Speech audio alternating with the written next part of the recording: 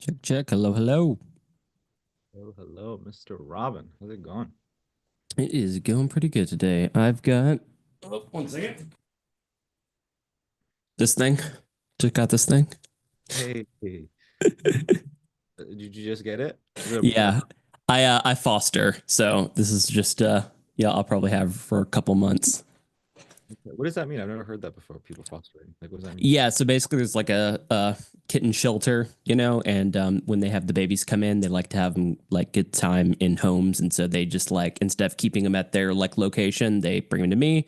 I take care of them for a couple of months until they can get adopted. So, um, How long have you been doing that? oh God, this is my sixth kitten, so probably about 4 or 5 months. Um, Basically, it's like a hack for like infinite kittens because you just Right. like get them and they're still a kitten when you give them back, and then you just get fresh kittens, and so you can Yeah. just have kittens over and over again. Because I didn't want to adopt another one. I was like, I've got three cats of my own already. I was just gonna ask you if you've had like an adult cat. Those Yeah, are those are different. It's yeah. do you I've had probably like four or five cats over my lifetime. Mhm. Um, do you find that like yours are they have different personalities? Oh Like some, yeah, definitely, yeah, yeah. definitely, yeah. Our latest one, my mom thinks she's a genius. She's like, this cat is so smart. It understands everything I'm saying. It talks to me. Like, no, mom. No, I talked to one of my cats. Like we like meow back and forth to each other. Like we have whole conversations. Not you, my mom, your cats would be a party. That cat is like stupid, dude. My mom texted me. I'm not even kidding. This is a true story. She texted me over the weekend, and when my one cat's an outdoor cat. His name's Robert. I know, very creative. Um, Dude, but my we cat's name is Kitty, so Brown. you're good. That's a good. So he accidentally got let outside, and he came back. And my other cat, I think he has like vision issues. So when he came back, he got like mad because he thought that it was a different cat. So for the past 3 days, he's just been running around the house like screaming, bro, like rawr, like at each other. And my other cat's like, bro, like what the fuck's wrong with you? Like I've known you for 8 years, bro. Like why you being weird? Dude, that's so funny. I had He's there like, it's finally, it's resolved now, dude, your cat is dumb, bro. Like bro. I super. tell him every day. That's the dumbest cat I've ever heard of in my life. But no, so back in the day, this was like maybe 5 years ago, we had this cat and she like gave kittens, right? And I forget what it was. I forget what happened, but like I think maybe I gave the kitten to a friend or something. And so we then reintroduced them like a year later or something, a year or 2 years later. Dude, they were like fucking hissing and shit at each other. I'm like, yo, that's like your kiddo. Like, what are you doing? So, Yeah, I think it's cats, like a scent thing. yeah. They smell different. Yeah. Like, but that's like your offspring. They don't know.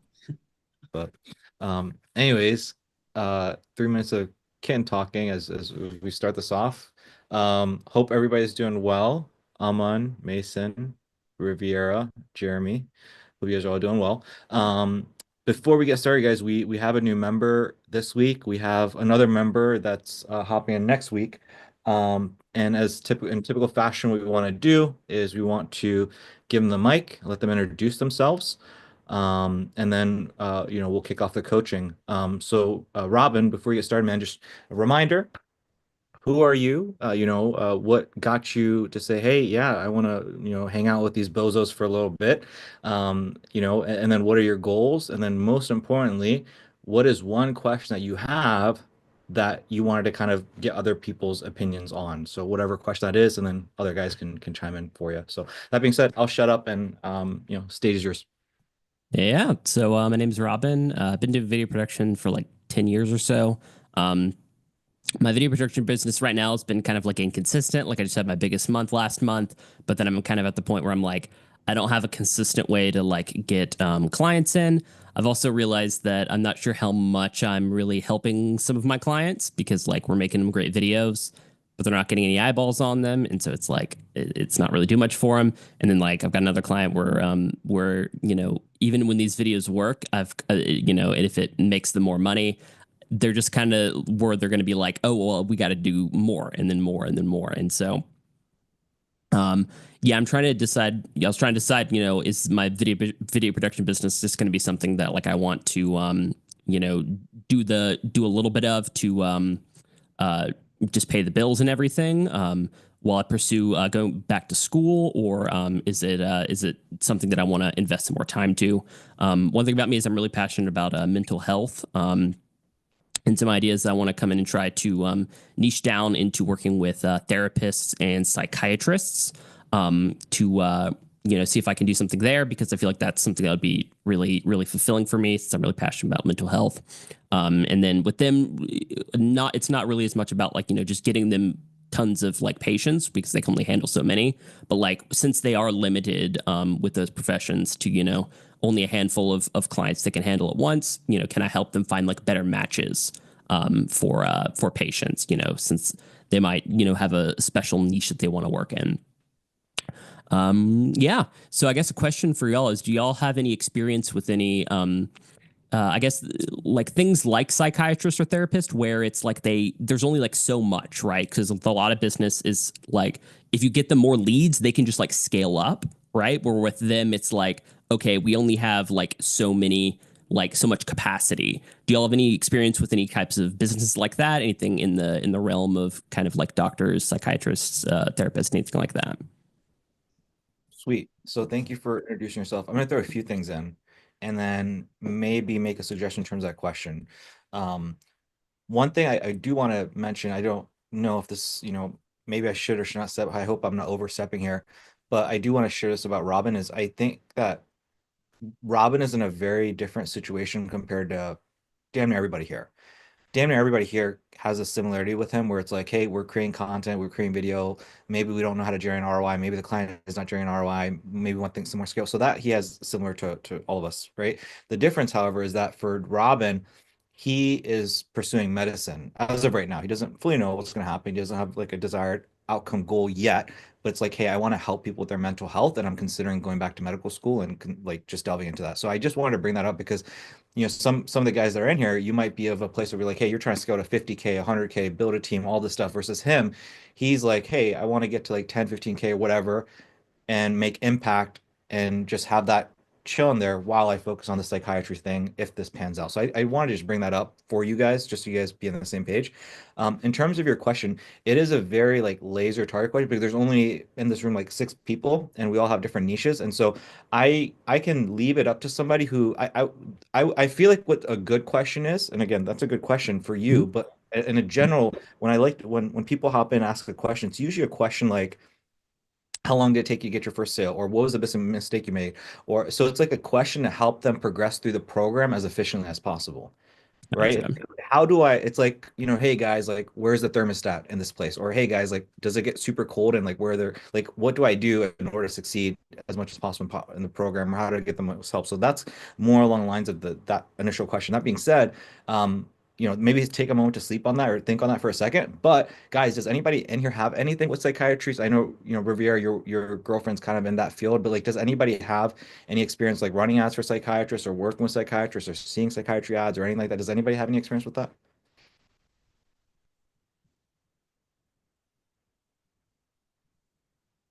Yeah, so a little bit of crickets for you there, Robin. Yeah, it might have been too Well, the specific of a closest I got was question. to the closest to doctors I got was dentist for a time, Mm. in terms of mental health, the internal, no.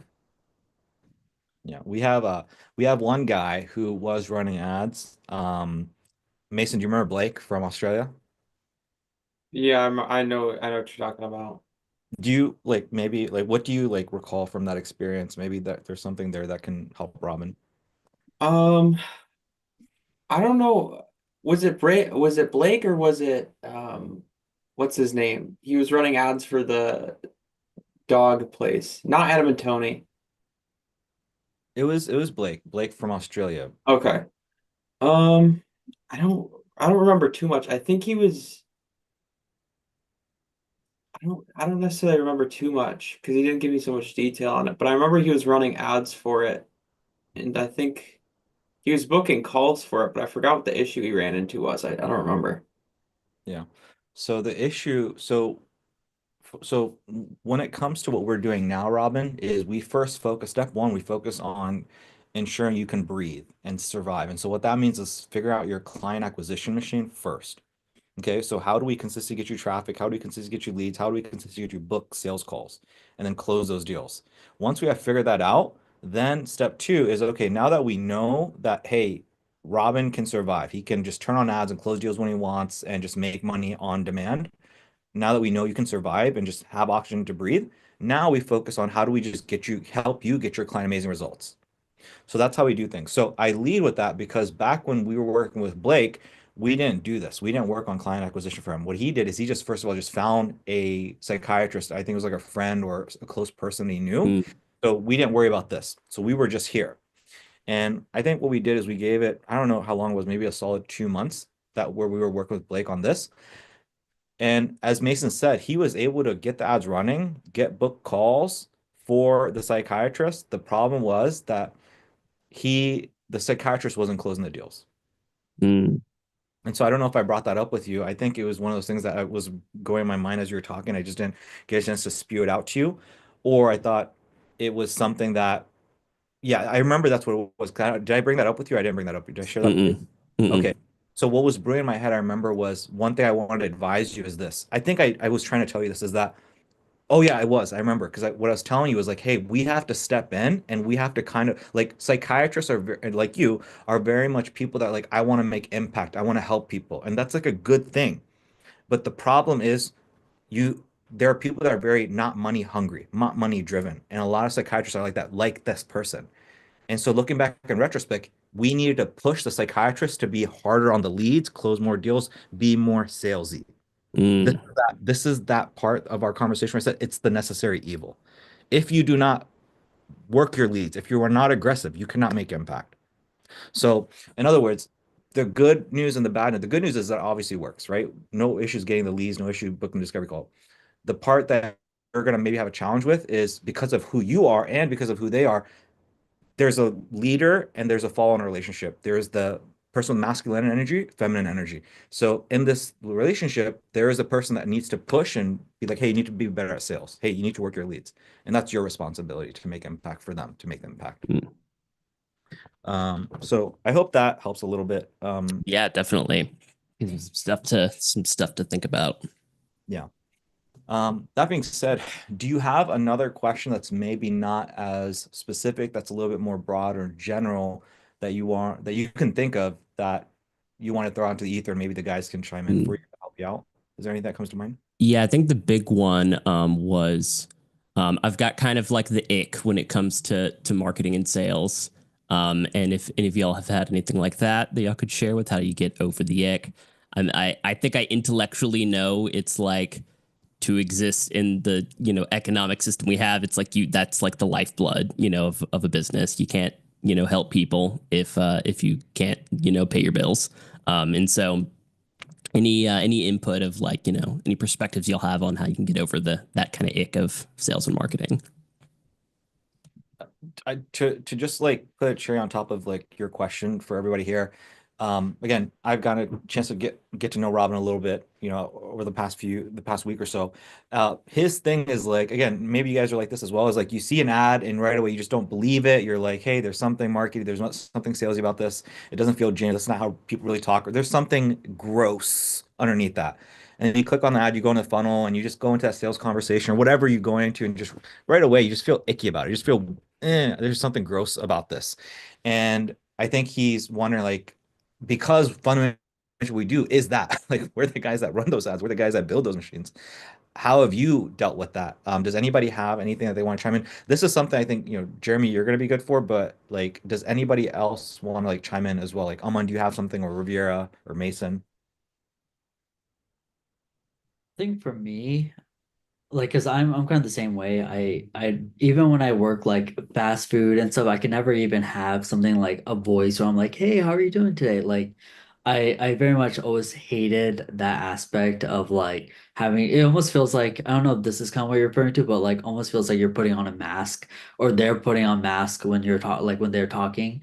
And so like it was interesting. A few coach like pro a few weeks ago we're on this the weekly coaching call and we're just talking about like Coach Jake was mentioning like some people who like basically they followed the scripts, they followed everything to a T, but then it was kind of like once they start saying things their way and like a little bit more in their voice in a way that felt natural to them, that's when they were like closing a lot. And so like I've kind of find the same with me where ultimately I almost approach my sales calls as like consulting. So like best case, like or worst case for them, I could give a bunch of value in terms of like even if they don't move forward with me, I just approach of like how can I give as much value to them so that they can leave with better knowledge. And then I tend to find that the more I'm like that, the more I'm myself, and then the more closes I've been getting. So like that's been helping me. There is like aspects to it where you do kind of have to like kind of put on a mask or maybe like kind of exaggerate the words you're saying, but like ultimately, if I could give value to them and if I can just, I think regardless if your genuine intention is to actually help people, like even if they don't have the best success with you, they do kind of grow as people because they kind of understand things better. And there's this whole Alex Hormozy thing that I watch where he's like, a lot of the people who find success have gone through like six other programs before, but the skills that they get with each one becomes better. So I don't know. For me, I sometimes just justify it like that. Like, okay, they at least became better than I found them, even though they may not see it now. So those are two things. I think one, just approaching it very much like in my own voice and just genuinely trying to help them even on the call. And, that way I can kind of justify it to myself. And then two, just knowing that every time they do move forward on these things, they do learn something and they do grow. So I don't know if that's helpful, but that's just kind of how I approach it. Yeah, I really like the idea of doing like consultation. If I can leave them with like some value of like some things that I've learned that might be able to help them even if they don't work with me. I feel like that's a lot. It makes it a lot easier to do the sales call in my mind for sure. Good stuff, guys. Jeremy, are you there? Do you have any input for Robin?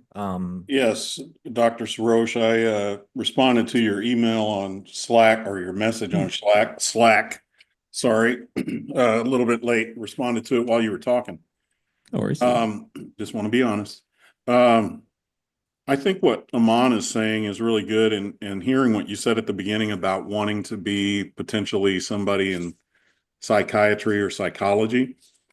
If I were you, I mean, what I learned when I worked at AT&T as a sales team leader and trainer for a long time, and obviously have been doing my thing for a long time, what helps me a lot and what might help you is to take on the role of being a psychiatrist or a psychologist.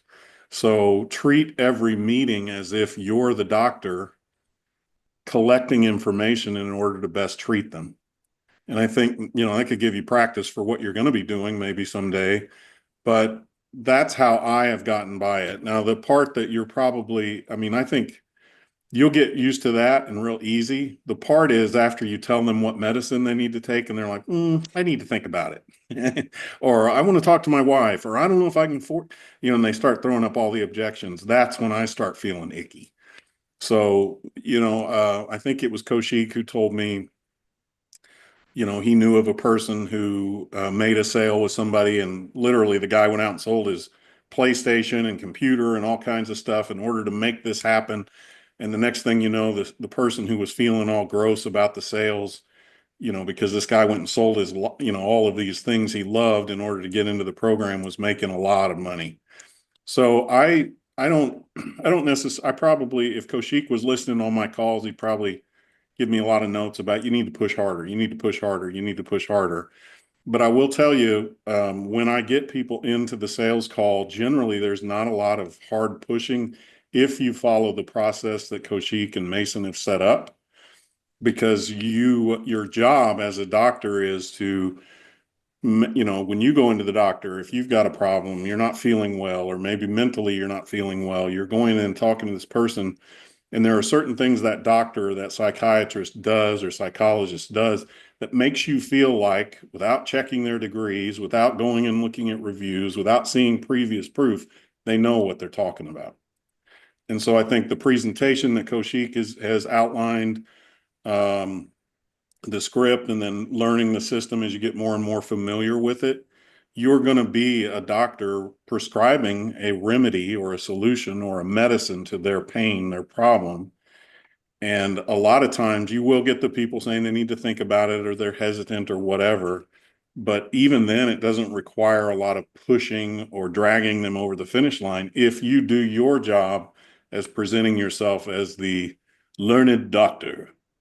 So I think if you can look at it maybe like that, like I think Kaushik was the one who told me that Aman really does. Very early on told me Aman does his sales calls almost like he's a doctor. He listens to their problems and he prescribes an issue. So I started taking on that approach.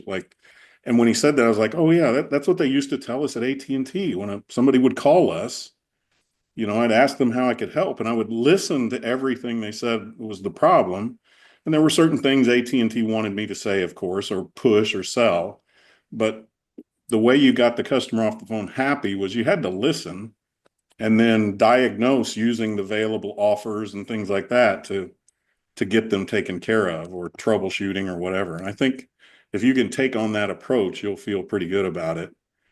And I know the other thing you were kind of maybe struggling with is the same thing I still, to a degree, struggle with is, it's hard to feel confident and professional when you actually aren't the one who has generated the results. So everybody you're going to talk to, if you do your job, you're still going to get one or two going, can I see some of your examples? Can I see some clients? Can you show me some results? And what you need to do then is talk with Kaushik and Mason and some of us in here and let us share our results with you. And you share those results and the way I do it is as if I'm part of this program. I'm coming out of this, look what it's done for all these other people. And I don't necessarily say that these aren't my results. I just say, well, here's the program I'm working and here's the results from some of my peers who are doing the same thing. As a first-time psychologist or psychiatrist, the first time you see a patient and start talking to them, you've never prescribed anything. You're not going to know what you're doing, but you feel confident in doing it because of all the doctors who came before you and they said, this is what works. And so you do it based on their knowledge and their results. Same thing here. You're going to prescribe your prescription. You're going to prescribe your remedy to the situation based on the results of all the faces and people who have been in this group who have succeeded. So that's mine. You take that and $5 and you can get a coffee at Starbucks. No, that was great. I love that I think that really helped putting it in the doctor analogy. That was really good. Just pretend they're laying on the couch and Mhm. you've got the pen and paper, and the first thing you ask is, tell me about your father. Right. Except instead of telling me about your father, tell me what's happening in your business. What's wrong? Why'd you call me? And that's where you go. Yeah. I think for me, it's just like, I need to get that like experience, that expertise to be able to confidently, say, hey, this is the solution, Yeah. and I guess the bridge to that is kind of, looking at the results of, what this, program has been able to do with other people and saying like, okay, this program at least works to get this level of results. Yeah. I can get to that point, and then I could start working on building my own expertise in the niche and everything. And you can apply, you're a video producer, so think about the first time you used the latest camera you bought. You probably didn't know, if you were live on set filming with that thing, first of all, shame on you. But secondly, you probably didn't know a lot, like, man, I'm not sure if this button, if this setting is exactly the same as it was on the previous camera, or this, whatever. But you practice, you play with it. And eventually you get to the point where it's just second nature. You don't even think about it. It'll become that way with you the more calls you do. You just have to not be like me as I was in the first couple of weeks of it and be a little undisciplined. You got to stick with it and really push yourself. And if you don't, there were 7 other people in this group last Monday. We don't know where they've been. All we know is they're missing. Kaushik said a couple things like, I'm going to talk to you guys offline. Next thing you know, they're gone. So just do what he says, man. This is what I will say, Robin, in terms of sales, just to kind of give you my opinions and thoughts and stuff. So I think sales is all about becoming a leader on the call. And I think like if you're a doctor, right, it's kind of easy to sell because when someone's bleeding out on our table, they don't, there's nothing to sell. They need band-aids, right? It's pretty obvious. And the thing is, like, when people show up to your sales call, like, they want to buy. Like, that's why they showed up, right? And like the thing is that you have to realize the thing that has gotten them in that position that they're in is the decisions that they've made and the habits that they've built over time getting them there, right? So I think it's something that you have to expect, and it's common to hit objections in sales calls, right? So you should kind of prepare for those. They're going to be there no matter what, right? So they're normal, it's expected, but it's your job to give people gentle nudges to help them make better decisions for themselves. So, and especially in this industry, like giving free information out to people and then letting them just go, like isn't going to help the most people if you actually think about it. So you have to be able to have that uncomfortable conversation with people because, you know, actually going through change requires that discomfort. And if you can't bring out that inner dialogue that they're having with themselves to help them create that change, and you simply let them go, then nothing is going to change. So keep that in the back of your mind too, that when you are jumping on these calls, your job is to lead them toward the best decision. And even though you may not have the solution on you, again, you can lean back into people like me and the people inside this program to help you get those results for them. So that's basically it. Sweet. Thank you very much. Hopefully, I'll just kind of leave it on this. Is like you asked this question. I said, hey guys, does anybody have anything to chime in? I only said that once, and like everybody's just like saying stuff to you, and like they're just pouring into you, and they're just loving you, right? And so as I say that to you, the reason I want to say that to you is pay attention to who we are, pay attention to this community, pay attention to the fact that like how we lead ourselves. And it's like, okay, I don't know like Mason in 2021. I don't know Aman in 2020, but I do know who they are in 2024. And they obviously had some kind of pathway that they had to go through to get there. And chances are the pathway that everybody follows, it's somewhat different, but there's probably patterns to it. And so it's like, do you respect these people? Do you look at them and go, hey, I can respect that? Because if you can respect that, well, then here's the part that, again, there's cognitive dissonance, but it's like, it's just the wisdom to understand. I respect this person. I don't know where they were. They took a pathway. If I want to be like them, if I want to make this level of impact, I probably have to go down this pathway. And some parts of this pathway are not going to make sense to me. It's not going to feel right. But guess what? I have evidence as I look at all these other people. Does that make sense? It does, and I'm tempted to ask a question about mimetic desires, but maybe that I don't want to take up everyone's time. We've been what half an hour on my question, so No, it's good. Mimetic desires. Yeah, you know what? This does tie into mimetic desires for sure. And it goes back to the thing of like, hey, I'm looking at these other people. And it's like, I think I want this because I respect them and I like them for sure. I see that. And that's for you to judge. That's for you to decide for yourself, hey, are these my people or not? yeah, it's like, do I need to try to get rid of the mimetic desires or just pick the mimetic desire? Be conscious about picking the mimetic desires. I think all we can do is be conscious. Yeah. That's all yeah. That being said, Robin, I'm gonna get started.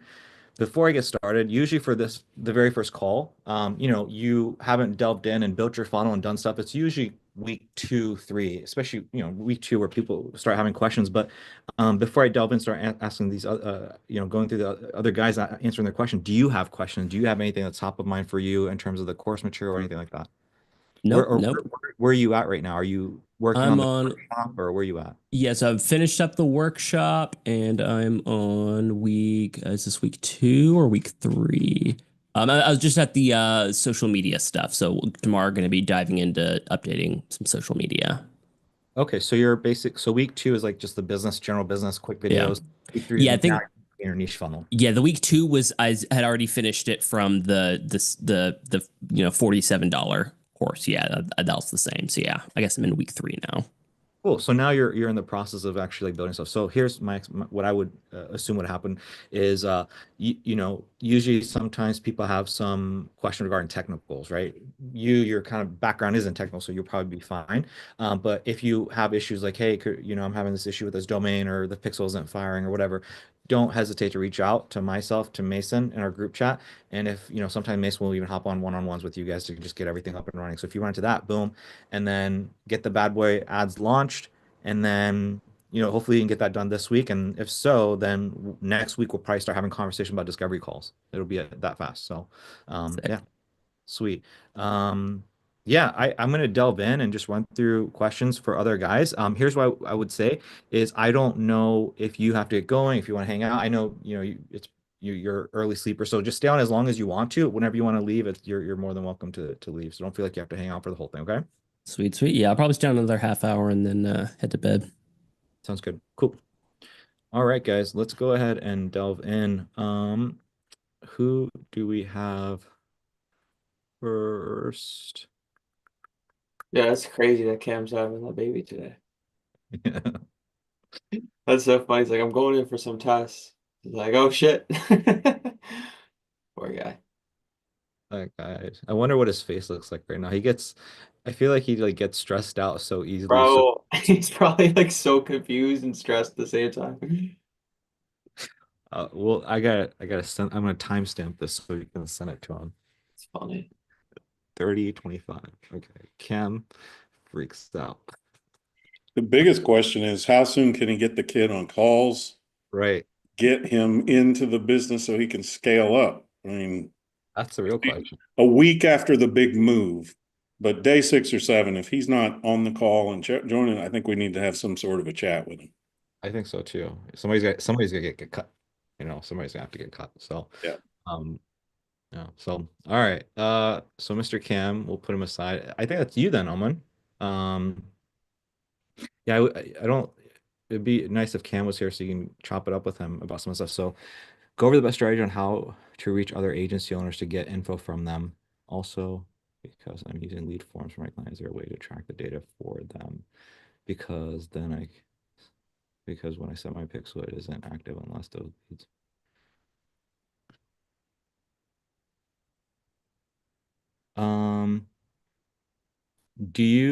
Mason, do you have anything in terms of like tracking data from lead forms? What are you trying to track?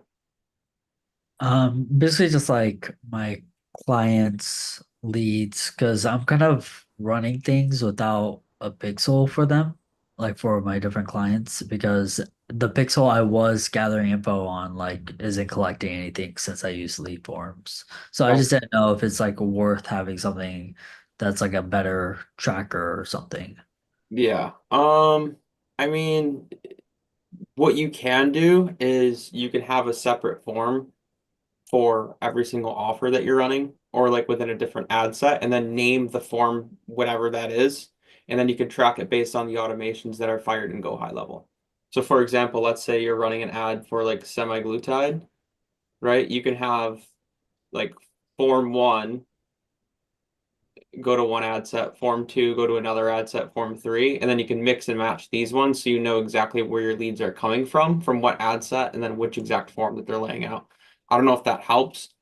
But if So you're isn't so about, much like the tracking of where they're coming from? I think my question was more about like, is it useful to track them for like data and then do better targeting? So that's kind of where, okay, so it seems like it's 10-mile radius, so I don't think it's the biggest deal because it's Yeah. just, What do you Facebook's smart. What's the goal? Like that's I think you answer is like you're trying to like, hey, I'm doing lead form ads. How do I get better results from lead form ads? Like, how do I narrow? Like, if it were to season a pixel, is there something like that? Is that kind of what you're getting at? Yeah, like is there something where I can season it and just get better leads? Because I want to say one of my clients, she had a pixel that I don't even think she knew about, but like the website creators like had a pixel on there.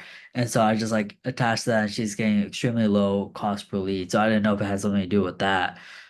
So if someone Okay. does have like available pixel available, then I'll use that to like get better results. But again, if it's not something that I can track for each client, like unless they have one set up, then it is what it is. So I just got off a call with Hyros today Okay. and had some issues that they're helping with. And there was something where they track some kind of data for lead forms and send that back to like the Pixel or something. Okay. So there is something that if you have lead form and you have data, or else they wouldn't be tracking, obviously. There's other Right. for a reason. I didn't dive super deep, but why would they be tracking that data and feeding it back to the algorithm? Okay. Maybe I'll like ask ChatGPT because sometimes I can ask better questions on ChatGPT and it'll tell me where to look. So I may just try that because I was just kind of under the assumption that like, oh, when anytime I try to apply the pixel, it doesn't work. So, because that's not collecting. But maybe it's like the UTM thing or the the link that's like you apply it to each. Maybe it's that thing, and maybe I just have to. Did you say so there was a client who was running lead form ads, and you're saying that they or the agency put a pixel within their website, and so now they start getting better lead form results. Is that what you're saying? Yeah, let me just be 100% sure that that's correct. Yeah, so basically they just happened to have one set up. She didn't even know what a pixel was like. Oh, maybe I need to contact my website. But then when I was setting things up, I saw that she had a pixel, so I just added it in there, and she's the one that's getting like $2 cost per lead, and everyone's extremely active. Everyone's extremely like responsive. It could be the location too. When you Um, said when you select the pixel, when you do a lead form, you don't select a pixel though, right? Or do you? um, So I usually don't, but since she had a pixel ready that was collecting data, I just like I don't know, I just selected it. I don't know. Do you want me to show you? Yeah, yeah. Like that's what I'm wondering is like when people set up lead form ads, typically I don't think I don't not that this would be new to me. Is like there's a section where you select the pixel. Yeah. So like this section, but I don't know if it's actually doing anything to actually help search for leads. Maybe it's just there. I see. I see. So interesting. Okay, so and is this what kind of campaign is this? Is this a lead campaign? It's just a lead that goes to a lead form. So it's a lead. So the campaign is lead. The ad set you're saying goes to Facebook It's or a instant form. Okay. And then at the ad level, it's because so tip are you saying typically you don't select that down there, the thing that you selected down there? Yeah, typically I don't have anything here. From all for so is she like the only client that you do have that for? There may be let me see. Graceful glow. Was the way to know, I mean, the way to only know is like if you have somebody who has a pixel and you go from like not setting up that way to setting it up that way and seeing if the results are different, right? Like that's the only way we Right. can, or if it makes a difference, or she's just in a good location, Let or me see. the algorithm's just favoring her. Maybe sure. This CRM. person has one. Maybe I can see with one that wasn't performing as well. Because I remember I thought I set it up before because I was like her results were felt like were better before, but let me see. Yeah, and it's not the UTM stuff because you don't have any UTM parameters set up for her. So that's obviously not it. If that, Yeah. Let me see if this one had it and then see what the cost per lead was. Okay, so it's not here. Maybe I didn't set up for because I just never set up for like my clients. Something you may possibly be able to try as well is go to all the lead forms like that have ever been submitted and make a look-like audience. I mean, like a CSV file. Right. Again, I don't know if you're targeting like local with these. I So mean, it doesn't matter that much. how much better the results are going to be. Yeah, that's kind of where my head was at, but I just wanted to be sure that I wasn't missing on like Yeah. a something that everyone else was doing. the data set contains the conversion. So track event data Maybe set. it's the CRM events because maybe that one is the one that yeah. But I didn't try it here, so maybe since I do have some data on her, it could be worth trying. Change the conversion selected for that. Yeah. Which one did you have for her? The one that's getting good results, CRM or websites? The CRM. So CRM. maybe like I could take one of her existing ones and then duplicate it, try it with it, and then see if it See if it works, gets better results. yeah. Is this just coming from like a recent thing of like is your question come from a place of like, hey, I've heard XYZ for my clients recently, they're not doing as well, and is there just something I'm missing? Is that kind of where it's coming from? There's not like a huge. Yeah, it's kind of like that. I don't know. I was talking to one guy on the sales call and he was just like, yeah, like I had hired a guy, they had high rows, so they implemented it. So it just had me thinking like, okay, like how important is it to like really track and like collect that data or season something to like get better? But like I also assume for a 10-mile radius, it's not the biggest thing. But maybe if I'm going like statewide with it, then it would be important. I think if it does track and affect the pixel, which I have a theory that it does, then I do think it probably gets better. Whether Yeah. Because I mean, ideally, I really like what you had in your course where it's like you just collect the data from all your different clients. So it kind of sucks I'm not like collecting that data and making it useful in any way. Um, but I don't know if anything like the URL parameters, like I don't know if this is a thing that I can implement to each one. It all goes to like the same thing, but um, maybe I'll just URL ask ChatGPT. If your goal is like just getting better results, I don't think URL parameters would serve the function of that. I could be wrong, but I don't think. I think that's more of a function of, because when I looked at Hyros, I was confused at Hyros, and I thought it was just Hyros was just a tracking thing. And now after some time having conversations, it's like it's both tracking and optimization. Right. So the URL parameter is tracking, and Uh, then above would be the optimization, I think. I'm pretty sure about the URL parameter. The other one I don't know, but I think it could be. Or else, like, why would they give you the option to even select that? If it Select. doesn't make, yeah, like Oh this right yeah, here, that's true. Yeah, doesn't make any sense why they would even give you the option to do that. yeah, that's true. So, no. Yeah. Uh, Should okay. I at least kind of like look into it a little bit more and see if I find anything? Yeah, look into it. If you want to book a call with Hyros' sales team, that's how you would know for sure. Yeah. Yeah. I'm like, Yakushi, I just spent 4K on Hyros. Like, bro. Just, I'll if you remind me, if you message me, I'll ask somebody. How about that? Because I'm Okay. talking, message me and then I'll ask me. Or what you can do is you can type in your specific question, I'll send it over to them. And Okay. Yeah. Okay. Cool.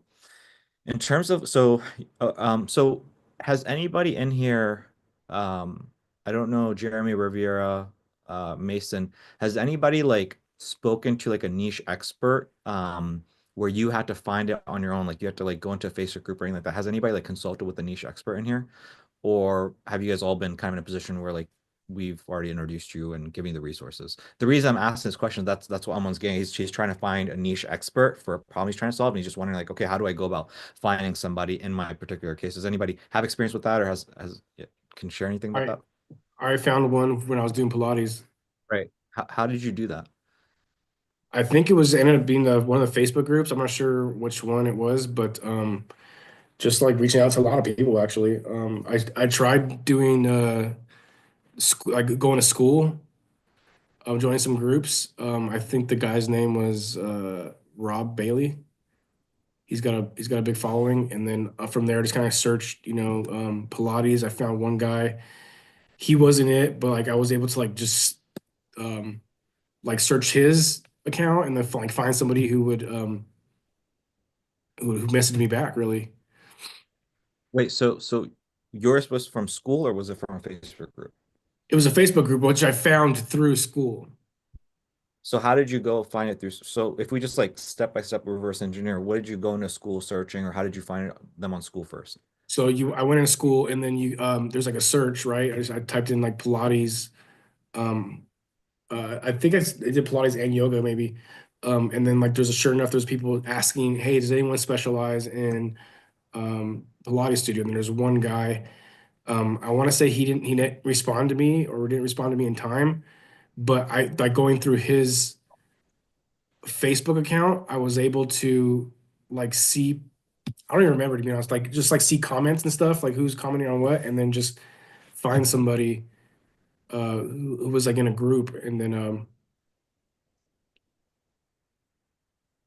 messaged them. So I'm on school. So are you saying come in school and search in Pilates? I was in a class, like some guys Okay, following. so you were in a program for Pilates, an actual Pilates No, program. no, no, no. I'm sorry. Let me see here. I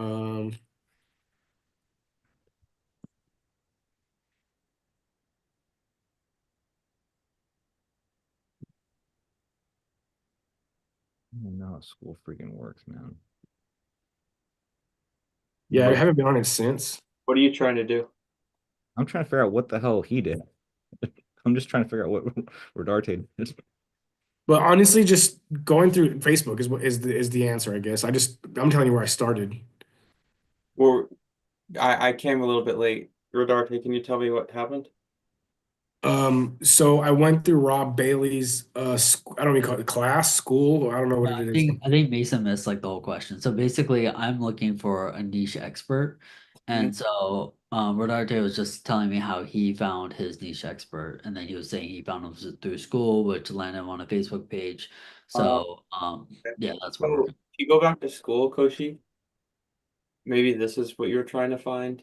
I would imagine. I could be wrong. Yep, go to school. Go to the top left after you log in here. Yeah, there you go. You can just search for anything here. So is this what you did, or you didn't do this, Rodarte? I don't think you did this, but Um, just type in school and then you go into one of these school communities. Like this is not what you did, right? no, because I joined under the channel is, or I don't know what you call it, class or whatever, is Go High Level with Rob Bailey. Can you drop the link, like what you joined? Yeah. Koshik, the school that you're in has access to his entire thing. Like Rob Bailey's like Agency Master Elite is Rob Bailey. Like that's his paid program. I didn't do Is this- that one though. Okay. But I'm sure it works. Okay, let me What I'm just trying to figure out for is like, what is SOP to find a niche actor? That's all we're trying to figure out here. well, yeah, that's why I'm saying just say like I found her through Facebook. I'm just telling you how I got to that Facebook group. So this is a school community by Rob Bailey. That's the link that you just gave me. Right. So how did And you get then how did you get here? how did I get to his page? Yeah, the link that you just gave me. How did you get here? I think I saw it on Facebook. So I went like, well, sorry, I guess like You start on Facebook. So Facebook or in here, and what so Pilates, and then you're coming into a group. Is that what you're doing? I think I might have just asked like the ones that let me see. I don't think this is what you do. Based off what you're sharing with me, what I think you did is you went into I went into like one of the groups that you turned me on to. It was like the yeah. I don't know which one it is. I could look because there's a several. Yeah. So Aman, I think he did just like whatever I recommend that you guys do, which is like come in here. I don't know if you've ever done this, Aman, but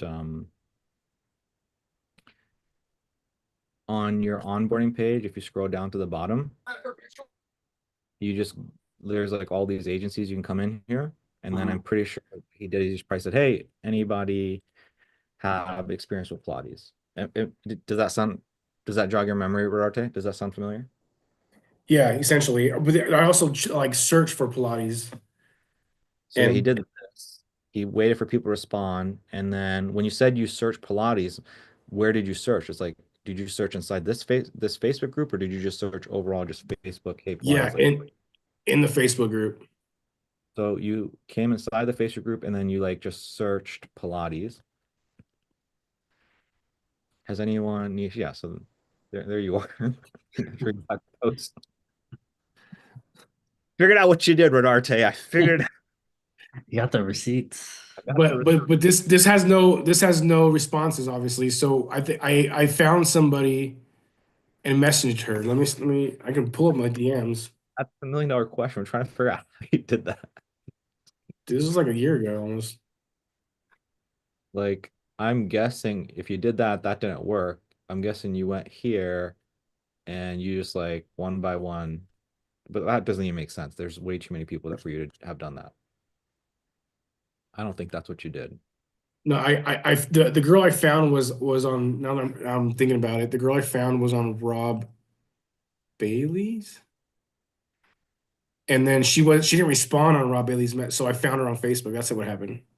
Sorry. So when you came to Rob Bailey, like, what did you post something? How did you find her? I posted something. I responded to I searched Pilates and I was like commenting on the threads like, hey, me too, help me, kind of a thing. No one responded, and then I found somebody who had success. It was actually she posted, replied or something. She's like, yeah, I've had like was able to launch 4 studios or something like that. So I knew she was the one I wanted to talk to. I messaged her on Rob Bailey's class there, but her post was like a year before, I reached out.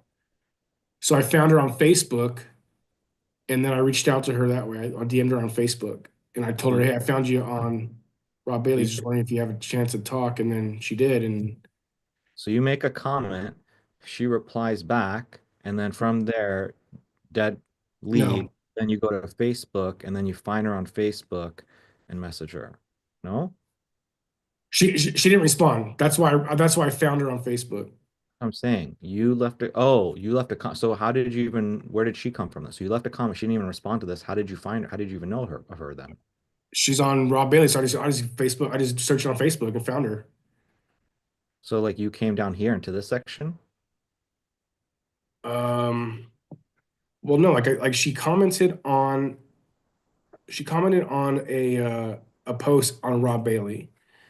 Okay. And I replied to her directly, like on the post, but her comment was like a year plus ago. So then, after a day of her not responding, I looked her up on Facebook. Her name was like Christina something. I looked her up, Arte, I want to punch you on the chin, dude. Like I don't know. searched her. I don't know what I'm not Like, what you're this not is- understanding. Like this is like the simplest shit. Like it's like, yo, where's the house? It's like you gotta take a right and then you do a U-turn and then you go to like Mars and then you come. What are you not understanding? I searched I for her on understand. Facebook and I messaged her. So Aman, did you get it? I think basically, Yeah. if I'm understanding correctly, Rob Bailey made a post. She responded to it. Redar's like, oh, dude, this girl got mad results. I'm gonna try to say something. She doesn't reply because it's old as hell. So then he goes to Facebook and finds her and then messages her directly. Yes. Yeah. He's Did you Rodarte. like look up like the keyword Pilates and on that school account and then see which post had Pilates written on it and then let's say filter, or was it by like luck? You just happened to look at like a post and then No, You I searched Pilates and like a few came up. yeah, and then you just kind of search them on Facebook and Yep. added. Okay. So if I were in your shoes, I would do what Rodarte did in terms of like making a post Uh-huh. everywhere. The second thing I would do, and you probably already know what I'm getting at, is just come into like the search function of a Facebook group. So, come into the search function, and you're probably gonna stuff, right? If you just type in like med spa. Right. So I would like med spa. I would do semaglutide. I would maybe try even some of those shots like the skinny shot and some of these other terms that are going to be niche specific that med spa owners are going to maybe know. And then Uh-huh. from there, see those posts and see who's interacting, and boom, you're going to find your like high value like experts, and then you can just private message those people directly. Yeah. Rodarte, do you happen to have that like first initial message they sent? Is it just like, hey, I saw you in a group, like want to ask you some questions? you know? I can pull it up. I mean, it's nothing special, but I can pull it up. Did you end up like paying for the time or was it just like they just So there was two that I did. The girl, was when I was niched in Pilates, and she didn't want to take my money, but she also didn't show me any of her sauce. She just her secret sauce. She was like, hey, I may be going back to business, whatever. I was whatever, but she was helpful. And then the second guy did take my money, but he wasn't helpful in the sense that he didn't give me what I wanted to know. So Yep. like afterwards, Coach kind of gave me like more detailed questions or stuff that I wanted to find out from them. So I had time to say, hey, this is what I'm looking for. I'm looking for your ad, your funnel, like all that stuff before I'm giving away money, kind of a thing. got it? Okay. But If you can find it, Rodarte, if you yeah, have it, I have it now here. sweet. Can you share your screen? Is that okay, or is that private? Like stuff there. Yeah, 1 second. So let me X out my porn here. I'm just kidding. You're into some weird stuff, man. I don't know if this is the community for you.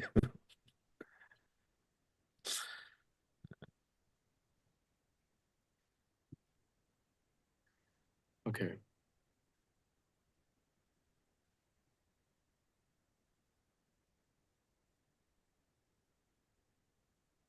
Well, this shea butter's one of my options I got. I was looking them up. Yeah, Nothing- sure.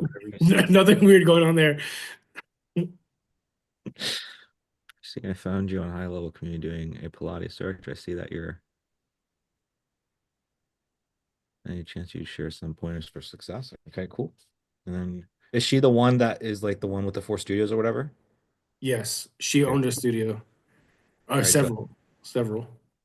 And then she says, "Hey, saw your note on High Level Community.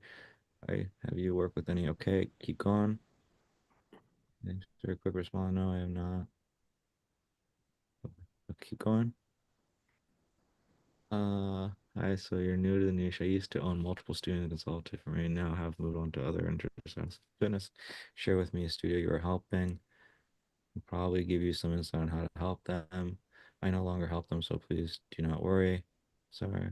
But okay, keep going. Have they ever been da, da, da. So yeah, I mean you can keep going so that someone can like just review this if he wants to later on. But I don't think a typical conversation is gonna go like this, someone. I think this is super weird that she's like just willing to just have this long ass conversation. Did you Yeah. ever even like get her on the phone, Rodarte? Yeah, I got her on Zoom. And she was like just willing to talk and just she said she shared everything with you except for like the ad, right? Like the ad and the targeting and all that shit. Basically, yeah, but she said it's the offer was a free class, and then I said, "What about like your um?" I'm just going with this, so Amon can pause or whatever. Yeah, keep going. So there's the Zoom link there.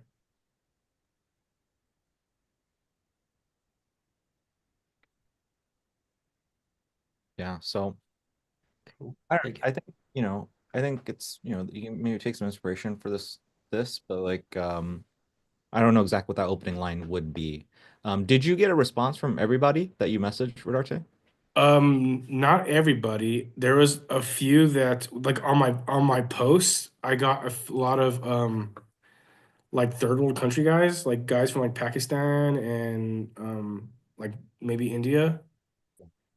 Right. And I Just wasn't too trusting. I wasn't too trusting to be honest. It just felt like shady. yeah. So like what I mean is like so obviously those guys are like just trying to sell you. What I mean is like the people that you message like privately, like you message her, like, hey, just looking for some pointers. I see you're in this niche or whatever. Did most of those people respond to you? A lot. So yeah, someone responded late. Like it was like, months later kind of thing. Yeah. Let's see. Hmm. So yeah, I think Ominous just about throwing things out there, man. And it sounds to me like he wasn't really leading with like a thing of like, hey, I was wondering if you do consults. So I think maybe the fact that he doesn't do that actually helps. Yeah, I didn't want to. I was trying to build like a yes ladder. I don't want to make like too big of motion or noise, like scare him away. Like, hey, can you meet with me an hour on Zoom? And just be like no, kind of thing. So I was Like, like, hey, can I ask a few questions or something? And yeah, then say, yeah, maybe ask some easy ones and then kind of lead it to a Zoom call or something.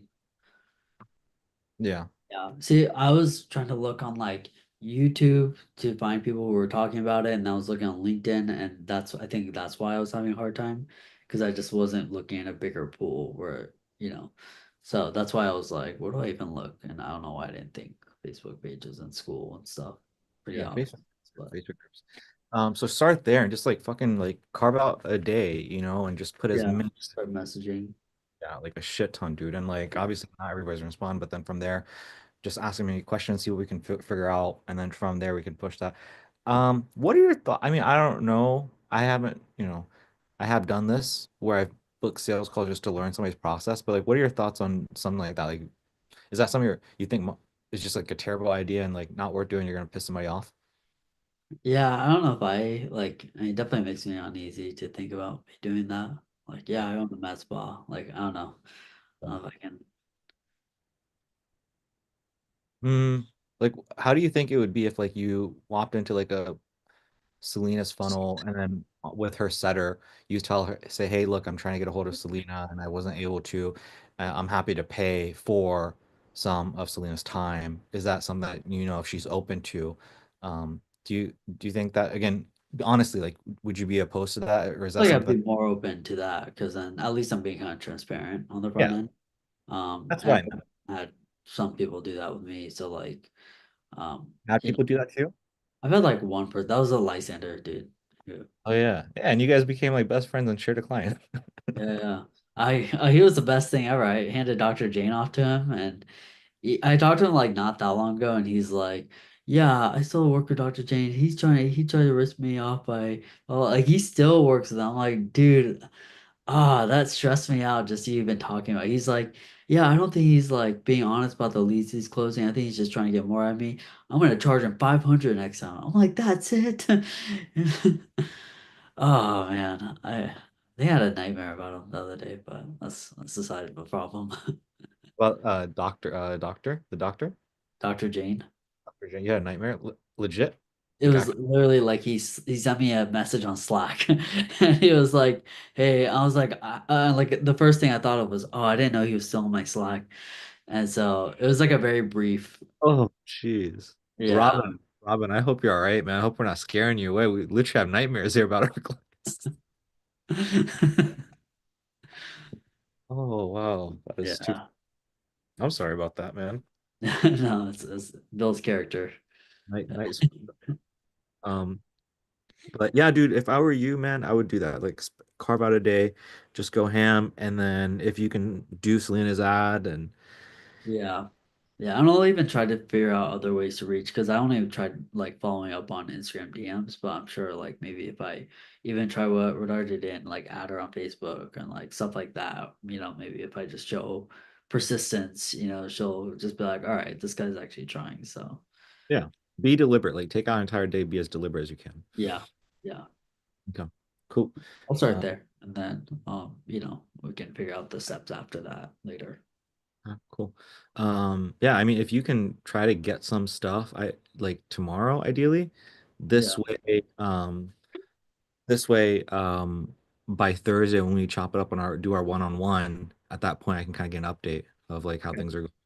And if you okay. learn stuff Good. before then as well, like the more that you can learn before Thursday, the better I think we can kind of put our head together and kind of create a plan of action on Thursday.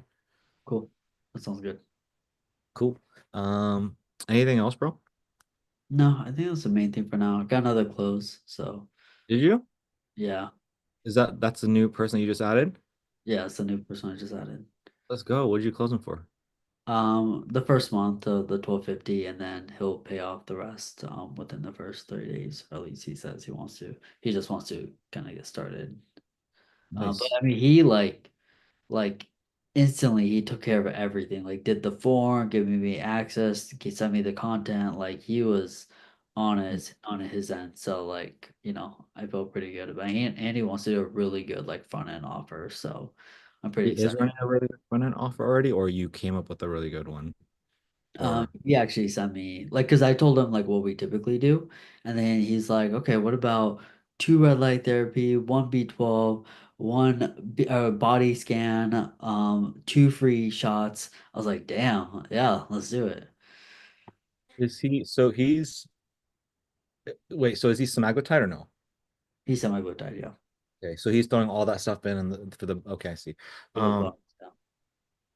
has he worked with another agency in the past? Like what makes him so different? Is it a him thing or is it a you thing? Do you feel like what Um, change?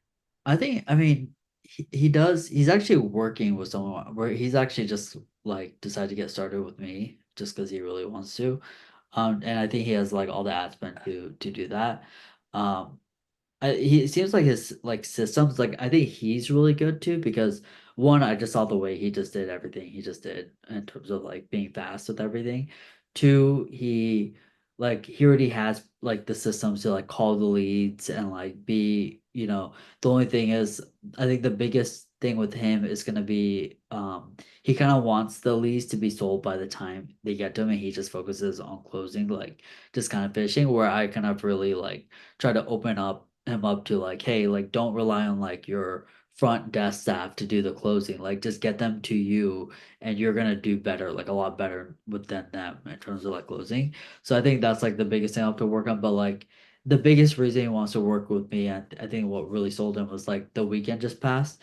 And he's like, yeah, like we got like 50 leads over the weekend, but then no one on my staff was available to call because they're not working on the weekends. And so that was like the big selling point in terms of like my AI stuff. So So he already has a marketing agency that's running ads for him to do some other stuff. to do the weight loss stuff, but they're kind of just like shots starting with like, $89, just like stock image type ads. And What's the issue? Like the ROI isn't high, or like what was the core issue with them? I would say the core issue is they're just like having a hard time nurturing those leads and like getting them close. So like a big part of it I was able to identify, it was just like the offer was a huge part, and the fact that they don't have like a system in terms of like getting to leads faster. Interesting. Okay. So I would assume he's like on a month-to-month retainer with them, and he's probably wrapping up the last month. He has like 6 weeks left or something.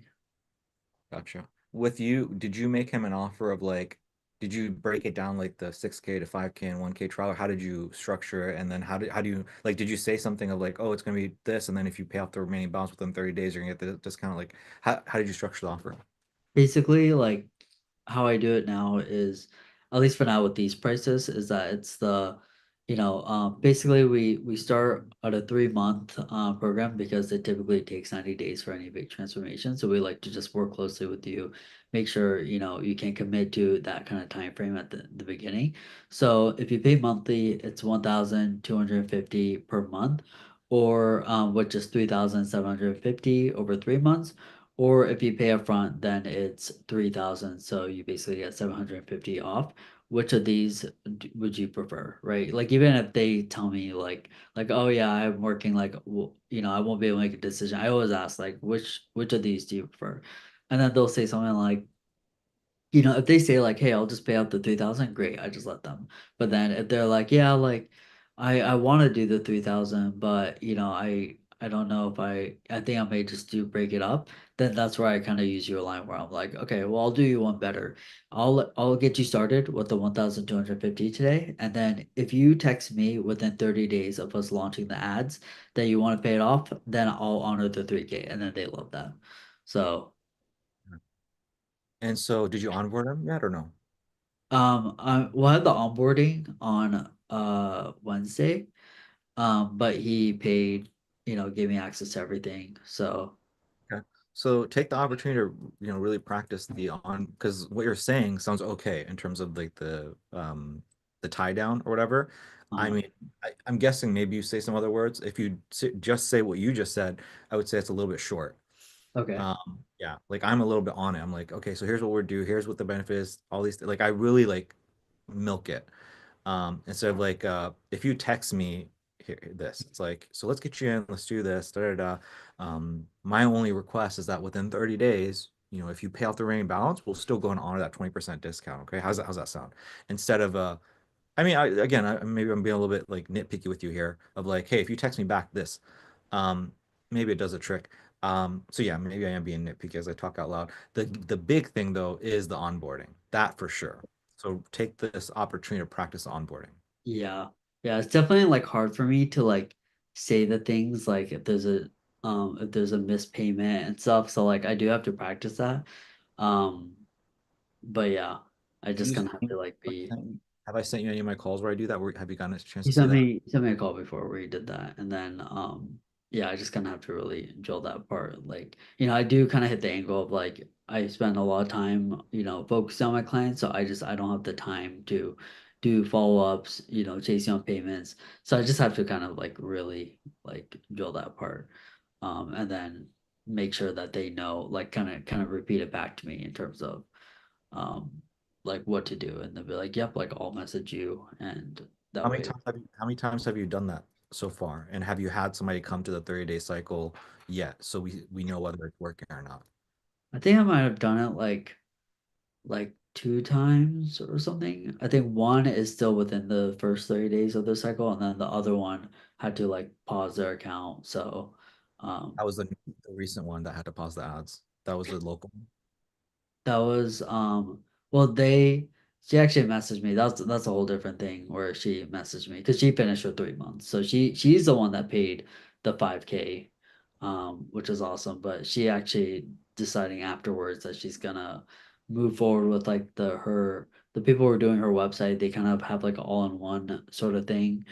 So I'm trying to at least get her on an offboarding call so I can like ask some questions and give her the referral play as well as try to kind of maybe do some hints about like potential, like I may do some local stuff, and so at least kind of keep the relationship in that sense.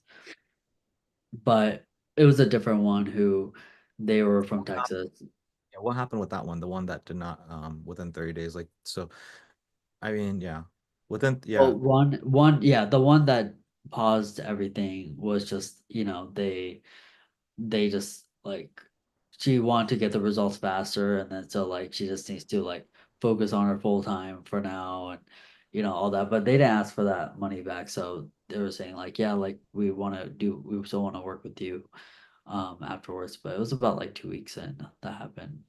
So 2 weeks in, the issue was what? Like they weren't working the leads fast enough. The cost per lead was They too they high. definitely weren't working the leads fast enough. Like they definitely, I think this was, yeah, they Okay. definitely weren't working those leads fast enough. Like she would just kind of like text them like late, and even then like The yeah, reason the reason I bring this up is the way that you know whether the technique works or not. That's what trying to focus on right now. Is like, do you need to drill harder or are you doing everything on your end fine?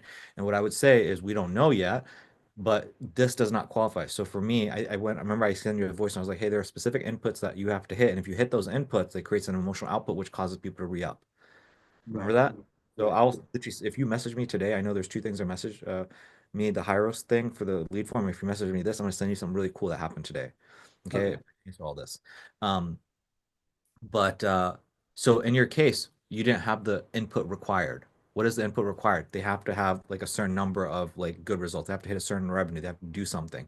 Again, with right, Gym Launch, what do they say? Within 7 days, they're helping somebody make their initial investment back or something like that, right, right? You have to hit that. There's certain inputs, and the question is to figure out what those inputs are. In your particular case, you didn't hit those inputs. Not necessarily your fault. It's right, whatever's fault. And so there's no way whether you drill them hard enough. We don't fucking know because what was required didn't happen. So we right, inform reps, right? yeah, So yeah, for sure, drill this one really hard and let's see, here in 30 days if they pay the rest in full. If anybody's gonna be a good one, he's gonna be a good one to know because it seems like he follows directions and all that shit. So yeah, it's on you, honestly, at this point. Like yeah, I would assume you're gonna get him good results. I would assume he's gonna work them. So it's really about how good you drill. If you do your job and you drill him correctly on his onboarding, then we should get a pay in full within 30 days. yeah, for sure. Yeah, good, cool. Guys, we owe Aman a round of applause for closing a deal. Thank you, thank you. He's like, thank you, thank Just another day, you. Cool. Yeah, good stuff, guys. What else you got for me, man? Aman? Um, yeah, I think that's the big thing. One thing I was gonna bring up on our call together was just like, I know I've kind of mentioned it before, where I feel like, oh yeah, anytime I work with like newer clients, I feel like they don't have certain skills, or they're a little bit harder and stuff. So like, yeah, I was just kind of thinking like, am I at a place yet where maybe it's smarter to turn them down? Like if someone's about to launch for the first time, like, should I avoid trying to like, because I don't think anyone who I have who's like pretty new or like under 10K, they've all kind of like, struggled with something like this. Um, so yeah. Is there anything that you can give them that would be of value that would help them though? Or Um, is everything Maybe that like the referral play, like, but it would be for people who are already coming in through the door, and then they can like basically try to get more people out of them. Because I've been still trying to get that referral play, but it's like none of my clients are helping me with that. I mean, I think we spoke about this already in the past where I was telling you like the best thing that would be we spoke about this with that one guy. Remember he had like another marketer and there's like we were talking about like creating packages like we'll just give this Right, part. right. The best thing would be like if you had something for Go High Level affiliate link or something like that. Yeah, Vappy or something. You know how like you were giving away to other agency owners? yeah. Like those are gonna be the best things. Like a course with that would be the best thing. Yeah, of course, for sure. Because then it's like, hey, like we may not be able to be the best, but like I can just show you how we did it and just send you, you can buy the course. And I think when the stage you're at, that would make sense because then you can work at your own ad spend level. But yeah, I think I have like come to find that just anyone who was like newer or under a certain amount, like they just all somehow struggled. Whereas like people who do a little bit more, they just kind of don't take them on, but like try to sell something, I would say. okay. Try to sell something where operational drag is very low, which is again going to be your softwares, your websites, your courses. Right. Yeah, I probably would end up being a course because then they can still get educated on like how everything works and when they make a certain amount.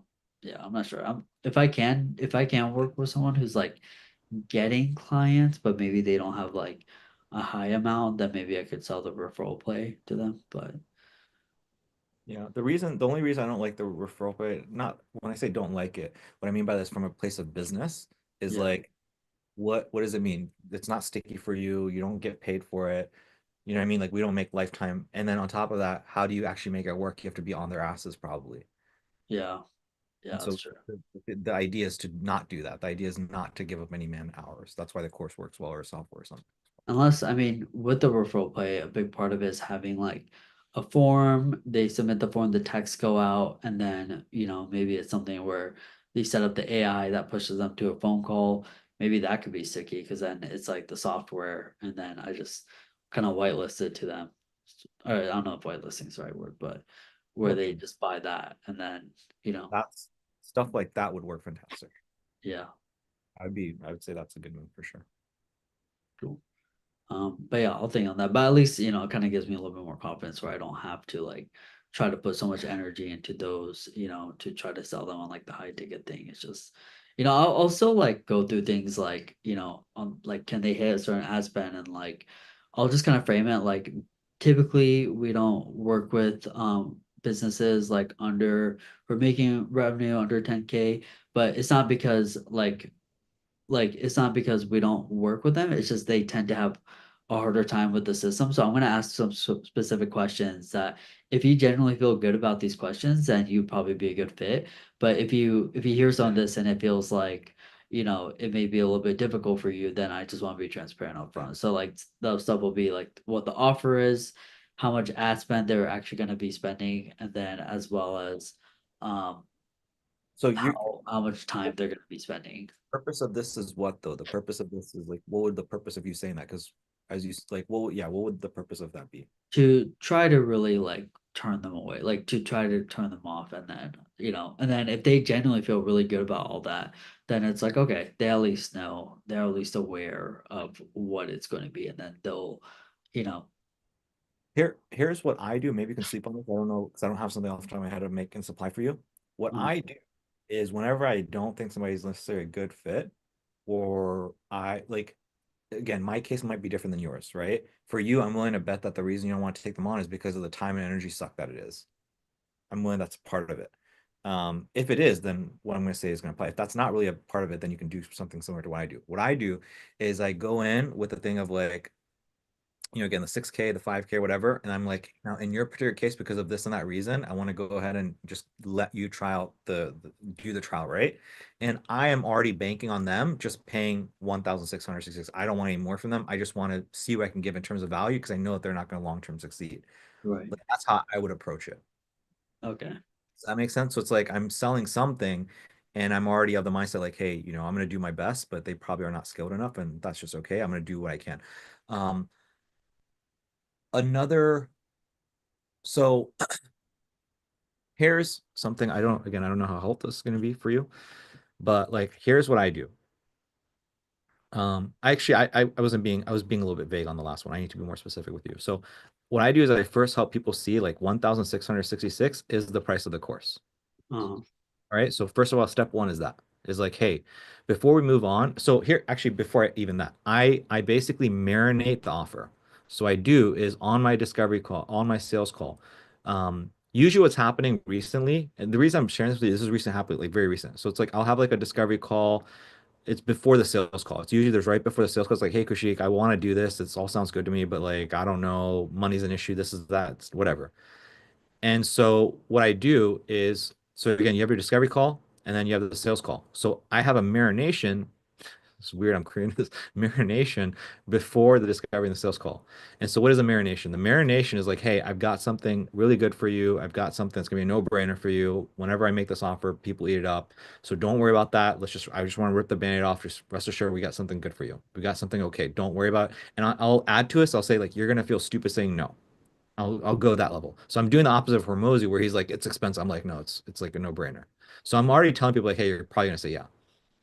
Okay, so discovery call, setter. Once I get the objection, marination. After the marination, then on the sales call, what I do is I first help people. I set the tone of like, this is 1,606. That's the price of the course. Because if they don't believe this, then there's no value. Okay. So step one is make sure that they believe it's 1,666. That's the price of it. Hey, look, you didn't purchase the course, whatever. When you first hopped in, this is what's going to charge you. I don't care if you use a VPN, you're going to be charged this. You can elongate for $500. This is what you're going to pay. Okay. So they see that and they're like, okay, cool. If I need to pay 1,606 for the course, I understand. That's the price. So here's where things get really sexy. Okay. So when I make the offer, I say, here, for the coaching program, guess what? It's 5K. Now, 5K divided by 3 is 1,666, 1,666, 1,666. So what I'm going to do for you is I'm going to give you the course and I'm going to give you a month of coaching for free. So I'm going to work with you. I'm going to get everything set up. I'm going to work with you very closely. And then if at the end of it, you're like, hey, this isn't for me, that's okay. Just walk away with the course. So basically, in other words, you can get the course for 1,666 by yourself, or you can get the course and a free month of coaching for 1,666. It's kind of a no-brainer. And so what happens, because I position it that way, now it's like, this is a no-brainer. So that's what I'm doing. And so does that make sense? So I don't know how much of this you can apply, but maybe you can take this and sleep on it for a little bit. So if so my thing is, if I were in your shoes, I would be sleeping. I would be like, okay, what kind of thing can I do here? Right. So you got to reverse engineer, figure this out first. And then once you do, then what I'm doing is like, I'm very like intuitive, where like, I know where I'm going to run into an issue with sales. So like, I already know I'm going to make this offer. Right. So if you have a conversation, a discovery call, or you just realize somebody's not a good fit, you already know before the sales call happens, you're going to do something like this. Right. I like that. That makes sense? Does that help? Yeah. Cool. What else you got for me? I think that's it for now. Okay, cool. Just gonna go ahead and with the outreach. Sounds good. Cool. All right. Well, I don't know how long you're gonna hang on or if you're gonna bounce, but I'll see you. I'll chat with you. Remember messing me on some cool stuff. Okay. Yeah, I'm probably head out now. Okay, cool. Sounds good. All right, cool. Appreciate it. Who do we got next? We got more wins? Come on now. Let's go, Ryan. Let's go, Ryan. I want to give a round of applause to Ryan, but he's on the phone right now. I don't want to be annoying. My man's on fire. Good. Cool. Who do we got next? Mr. Rodarte. What's going on, man? How's the funnel running for you so far? It's working good. I haven't had any demos yet, but just I'm being picky on who I'm calling, to be honest. Like I'm going through their websites and social media and all that, and if I'm just like I just don't have the time to like reach out to people who aren't, I don't know if that's good or bad, but there's a few that I've talked to. I've had about 3 or 4 discovery calls. Okay. 2 demo calls booked. I have another call after this call, and then one just opted in right now. I'm a window washer. I'm itching to call. Nice. But yeah, that's all I have so far. Does it feel like, I'm sorry, go ahead. No, go ahead. I was just gonna ask you like how like you feel about this. Like, does it feel like easier? Does it feel, like compared to the new stuff? Like, is it more chill for you? Yeah, I'm like kind of like, okay, so my first time doing this, the 6 figures, I would like use your script verbatim. Yeah. And it felt like maybe clunky or robotic, but now I just kind of like know the objective, and so I'm just like kind of loosely like, okay, well, like just getting there. So I feel looser, which is a good feeling. I will say that like starting up again, I was just like this, like the nerves set in, like, oh, like I haven't done this in a while. Like it was such a focus on one thing, and then now I gotta like kind of know about everything in a sense. But but yeah, I'm happy with the quality of clients or leads that I've been getting. So yeah, I've booked 2 demos, and I get, like I said, I have 2 discovery calls after this that I think, I mean, it seems like the demos aren't a problem booking. Yeah, cool. So a total of like 4 discovery calls, probably turn to 4 demos. How much have you spent on ads so far? $173. Dude, that's fucking cheap, bro. That's like so much better. So much Yeah. better. Yeah, I mean, dude, if you're spending like $200, you close like one of those deals, man, like you're chilling, dude. And it Yeah. sounds was one out of those 4. If not, get 2 more, you're probably gonna close. So I did have a question actually. So I know you told me you left me those voice notes about, calling for my cell number and not the go high level number, but reasons why I was using my go high level number is because I had like automations, and I've actually like kind of tweaked the original funnel that you get, well, not the funnel, but the automations. I've included sending them a reel, Okay. just so like kind of what their appetite. I'm not gonna send it to everybody, just the ones that apply. Once they apply, they get a text back saying, "Hey, thanks for applying. Here, like here's my link if you want to watch it before we talk. When's good for you, kind of a How's, thing." how's that been going for you? I've been going on Vimeo to see my views, and they've been going up. Nice. So yeah, people are definitely watching them. Good. I can't tell who's watching what, but Let me know, next time we chat, you'll probably have these calls. Let me know if the people, again, the ones that you have conversation with and fingers crossed you close, one of those that you have coming up, if they watch the Vimeo stuff or not. This way we can see if it's making a big impact or not. yeah, okay. And then my first demo is tomorrow. So I had a question about that. Yeah. Um, so like the original demo or sales script you gave was like using that one. It wasn't PowerPoint. It was like Sketch or something. It's just like that page is like a Yeah, page. to me that's kind of clunky, man. I always like mess up controlling. Like I always like zoom in when I want to scroll down or like whatever. So I'm just gonna do that on break it up and do it on PowerPoint. But Sure. my question is, how personalized should this be? I'm going to let me give you what my thoughts are before I ask. I'm gonna like look up ads for their business, like their niche rather, and then kind of show them what it could look like. Um, and walk them through a funnel. But as far as like spitting numbers, I don't do I just like pull stuff out of my rear end as far as like what numbers I'm selling them, or 10% rule. So I don't know if I went over that with you. So let's say, so you want to say like a pretty average for brick and mortar businesses is like 6x to 10x return on ad spend, right?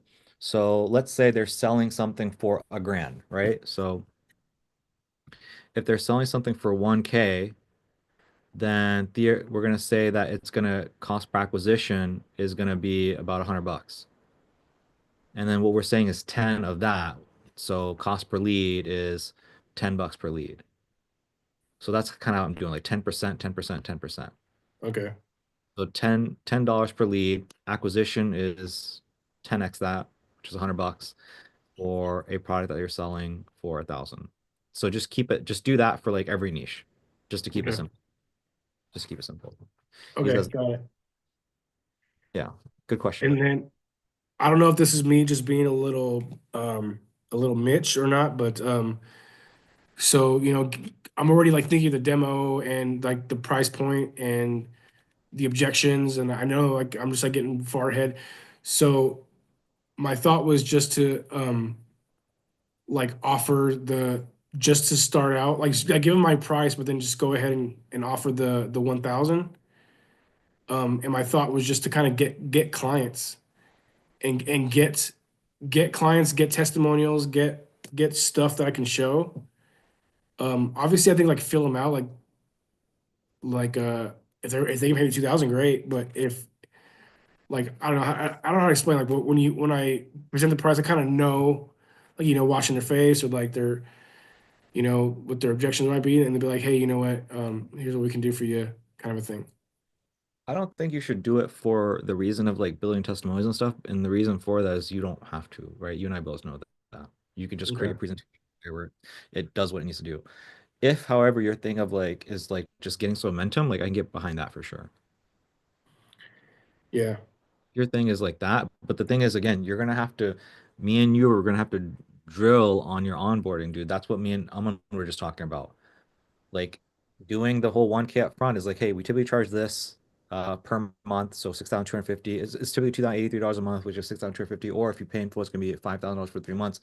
In your particular case, what I do is I like to offer you a trial for $1,000 to get your foot in through the door, us to get you some results because of reason ABC that happened to you. You had this happen, you had that happen, and I just want to make sure again we're baby stepping, build this relationship right. So that's what I'd be willing to start with you. How do you feel about that? They say, yeah. It's like, okay, cool. So here's my only deal thing to you. Again, we're gonna do $1,000. However, just remember, after, within 30 days, my expectation is that you complete the rest of the payment for the 5,000 in order to get the 20% discount. If not, the next payment is going to be for this amount. It's going to be 2,000 whatever per month here on out. Okay. Does that make sense? They say, yeah. Okay, cool. Cool, man. Let's go and move forward. And then that's the sales call. And on the onboarding, you got to really drill them. I can go over that with you when the time is right. After you've closed somebody and it's time to onboard out, we can revisit that. But if you don't do that, Rodarte, my concern with you is if you don't do that, that's a huge communication thing. If you don't do that, you're going to get chargebacks, you're going to get refunds, you're going to end up doing free work. That's my only thing. It's going to backfire you. So it's like you suffer on the front end or you suffer on the back end. On the front end, you suffer by charging more, getting uneasy, getting uncomfortable, but then you have to worry about anything back end. Or you are more chill on the front end by doing these $1,000 things, but then you really got to focus on onboarding and setting proper expectations and dealing with them to make sure that they pay you the rest. It's up to you. Yeah, I see. Okay. But yeah, I would say for you, bro, like if you want to like to just get the momentum, like ain't nothing wrong with doing a few $1,000s, for the very few first Yeah. guys. Okay. What else? That's all, man. That's it. That's all I had. Are you optimizing for lead or are you optimizing for purchasers? I think you're doing leads, right? Yeah, whatever it is you sent about optimizing for leads and it being a little more expensive, I haven't done that. I don't. Cool. Yeah. I mean, it sounds like you're happy with what's going on. So, I mean, your numbers look good. So I just brought that up in case you wanted to like increase quality even more. But it sounds like you're So, but I was kind of like, did you tell me how to do that, or is it just like I create a funnel for it instead of just the lead gen form? So right now, what you're doing is at the campaign level, it's a leads campaign, right? Right. Right. So what you would do is you would do a sales campaign. Okay. And then at the ad set level, so at the ad set level, you would be driving traffic to a website, and then instead of lead, you'd be optimized for purchasers. So that's going to get you higher quality individuals. It's going to be more expensive. So I don't know what's your cost per lead right now, like $2-3 or something? My last update is 361. Yeah, so 361 for a lead, it would probably jump up to like $15 a lead or something like that. But it'd be more quality. It'd be more of the window washers and stuff like that. That's what I'm saying. Okay. So does that make sense in terms of Yeah. like how to do it? Yeah, absolutely. Anything else you got for me, man? No, man. Cool. You feeling good? You feeling good about everything so far? Yeah. Good. Okay. And this is Yeah. what I'm working on for you guys. This is the material I'm working on building for you guys. Okay. For the growth funnel is kind of what I was teasing. So basically you have these follower ads. So let's say again, it's like give me like, okay, I'll just do personal trade because that's what Mason does. It's pretty simple, right? Follower ad is gonna be like, hey, are you a woman at this age range dealing with menopause and you're trying to deal with your weight? Well, I can help you do that within the next 30 days. Just give me a follow and I'll show you how to do that. It's all on my Instagram.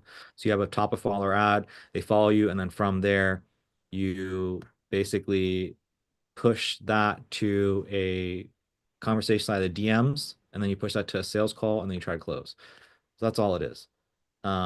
And then you have some retargeting ads, obviously, for people that like watch your video, but they don't follow you. So you can reduce some retargeting ads to try to get them to follow you again. Same thing. They follow you, you start a conversation with them. Hey, so and so, so you follow. Like, I'm not going to go through that in this video, but there's like a script on it, and then you just try to push that to close. And then you also run DM ads, which is like, hey, if I'm looking for 5 women from the age of this and this that want to get this outcome, DM me the keyword X to get it. And then from there, they DM you, you push that to conversation side of the DMs, and you push that to a sales call, and then you close the deal. So that's all it is. It's literally, so it's this ad, and it's just a bunch of content on their Instagram. Does that make So sense? this might be a silly question, but can you create automations for like Facebook and Instagram DMs? Yeah. Okay. So let's say somebody says like DM me the keyword, whatever, they DM the keyword, you can set up an automation to like automatically send them something. I'm sure you could probably even get like an AI bot involved to do the stuff. All right. So again, I just bring this up. I don't know if you're interested at all in doing this or not, but like if you get like, for example, 10 clients in like 10 different niches, and you don't want to figure out like what lead at like what offer, what works, lead form, and all that shit, you can just do this for like all your clients and just be chill, and your clients will make money because it just works. It's just really cheap. Does that make sense? Yeah. Yep. So it's like you just shoot some content for their Instagram, make their Instagram look good, shoot some top of follower ads, shoot some DM ads, give them some sales scripts, and then that's it. Don't worry about it. Shoot content for them like once every 3 months or something. Okay. Cool. So that's something you're comfortable with. I should have this done in like a week or so. But other questions you got, Rodarte? No, that's it, man. I have a call or I got to text this girl, let her know, ask her if she's ready to talk. Good. Before you go, you owe you and everybody else, we owe Ryan a round of applause for being 2 of 2 today. Let's go. Let's go. Is it 3? Thanks, guys. Thank you. Let's go. Cool. Anything else you got, Rodarte? No. Cool. All right, man. We'll see you next week, okay? All right, man. Thanks. I'm hopping off. Cool. Who do we got next? Mr. Riviera. How's it going, man? Yo, what's going on? Chilling. How are your ads going? It sounds like they've died down a little bit. Just last couple days, I'd say. The numbers for the month have been better than any other month I've had, but just the last couple days, kind of died down a little bit. Haven't touched it. I think I turned on another one of like an old ad set. But yeah, just for now, just to kind of see, but I don't know if I should pull the plug in maybe a day or two, but we'll see. I don't want to, because sometimes I've had it where I let it go for a little longer and then all of a sudden it picks back up. So I'm kind of in between, Yeah. Um, Your cost per book call but is like, yeah. Oh, what was that? is this right? Cost per book call is $44. Yeah, that's updated. I just updated before the call here. That's fantastic, bro. That is nuts. That's really good. Good. It's the original ad too. The one with the car was doing better for a little bit, but then I found it was short-lived. Like I even duplicated it and it just like was shooting up to like $56. So I found this previous ad to be doing a lot better, like the standard 1-to-1 ratio. So funny enough, that did not work all over December, but all of a sudden in January it's picking up. So I'm good with it. But I want to share something with everybody just really quick that I got from a mastermind. I don't know how there's some pros and cons to it. And so I share this with you, Riviera, and I'm sharing this with everybody because everybody keeps saying the same to me of like, oh, dude, like I'm running ads or I'm getting results, but then like they start dying. And so with this method, you just continuously get results from what I'm hearing. I haven't tested myself. So this is something I heard like over a year ago, and then I just hear a lot of people talking about it recently in a mastermind. But basically, you have your ad, okay?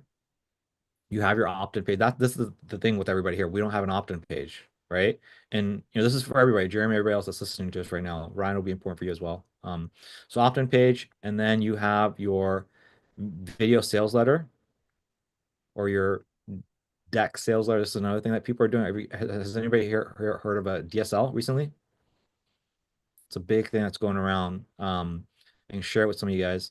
Basically, it's like a VSL, but just like a slide deck. And so there's no video, and these are like converting like way better right now. And so typically what happens is there's an application here.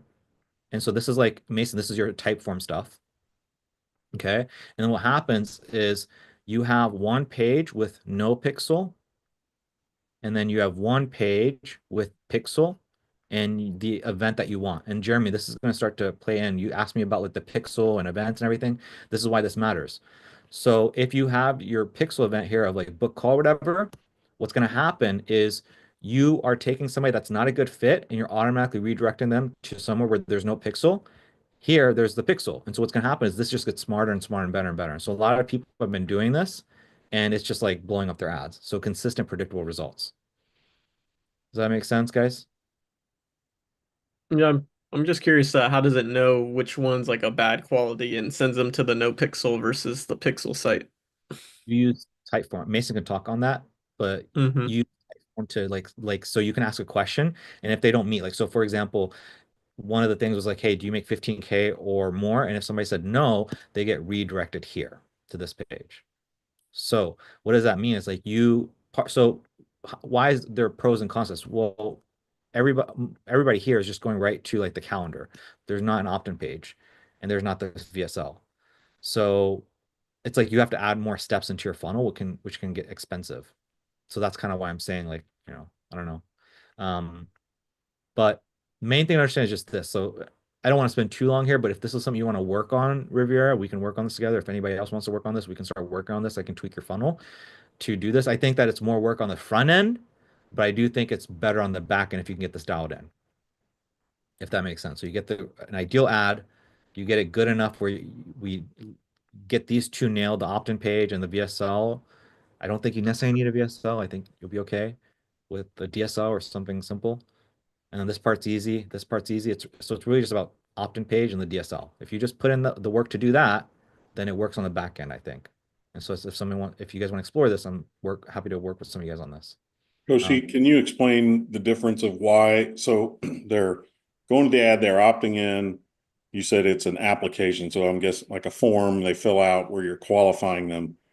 That's going to be here. Yeah, and it sends them to a no pixel to a pixel. Why would you, is sending them to a no pixel basically eliminating that type of customer in the future for Facebook picks up on it and says, okay, I get it. You don't want these people. Exactly. Okay. So right now, if this is your pixel, right, you have some good data, we'll say is like red, and then you have some white data we'll say is good. So it'll start to get dirty. Like this is like a snowball that's dirty. So this is all bad leads. So this pixel is not healthy. However, if we view what I just shared here, you have this pristine pixel with only good data. So the only good people make it here. Everybody that's not good, boom. So the Facebook is just like this pristine pixel, and Facebook knows, okay, this is exactly who they want. I'm just gonna give them more and more. So this just gets more and more pristine. Could you give an example of like an application, what they might do that I'm trying to imagine and go high level how their answers would direct them to two places. So this is not a go high level. The application you're using Typeform, which is okay. You said that, yeah. So the genius in this is like you just got to figure out what an ideal candidate is. So like Mason Ullman, for example, told you earlier, like I can't work with people that do less than 10K per month, right? They're not a good fit, or whatever, right? So you'll come to realize who is not a good fit, and then the people that are not a good fit, you put them here. People that are a good fit here. Does that make sense? So everything prior to Typeform is go high level, or is all of that Typeform? So the opt-in pages go high level. This page where you have your VSL or DSL is go high level. They come to this page. Exactly. They come to, I think, so this isn't actually a separate page. This is just something that's like a pop-up. So you have a VSL and then something just pops up where they answered the VSL questions. I'm sorry, the application questions, and then they get redirected to this page or this page. And again, both these aren't go high level. So it's something that's just like an add-in to go high level, some sort of an app or something. Okay. Exactly. Okay. Yeah. I'd love to I'd be okay with cleaning up pixels. Yeah. Yeah. Okay. So if this is something you guys want to work with, we can just message me, maybe put in the general chat, and we can kind of find some time to maybe do it together as a group or something like that. So let me know if you guys are interested.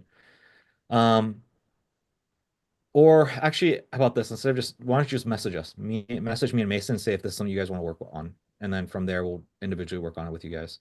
Got to figure this out. Got to figure this out, and that's it. With you, Riviera, I think what we should do is we can do this. I think the highest leverage activity is going to be add hooks, and that's what I think I told you guys this. I did this recently. And so my ads were shit for a while, and I didn't have the time to create ads. And so I shared literally what I did, like literally step by step. I went in and I went to ChatGPT and I said, give me the top like 10 hooks that's proven by data. And it did. And I literally just took those hooks, record multiple versions, and I had the same body, and my ads are working well again.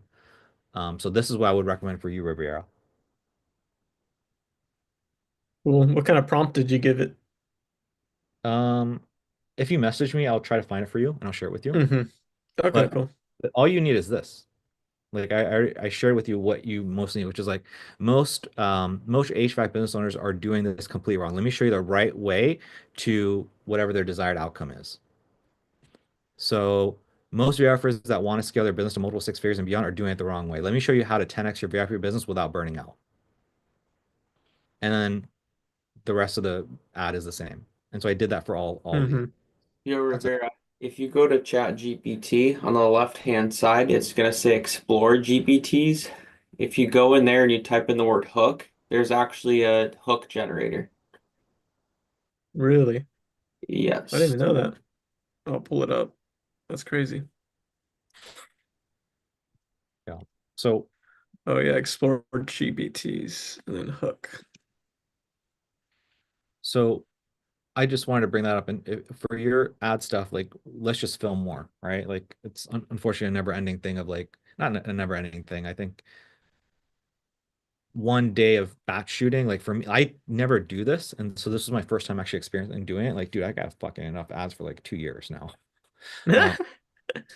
Like you can ask Mason. I shoot like I sit down, I figure out what an ad is, I write a really good script, I shoot it, and I don't film another ad for like a year. That's what I typically do. And so now I have like enough ads for a very long time. So I would highly recommend just doing this what I just like outlined for you. For sure. And we can work on that together. So do that, type that out, get that over to me. I'll tweak that, and then you can go film those. In terms of your other questions, how do you handle sales calls where during the presentation system they're just asking if they can get the assets if we don't work together anymore? Yeah, I was getting that, and I was like, it's kind of already cynical in the fact that you're already like thinking about us parting ways before I even, you know, I'm barely getting into the mechanism here, and she's already looking at the assets like in a way that's like, do I get to keep this? Is this mine? Who owns this if we stop working together?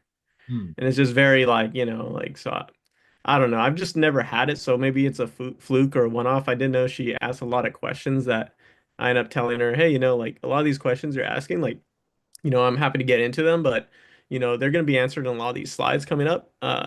So I think it might be best if I just run through these really quickly, and then we basically, do a little pause, get some clarity if you need after that point.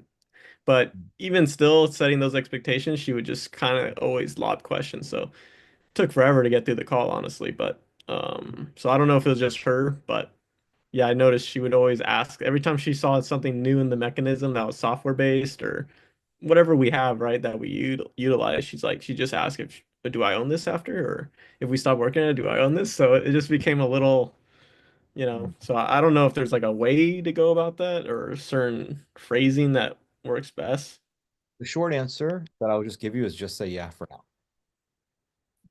Because you can't afford to say no. You can't right now, you just need right? So say Yeah. the easy thing just to make the sale, and don't be afraid of giving away the world right now. Right? We still have to build your $1 million product first of all. So whatever she's getting is not $1 million product even yet, right? So I would just say yeah. That being said, if we just like take a moment to really like think about it. And so that's the first thing. Just say yeah. The second thing I say that I always tell people is like, hey, if it's a one-off, don't even worry about it. Like that's not the average case. There's no point in you changing or restructuring your whole sales process if it's just one off. It doesn't make any sense.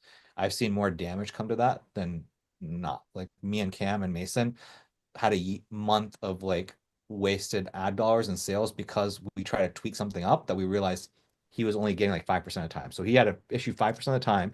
We tweaked up his discovery call and he shit the bed for the rest of the month. It just wasn't worth it. So that's another just like piece of wisdom I can impart on. He was like about if it's like a one-off thing. Now, that being said, let's try to maybe like learn about like what happened there. So did she work with another agency in the past? Did she get burned in the past? Like what happened? There's obviously a reason why like her mind went to this. Something happened. So it sounds like, there is a language barrier. Yeah, I literally taking these calls in China, so the connection was terrible too, which didn't help. But yeah, she's basically she's worked with another agency and they basically given her a lot of like fake leads. Like I don't know if it was just not optimized, but they just got like they would call and it wouldn't be like the person was like, "Oh, I never even went into your funnel and stuff," or "I never signed up for any of this." And so she was getting a lot of that. I forgot how much she spent. She spent like 10K in over I don't know, 3 months, but I think it was a mix of ad spend and service charge. But yeah, she couldn't really like she just never really spoke to it too much. I would ask her and she just kind of like be like, "Oh no, it just didn't work." And I'm like, "Oh, why didn't it work? Do you know what ads you're running?" And it's like, "Oh," and then she kind of talked about some animation ads and then So I went into based yeah. off so I didn't mean to cut you off. Mm. I want to get at the root of this thing for you. So based off of her previous experience, why do you think she brought all this stuff up? Um, Maybe because she thinks, I don't know, everything's always never worked, it seems for her. So I don't know if her asking for that is like, hey, like, if it does work, I don't want to lose that. Exactly. So That's all. maybe that's the shallow way of thinking, but No, I think that's exactly what it was. I think what happened is she spent money and had some hits, she had some losses, right? But she did make some money, or else she wouldn't have spent like 10, 15K or whatever. So she spent money, she made some money, and she's like, if I just have access to the assets and I get rid of the service fee of those guys, maybe I can figure some shit out. So that's probably why she was asking. for sure, for And sure. and that's typically a red flag, but like again, in your position, you can't say no to that. And I don't necessarily think it's a bad thing. If your shit just like works and you know how to like make it sticky and make them like rely on you, which is another conversation for another day. Um, I wouldn't have really looked at it as a red flag, honestly. hmm Um, yeah, I mean, she seemed like it was just interesting. She's not really an HVAC shop. She, basically is. I think she subcontracts like some people. Basically, she owns the unit, the product, the install unit themselves, like the AC and heat pump, right? And then if someone buys it, where they create it, or it's like nearby her distribution center, what they do is they hire a tech to install it. So it's kind of weird in the sense that they're pushing product, and they're not really an HVAC shop, like a traditional HVAC shop that does repair or maintenance. They don't do any of that. It's just install and it's just purely they sell the product. And if you buy the product direct, so they're trying to do like a D2C, play on their website, but their Google ads haven't worked. Their website SEO is like, whatever. So And her whole thing, they oh, sorry. produce, do they produce it or do they Yeah, get it? so they create it, yeah. It's called Inverter Cool, so Oh, yeah, it's pretty interesting that, but basically, she can only do some regions, so Florida, I forgot what area of Florida, but essentially, yeah, they're a little bit different, but I told her we'd run it the same as any HVAC shop because we put the ads of the install unit. Like if you can put an offer out like for 10 parts a year warranty, 3K off or something on the front end, like we really like push the unit in terms of the ad. And then that's what usually gets the calls for installs. So if you sell that unit, we just because she was thinking in a whole different direction where she has to educate, like do educational videos to educate, hey, we're a little different. Like you're not talking to an HVAC shop, you're talking to someone that's just you're gonna buy the unit themselves and we'll have someone install it and do it and get it all ready for you. So I just hit her with the like, I'm pretty sure if you just go with the same marketing angle, like you are an HVAC shop, like you use their blueprint and their schematic in the sense that you just push the unit, they're not going to know any different in terms of, you know, whether you're someone making the product or not. They're just going to think, oh, someone's selling a unit for a deal. Like I want to hop on that, right? So that's kind of how I phrased it because it looked like she tried to, fight me on like how we do our process and our program and stuff. So in terms of she wanted very everything custom in the sense like, oh, we're a product company. So she had like a different mindset. So, but I think I got her to understand a little bit. But I mean, the sales call, I don't know. She was red flaggish in the sense that I just could not get through the deck. Like she would just ask so many questions. I've never had someone ask so many questions, and it's like I could never say enough to satiate them. And even if I said I'm going to answer a lot of these, or you're kind of on this theme of XYZ, like that's going to be handled in the next slide. And she would just get super, I don't know, hyper skeptical, which I get. It's always good to ask questions before like I get to pricing versus after pricing. So I appreciate that she was very inquisitive during at least the presentation process. But at the same time, like every question was like a little tinge of cynicism, right? It's like, oh, so who gets the assets after? What happens with this? How many of the percentage of people have left you in terms of all the people in your program? So you said you have 23 clients. Out of all those, like how much are stayed with you for the last 3 years? And she'll just randomly like say stuff like that. So I'm like, I don't know, like I'm like, it's a lot, but there's also a language barrier, so Mhm. so I don't know if that had a role in it. Yeah, she sounds like she was a tough cookie. Close. I mean, she has closed before. She has worked with somebody, so it's not that she's not closable. She just Hmm. be treated a certain type of way, I think probably. But I mean, it doesn't sound like it was like an ideal business owner for you, anyways. So um, cool. Um, I think looking at your numbers, I mean, how do you feel about things overall? I like your costs, like really, like your costs are fantastic compared to Redartim, and your stuff is like fantastic in terms of costs. But how do you feel overall? How do I feel? I honestly, even though the ad spend looks like that, and I got it closed probably quicker in the dental funnel that ended up treating me like a bad ex. I would say for some reason I feel better just in the sense that I feel like they actually answer and pick up the phone and stuff. I think it's just my end. I need to dial in like my process. So a lot of my stuff, and this went into kind of what Robin was talking about. It's like, how do you feel a certain way, to feel okay doing this, right? I think me switching it and having a whole new pitch deck that's never been mine, it didn't feel like mine, and I, didn't really have it kind of finesse. Like conviction is everything to me. So if I feel like, it's just copy and paste, like it's not really like this is for duct cleaning, and I could kind of feel that it's not mine for HVAC yet, and I'm still in the middle of like fixing it up. Like I really feel like not confident on the calls. But I think with these last ones, I got closer to the close than ever. I did feel like their twinkle in their eye and them lean forward and them, really I just couldn't cinch the deal. And I think with that it was just like just a little bit of the girl, I just for some reason, I don't know if it was like self-sabotage, but I really was scared of her in the terms of like she sounds like she's gonna be a hell of a headache because I've just seen that before with sometimes like with Dr. Taj, I remember there was like a language barrier, and then there was also like some like she was very cynical in that sense with the same questioning, so it kind of gave me trauma from that. And I remember like, man, even doing the trial for the 1,000 with Dr. Taj, I was just like, it was never like it never felt worth it. So I know I shouldn't be picky, especially with my numbers. Like I should definitely work with anybody.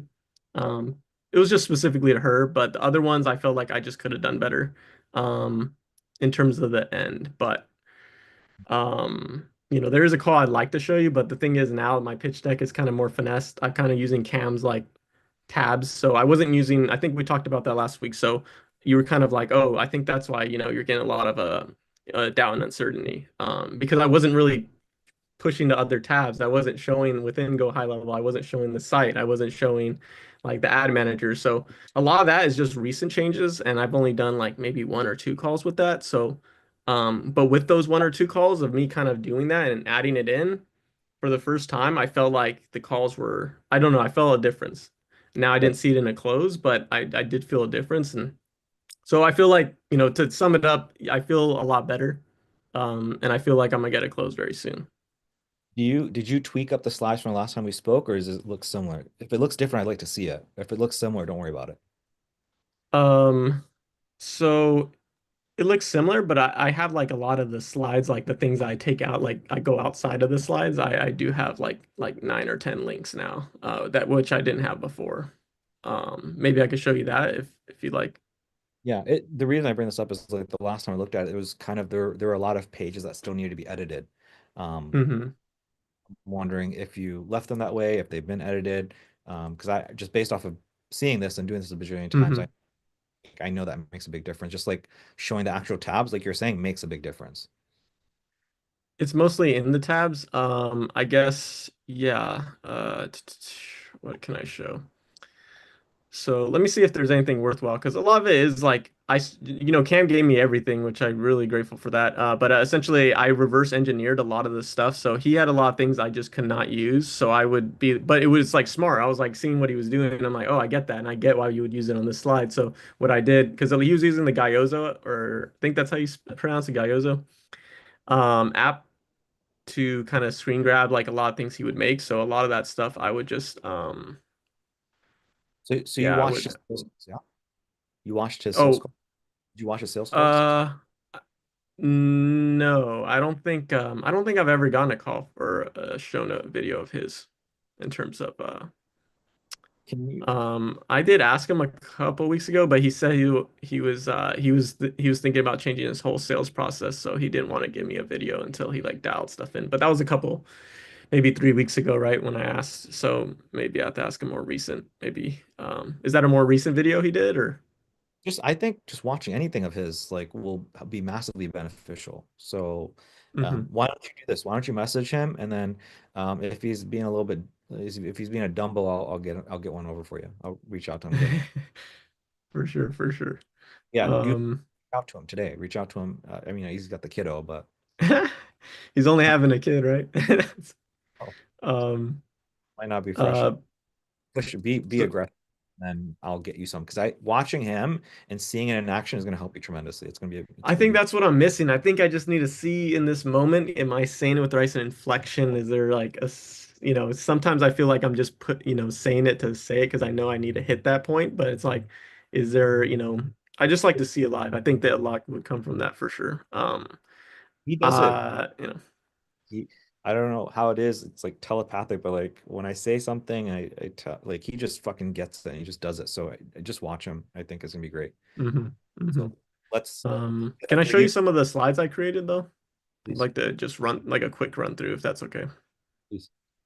Okay, cool. Let me share here. So I had none of these before, so a lot of you know, I'm still getting used to it, but yeah, nothing really changed here, so I won't go through it. I mean, I added a little, like, I think I just kind of left the questions that you only liked. So in terms of that, kind of have it like this now. Yeah, I don't think I really need to go through this too much.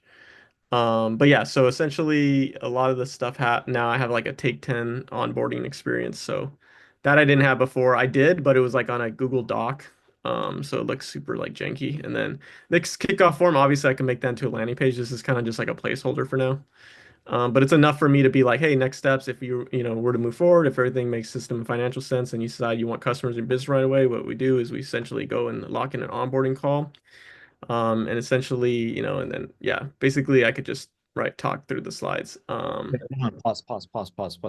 What did you just say in terms of onboarding? The words you used were very like specific. Like, what did you say? If you want to whatever onboard, what did you just say? If you were so to continue, yeah, I think I say like if you were so to continue, essentially what would happen next is we would schedule an onboarding call, essentially locking in kind of my role, your role, expectations, also kind of, going I think through a step by step of. I think the words that you used were if you decided you wanted to move forward and get these leads for your business or whatever Mhm. desired outcome, here's what we would do for onboarding. That's kind of what I heard. I could have misheard. I think so. I think so. Like, Okay, that yeah, sounds. You just said afterwards sounds fine. Though I just wanted to bring it up because it sounded very much like, hey, I don't know if you're going to move forward, but if you do decide to move forward, here's what we're going to do. The I think I way say I if you were to move forward, if you were to move forward, essentially what happens next, and then I kind of like that segue into the whole onboarding page and all that, and scheduling a call. But if there's a better way to say it, because I do when I say it, it does feel like there's something not right. So I don't know if that is the way to say it.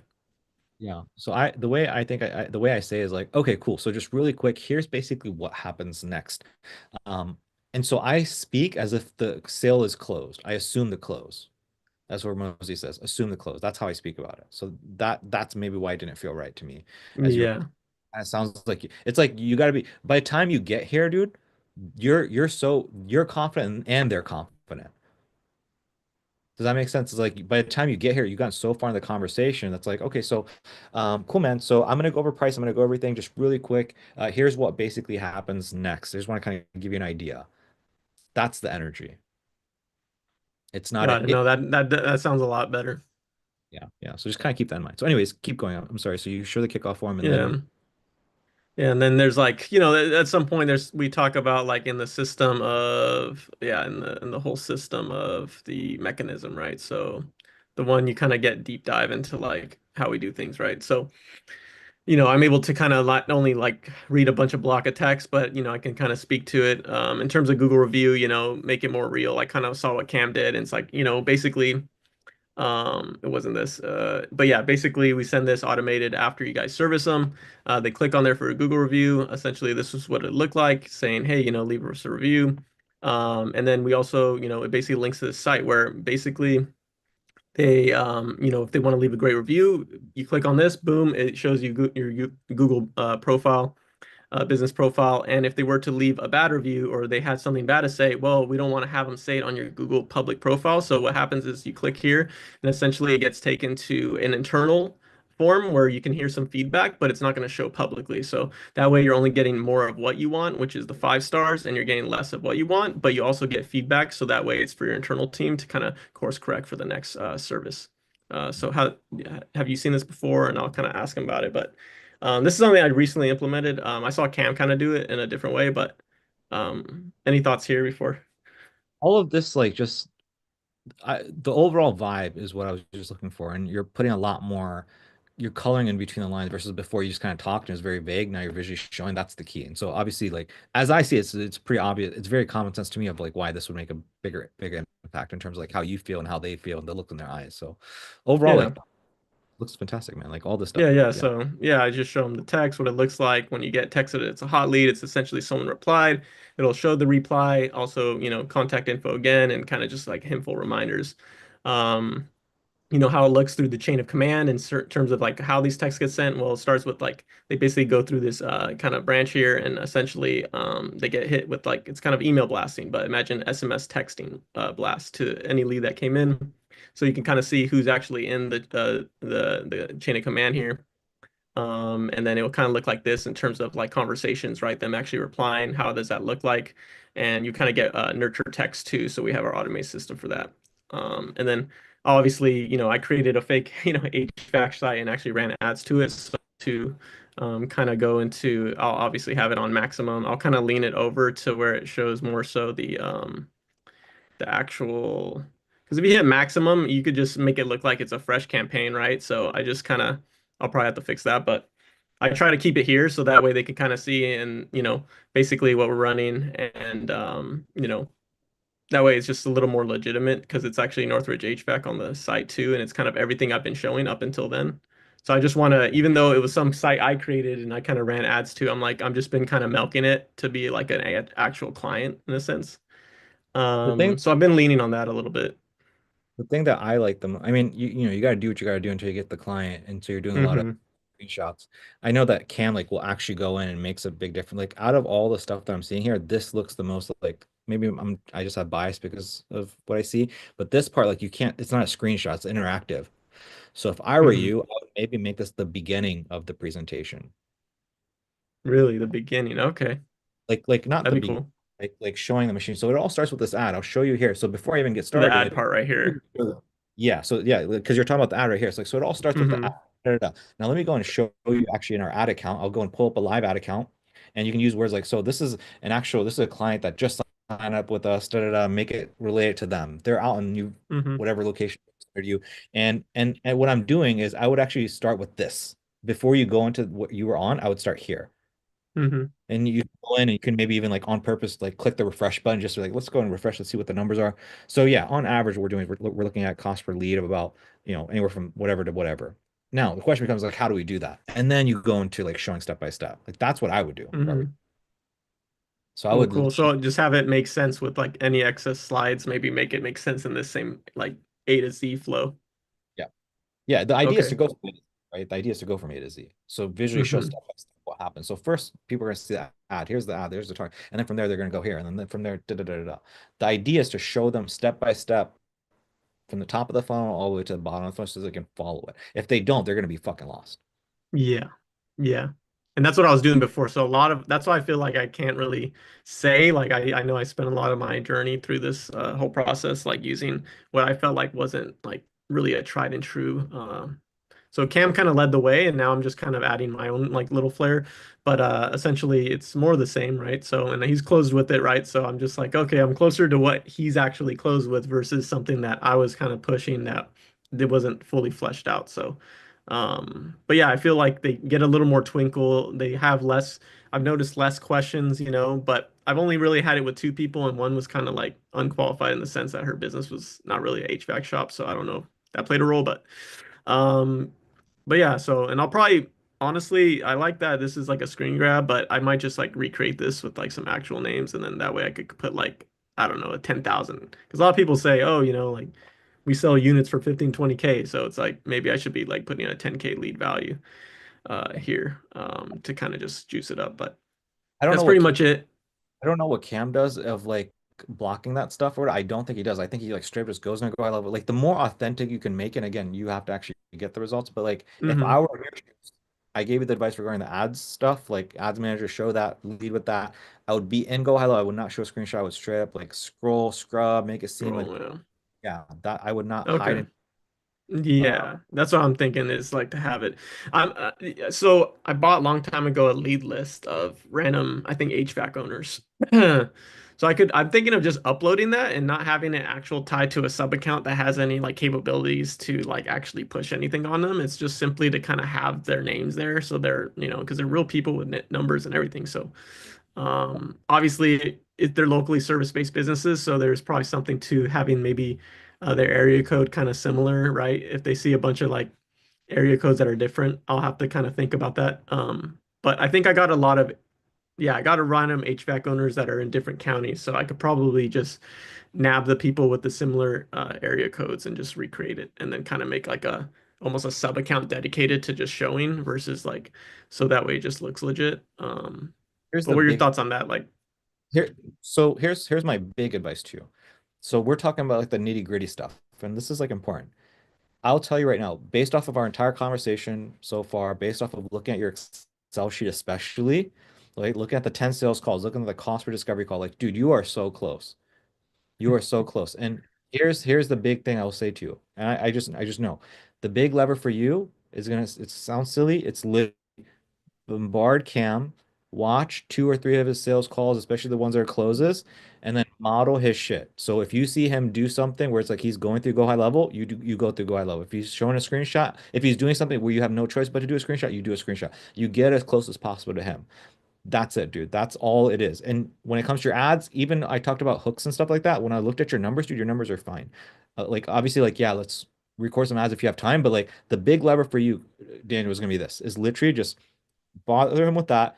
Carve out 1 to 2 days to study the calls, implement that model as closely as possible. That's it. And then like next month we can work on ads. That's all you got to do, dude. To answer your question, I know that didn't directly answer your question, but it's kind of saying like it's like mhm. just model. Yeah, just model after him. Yeah, Yeah, he gave me yeah, just his. model. It's Yeah, like he yeah, gave me like take his. that email, upload it, and well, like here's the thing: don't just like look at this. You got to see him in Mhm. action. That's See him in like action. you were saying. Yeah, You yeah. need to see him. It's not just guys see him in action. You guys see how he says it, how he does it. It's the small words. It's the small little things. That's gonna be the big lever for you. But like all that stuff is good. And by the way, when I talk to him, if I pull up my conversation with them, I'm all the time. You can ask Mason. I don't know if Mason's there. You can listen. Recently, this week, I'm like telling like, hey, this is why I suggested not doing these scripts because there's so many things we're tweaking up even this week. Oh wow. Yeah, so we're tweaking shit up all the time. So he tells me like, hey, if you look at like his questions today, all of his questions are like specifically for like sales calls where I like gave him hey, this, do that, da da da da. So so yeah, don't like this is good. This is a good starting point, but you need to do an actual sales call. Yeah. That's gonna be Okay. Yeah. that's Yeah. gonna I'll hit him up. be, okay. Maybe I'll wait a day or something because I don't want to hound him too much on his the birth of his. If he doesn't get back to you by Tuesday, Wednesday, let me know. I'll punch him on the chin for I'll get oh, don't worry. Right, for sure. And yeah, because I like to hear him how he explains this part because I kind of get like, yeah, why he puts this up. And I see this as a cool tool to kind of get them to see the math. But at the same time, it's like, what are you saying? Like, how are you flowing on this thing? So yeah, I have a lot of questions in terms of how to actually execute, like when you're actually showcasing. So yeah, I'll hit him up. Cool. Yeah, we got this from Drew. Drew came up with it. I studied, I Oh, passed it over Drew. to him and then made it his. So but again, we'll get those sales calls and kind of take it from there. Aside from that, man, like what else do you got for me, man? Not much. I feel close. I feel very close. I feel more confident.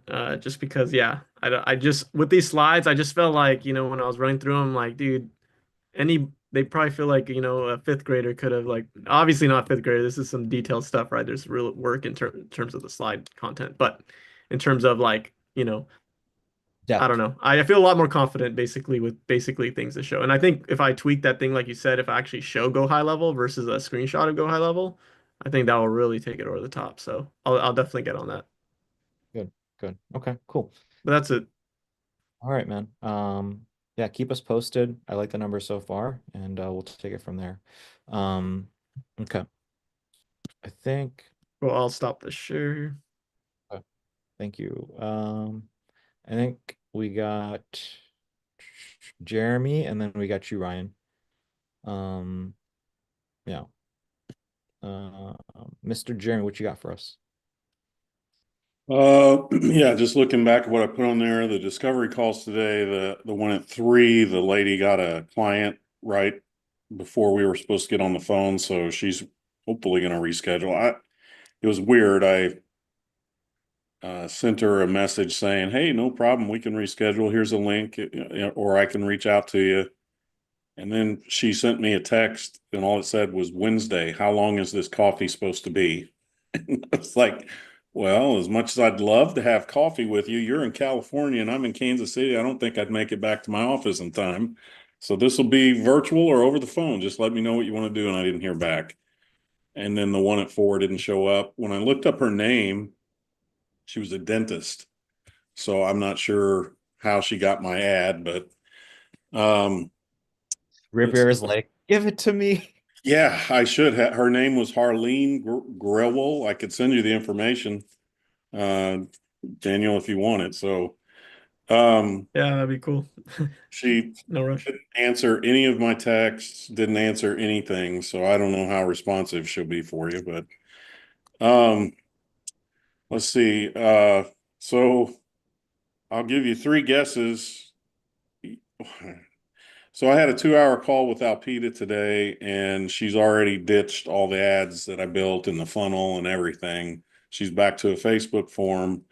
When I tried to, I mean, part of the reason it was 2 hours long is I was trying to tell her not to do this. We have only run this thing for 10 days, and she had the 7 sales. All of a sudden, the sales that I was led to believe came from me. She started saying, "Oh, well, this one came from my friend, and this one's my friend, and I did this one." I'm like, "What? Come on, man," because they're all via form submitted and go high level. So either she is fudging a little bit, or she actually went in when she got these people and filled them out just to get them in go high level. I don't know. So I was a little disappointed, but we went back to a funnel. I don't know how much longer I can last with her. I think I'll get through this month, like I was kind of indicating, and I just feel like I've kind of hit the the wall. Every week I'm spending several hours with her, and I'm just not making enough money. And I'm gonna have to explain it to her that way. And the longer it goes, the easier my fear of like making her mad starts getting calluses built up on it. And you just kind of get to a point where you're like, I just can't. I just can't. The one thing I did think I learned, and I don't know, if Amon will come back and watch this, and he may already know this, but one thing I think I learned is some of her ads were getting rejected because she does not have legit script yet. So you have to be careful with how you're advertising and creating the ads for these semaglutides and all that stuff. You have to say skinny shot or slim shot, and you can't have pictures of people looking like somehow or another they're shaming somebody who's overweight. So, and she would, have me put on these ads, and in the words of the ad, something about, $500 off. And then, so I figured out if you create the ad where the thing you're trying to sell is a doctor's appointment, not the medicine, it goes through. But as soon as you put anything in about a price that's, where it's eye catching, like I've got on the ads right now, 25, as low as $25 per week, but there's nothing in there talking about that's what the medicine costs. Everything is kind of, I think anybody looking at it knows what it is, but I'm avoiding anything that just comes right out and says, we're going to be sending you medicine. Because everything keeps, when they do get rejected, it says it appears you're trying to sell drugs or prescription drugs. So, I convinced her to let me try it where we calm that language down a little bit and make it more along the lines of a free consultation in order to talk, so if Facebook came at me, I would say, hey, I'm just selling the appointment. The doctor's selling the medicine. Same way, like when anybody's giving away a gun or ammunition on a contest, they're like, you'll win this free bottle of water plus a 9mm handgun for free. It's so, or you buy a bottle of water for $500 and you'll get a gun free. So it's kind of the old switcheroo. So I feel good that I kind of think I figured that out. Because what I am finding is a lot of the med spas I'm talking to don't want to talk about Botox and hydrofacials. They're all talking about semaglutide, including the ladies in Houston, which, I shared my ad last week with you guys. That's what they're all talking about.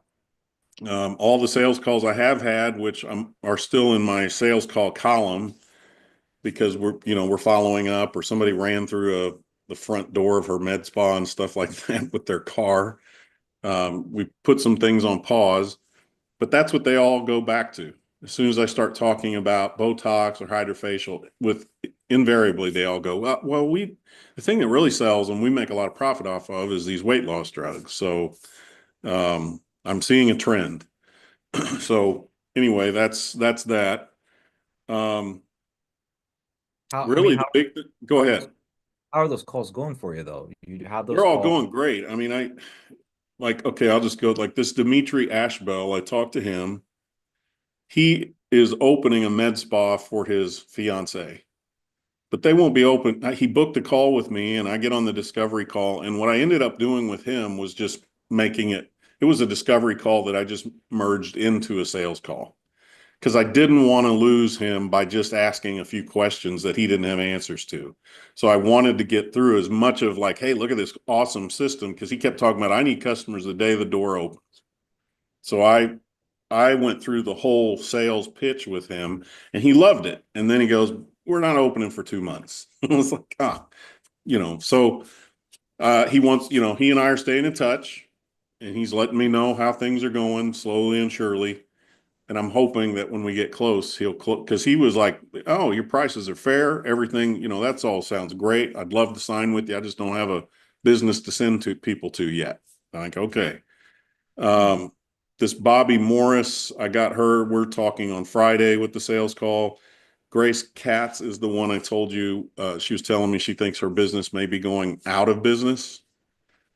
And I put that on pause really quick. because I had a very hard to, I'm like, now listen, Grace, I don't want to, if you're heading for a car crash in June and you sign up with me and the car crash now comes in April, I don't want you blaming me for the car crash. The car crash was going to come one way or the other. So I said, I would be happy to help you, but I want you to really consider, how we do this and what's going to work. And so I'm supposed to reach back out to her this week because as soon as she told me that, I stopped everything. And we were in the middle of the sales call. Does she sell semaglutide or it's traditionally Botox and stuff? It's just a traditional med spa. So she doesn't have semaglutides. I mean, I looked at her website and video. She has YouTube and all this stuff. It's her place is amazing. What it looks like, if I was guessing, is she probably bit off a gigantic chunk of borrowed money. And, business takes a while to build. And she's told me she had to let 4 or 5 people go in the last couple of months. When she started going into that, she didn't tell me that stuff in the discovery call. When she went in that in the sales call, I was like, oh, I don't know if I can help you. I don't want to be blamed for, if you spend your last $2,000 with me and you go out of business, you're like, well, if I hadn't had you, I would have lasted longer. I don't want that on my conscience. So anyway, I'm going to come back to her. I said, I want you, what was shocking to me is when I asked her what's the highest profits on things she didn't know. Like, well, that might be why you're going out of business. Yeah. This Miko that I spoke to down in Florida, I was like this. I felt like we were going to close. And when I got to the end and asked is there anything that would prevent you from starting Monday? She said, well, a couple weeks ago, some people got drunk and in the middle of the night drove their car through the front of my store. I've had the glass replaced, but the inside of the store is not fixed yet, and I'm suing my landlord. She said, I'm going to find out in the next couple of days. I guess the day she and I spoke on the sales call, her attorney had sent a letter a few days prior, and that guy was supposed to respond as to whether or not he's going to fix it or she's taking him to court. So I was just like, it was just 2 or 3 in a row that was bad luck that things came out that I somehow or another didn't pull out of them in the discovery. I have another one here, this guy named Alex. When I spoke to him on the sales call, he was sick as a dog. He was leaving to throw up. I'm like, you know what? Let me just call you when you're not sick. And so I've been texting with him. He hasn't responded, but he'd be like, hold on a second. And I could hear, so I'm like, oh, okay. He's not going to make a decision to buy. This is a waste of time. And it's his sister's that he's running for her or something like that. So I said, well, we need to get your sister. So those are all, like, to me, sales that are just kind of frozen. I think there are potential sales there, maybe with the exception of the one who's going out of business. Yeah. But those other ones, I don't want to give up on. So I'm, continuing to talk to them. I think I told you in my Slack message, my ads are starting to slow. So, I was looking up while you were talking, and then you actually pulled it up, going back to that stuff you left in the value drops on the Christmas Eve about the different hooks and different versions. I'm going to just start doing those and getting them built up, because I've noticed, out of the New Year, as soon as I turned my ads on, I just got a flurry of meetings. And then the last 5 or 6 days, it's just kind of slowed. So I just wonder if it might be time. You're duplicating the ad sets and everything, yeah? Like you're duplicating and letting it run for like 3 days and nothing's happening. I haven't done that. You said something that was something else. So I can show you. I have not done that. So you haven't done that once. You have no. Oh my God. I think you may have said something to me about it, and I jotted a note down, but completely forgot about it. And now that you said that I wanted to ask you about that again. I can share you my screen and show you, but you got a bunch of juice left, Jeremy, if that's the case. You got tremendous if that's the case. So this is the various ad sets I've run, but this is the one I've been running since we've been back. Okay. So this is the one, and you said you're in a good pocket and it's starting to slow down, yeah? Yeah. Yeah. Okay. So what you would do is, first of all, let's go ahead. So you can click on the ad set and go to the ad level. I want you to go to the ad level. And then from this ad level, you can go ahead and click on where it says share by advanced preview. Yep. And then you click on Facebook post with comments. And so you see that number 399, highlight that number ending in until 2. Copy that, Control C. Okay, and then let's go go back to your ad set. That was a nice little compliment you got there. That's the lady who is with Moxie. With Moxie? Yeah, the company who's like got her fingers in everything in Colorado. She saw my ad a second time and put a comment on there about how much I haven't heard back from her yet, but you know, I haven't completely eliminated her, but anyway. Yeah. Okay. Oh, Well, crap. so what you would do is you would just duplicate the ad set. So you come into the ad set, you can click on duplicate, and we're not going to like officially do anything, but you would go and click on duplicate. Let me make sure I'm in the right one. Okay, so go in here. Click on duplicate. No, go back to where you were. Okay. Sorry, I'm a fast clicker. All right. The ads are ad set. Ad set. Here. Yep. Okay. Duplicate this. Yep. Click on duplicate. And then you click on duplicate with current settings. Yep. Continue. Original campaign. Duplicate. And then what you're going to do is you're going to go to the ad level. Yep. And then you see where it says, so it's going to say create ad. So you're going to scroll down. And so where it says scroll up really quick. We don't want it to say create ad. I don't know why it says it's going to leave all the comment shares. And it doesn't do that. It scratches it. It goes to 0. It's so basically what's going to happen is it's going to create a brand new ad. And so there's going to be no likes, no comment. It's going to be like a baby infant. Now here, this is what you want to do down the road. Okay. So I'll revisit this. You want to do this down the road. You want to do what we're doing right now. Whatever we're going to do right now, you want to do this, you know, multiple times. You could get away with doing it for like 3 months. And then maybe 3 months is exaggeration, maybe like a month and a half, maybe 2 months of just duplicating, like just doing what we're doing right now. Once that stops working, then you do this, which is like what we just did. It's a brand new ad. So we just refresh. So what we're going to do right now is you're going to click on use existing post. Gonna pause you right there for just a second. Yep. So what we're doing right now, you let that run for about a month and a half, then we come in and do this again. Yeah. So whatever we're doing right now, just duplicate, and you kill off the old ad set and you just see if that works. If it does, great. And you could probably get away with that. So like the ad set you have running right now, you said you turn on New Year's and then, you know, so it seems like it did a solid, you know, week and a half for you. So you can keep doing that. So you do an ad set, it does its thing for a week and a half, you shut it off, you create another ad set, you literally just do what we're going to do right now. And you keep laying that, you keep doing that for like 2-3 months, and then eventually you're going to do what we just spoke about. So you're going to click on create, you're going to click on select post. If you scroll down a little bit. Here we go. Yep. And then you're going to go ahead and just type in, you're going to copy and paste in the search bar.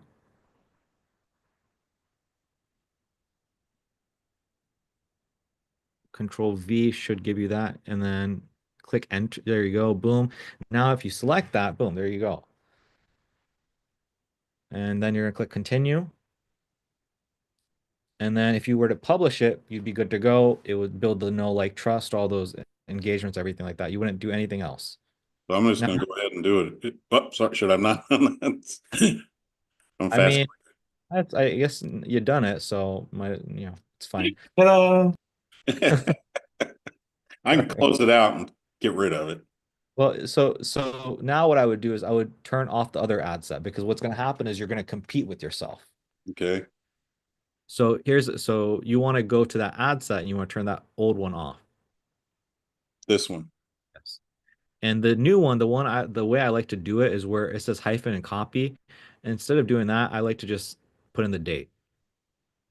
Okay. Let me see which one of these is the, So go to your ad set. I would go to your ad set level. Go to your ad set level, and then where it says hyphen copy, uh-huh. it's got turned on. Yeah, I would just get rid of copy and put in today's date. And click publish. And then when it comes to the ad level, if you click on the ads tab, you can leave it that way. You can retitle that. Sometimes I'll do that. I'll just title it the exact date as well. So it's like, I know it's MedSpa ad leads, but then I'll put a hyphen and say, okay, this is, I launched this specific ad on this date, just to kind of keep it organized. So I can turn this one off, right? It should automatically be turned off, though, if it was, yeah, because you turn off the previous ad set unless you're doing something funky here. Because that other ad set, if you had turned it off, it would turn, well, actually, yeah. No, it would have been, yeah, that's fine. Yeah, there, you're good. Okay, I'm just gonna go put the date on this one too.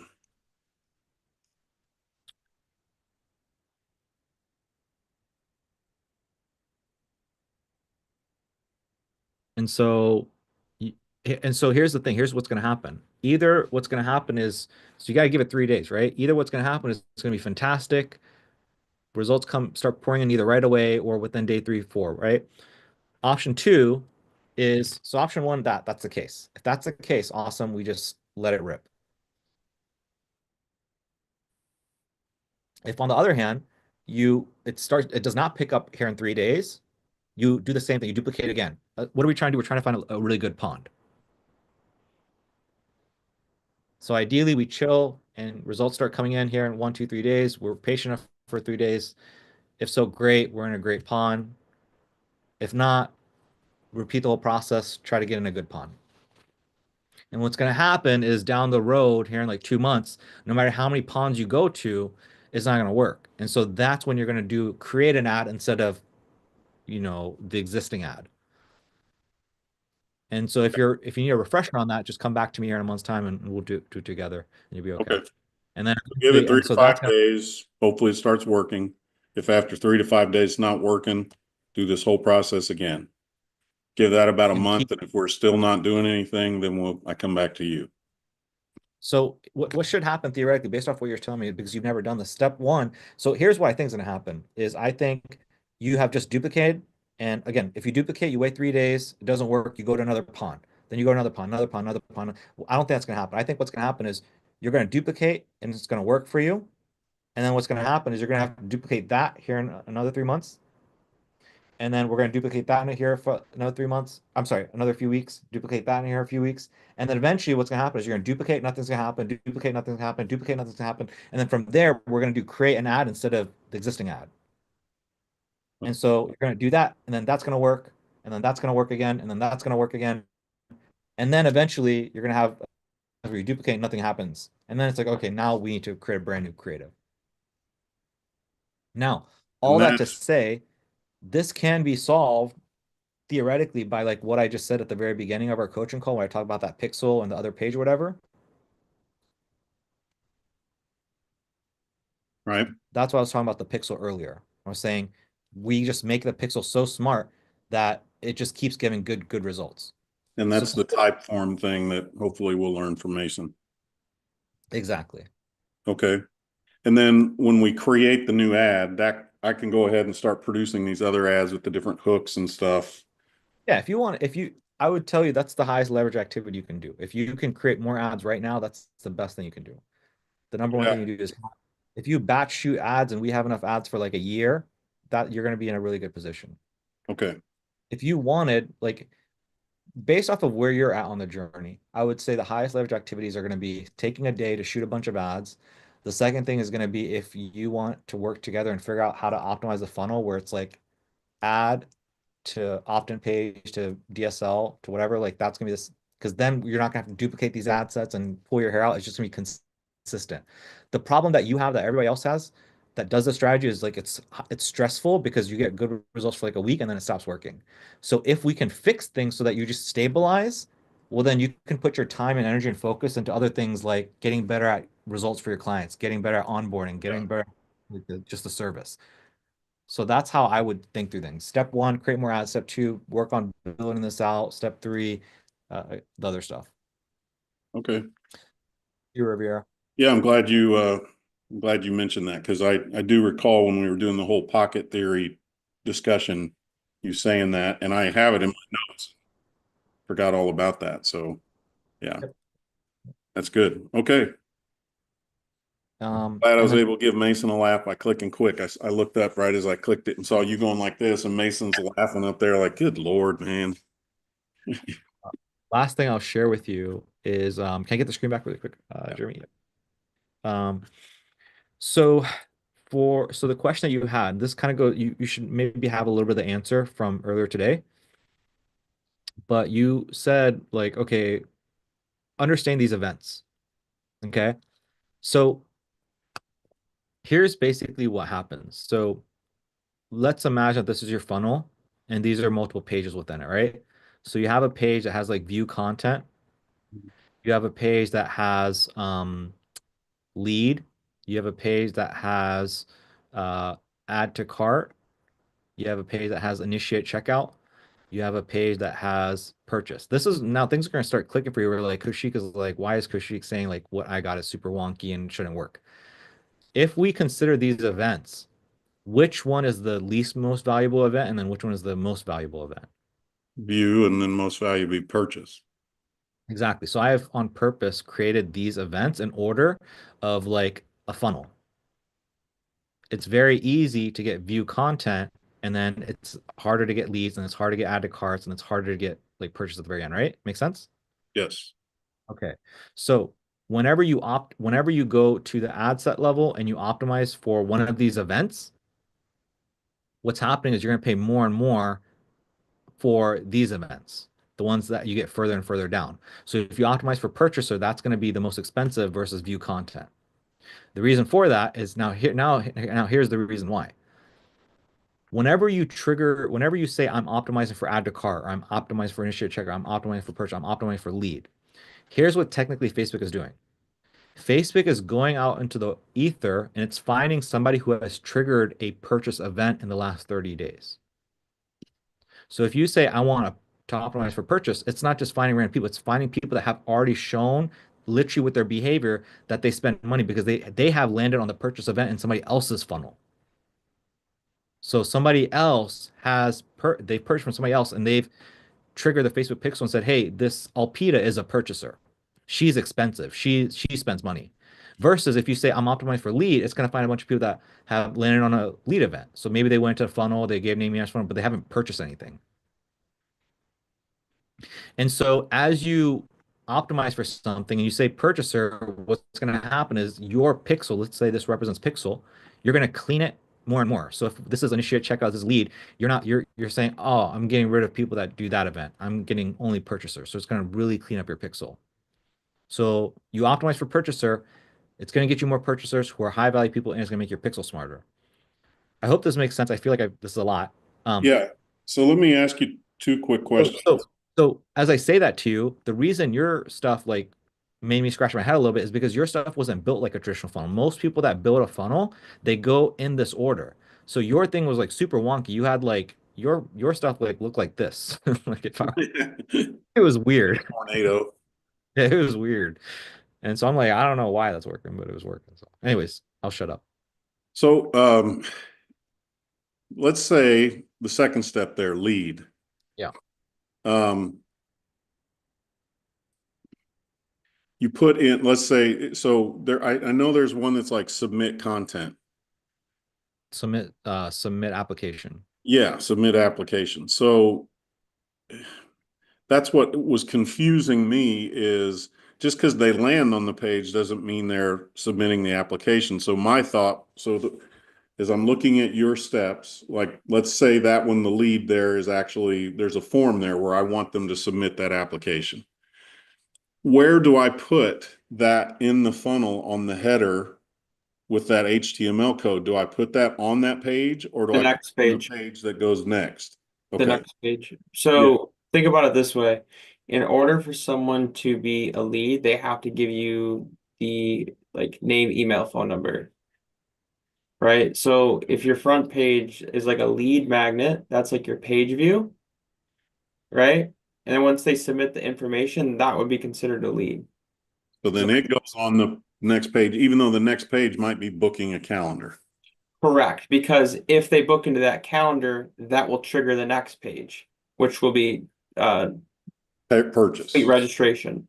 And then if it's the The purchase, booby- yeah, so if it's a purchase, then the completed purchase with the value goes on the next page, which might be the thank you page.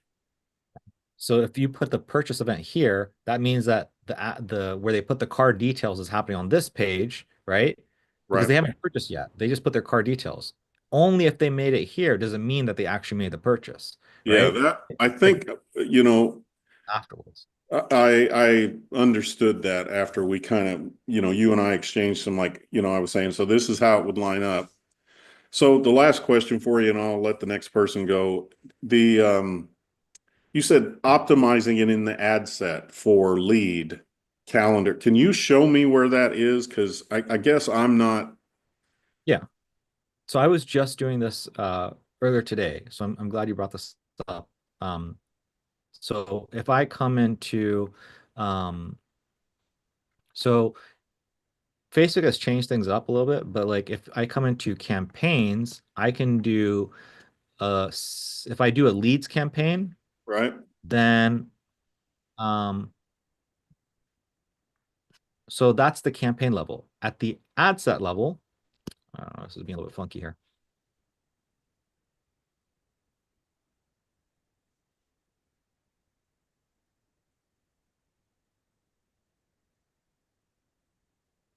So leads for the campaign level. So campaign level is leads. At the ad set level, I am going to go website, and then I'm going to select the pixel, and then this is what it is. So lead, schedule, submit, view content. Okay. So it's like if I do view content, it's going to be get me somebody that's much less valuable than a lead, which is less valuable than a schedule, which is less valuable. Does that make sense?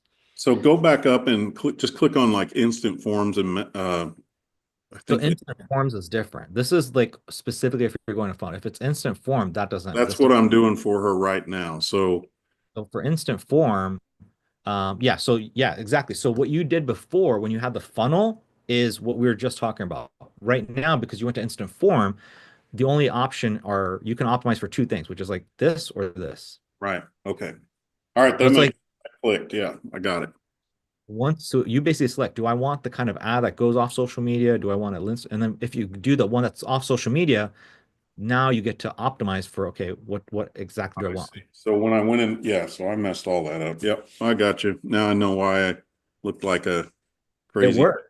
Do You look like a crazy person, but it worked. And so here's what my expectation was. My expectation was you have view content, you have lead, you have add to cart, and you have purchaser. And so my expectation was, okay, Jeremy's going to run an ad and he's going to optimize for purchaser. And so therefore it's going to cost like $200 to make a sale because it's going to be $200 before somebody makes it all the way through these stages and then comes here. These people are really expensive. The fact that you were getting purchaser for like $12 made no sense. Absolutely no sense. It's not, it's like I said today, she was like, we got to stop these ads. And when I was trying to talk her out, I'm like, you're getting insane results and it's going, you know, and she's like, well, these actually came from this and this and this. And I was like, what? Come on, man. So maybe that is what happened, right? Because those numbers were so insane that she might be there where she was those. My guess is, you know, these names, I would wake up in the morning and they'd be in the one column. I never got to see them. We never got to talk to them. So after we talked and I started kind of ruminating on it, I thought, well, maybe she was just going in and creating the contact and the opportunity and dropping them where she wanted them to be just so she could, you know, because maybe she's one of those kinds of people who likes to write a list and check off the first 4 things because she already did those things. So she's just keeping track of them. So in actuality, she told me the funnel we created gave her 3 sales, which still was pretty good. Yeah. You know, but she here, you know, I don't know. I think she's, you know how people post something on social media and they chase likes and comments and follows. They don't, you know, and I try to tell people when they're working on social media for their business, don't chase that. You're trying to chase the person who's actually going to come in your store. And you know, I used to do a radio talk show and we'd talk on the radio for, 2 hours and only have 5 phone calls. And then we found out that you got 5 phone calls, that's 1% of what your listening audience was. So that made us feel better. And so I try to explain that in that analogy to people for social media who are like, I'm just not getting any likes and follows. Like, that doesn't matter. Are you seeing the bottom line change? So, the reason she wants to go back to the lead form is because back when we did the lead form on those 4 or 5 days around Black Friday, she got 46 leads. Yeah. Well, only 1 or 2 of them turned into a sale. So it's the same thing. It's a half dozen or 12. What do you want to call it? So she's just chasing the numbers. So me and Mace were talking about this the other day, but like, there's always a balance between quality and lead.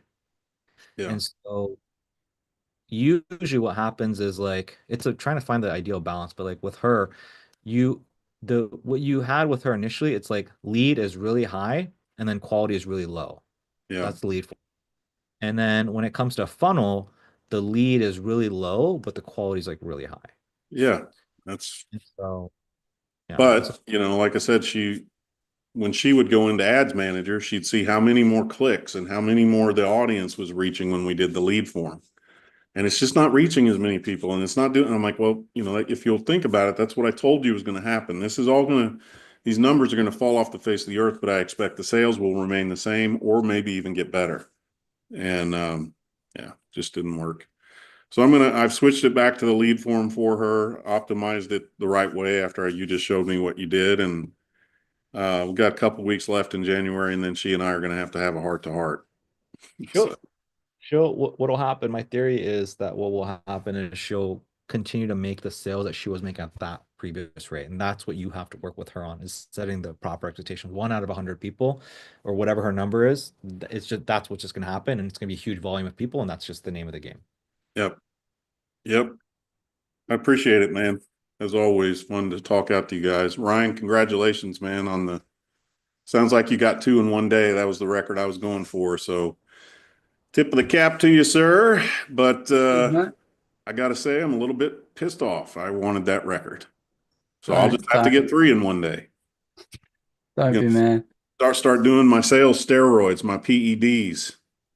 You're way ahead of me in the ball game, bro. So don't. I mean, not now. I've only got 3 sales. You got 2. We're getting close. I'm going to have to start taking, what is that people take with ADHD that keeps them up all night and they're just like, I can't think of the drug, but Adderall. I'm going to have to go get me some Adderall off the streets and call people all night long. I am having a meeting tomorrow at 1:00 with my friend, and I'm going to go over with him, Kaushik, your idea of, scraping and trying to call and email outside of our immediate area. So that might be my PEDs that'll push me over the top, give me like 5-6 sales in one day. And you'll be like, Jeremy, I just have to have you in my team. Like, Kaushik, I don't know. I'm getting calls from other agencies. I'll consider it. By the way, man, I think I've seen I'll bet you $10 I could pull up Facebook on my phone and see your ad within a minute. The one where you're really slowly looking up at the camera, like, look how good I look. That's so funny. Yeah, I don't know. I every time I see it, I'm like, get past that. I don't want it. I don't want it to run for 3 seconds. I don't want you to get the charge for it. So I tried one time to tell it to quit showing me that ad because it's. Don't do that. That'll mess up. That'll make my results worse. Okay, I'll just keep liking it then. Yeah, I'll just write, my God, what a sexy man. Can you imagine working at this guy? Holy cow. You need some ladies in this group. Just be like, this guy's a stud muffin, and I'm working with a bunch of weight loss. Tell you what I'm going to do is I'm going to do the AI face replacement. I'm going to do a bunch of celebrity endorsements on it. I'm cool. First one I'll do is Trump. He helped me win the election so strongly. Believe me, this guy is so good. I said, Kaushik, I need to win. Kaushik's like, how many votes do you need? I said, 1 million. Kaushik got me 4. So good, so strongly. if you dropped a testimony like that, we should just do it. I'd be curious what that I think it would actually work very well. I think it would have like It'd really be high good if engagement. if you were okay with running something humorous, you know. Dude, I am so down with that. I love that. I try to tell people all the time, are you okay with running a humorous ad? Nah, I'm like, think about it. When you watch the Super Bowl, what are the ads everybody talks about the day after and for months after and weeks after? The best commercial I've ever seen in my life was on the Super Bowl when you guys may be all too young, but you can look it up on YouTube. It's when I can't remember who it is, but he's sitting like in Central Park. There's snow everywhere. He's got his girl with him, and they're sitting in a horse carriage with a horse right in front of them. It's a Bud Light commercial, and he's getting all these things out, and she's talking about how romantic it is and everything, and he goes, one more thing, let me light this candle. And as he's lighting the candle, the horse farts and like blows the flame back on them in the horse carriage, and it comes back to them, and they're just cooked. It's the best commercial I've ever seen in my life. Had nothing to do with Bud Light. And even to this day, if I watch that, I laugh. And I try to talk to people all the time. Humor, the things you talk about on Super Bowl Monday, the following day, are the ones that made you cry and the ones that made you laugh. Those are the two. So nobody wants to listen. Hey, if you're gonna record all those ads, and I mean, if I could do impersonations like you might want to record an ad with like a hook with one of those. All seriousness. Yeah, I would. You're having a hard time getting your muscles up to all of these customers because you're such a wuss. You're such a girly man, and your med spa is drying up. Then this is what you have to do. Yeah. Yeah, I think there's a healthy balance between like, I think it's the hook. I'm being She goes back to coaching. serious. I'm like doing Arnold Schwarzenegger. He's like, I'd like to reflect on that. I think what you could do. So serious, because I'll see funny things all the time, and like I see it's fun, but I don't take it seriously. Like my energy, you have to have a certain energy when you see an ad. It's like I'm in pain, and I want to make a change. It's like if it's just too funny, I'm just like I don't know. Maybe it's just me personally, but I feel like if you have a really good hook and then you do it, but then you have like a transition where like, guys, in all seriousness, and then you get into your thing. I think that actually would work really well. Yeah, yeah. Well, maybe we'll try to do it someday when I'm done fishing out all the pockets. But yeah, I'm not gonna lie. I have been tempted to put comments and videos on your video. Just do it. The one I thought about putting was, my God, did you see how sexy that man looked in slow motion? And I was just going to leave it on there until you saw it. And then you could delete it and be like, what? So, yeah.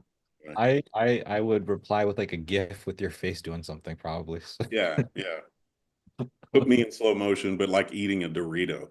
So, yeah. There you go. All right, guys. Well, have a good night. Ryan, congratulations again, man. I'm very happy for you. Knew you could do it. Getting somewhere. Mason, my friend, I don't know if you were, sorry. My friend, when I first started talking about people who I might be able to market this to, I have a friend who has a gym in Lee Summit.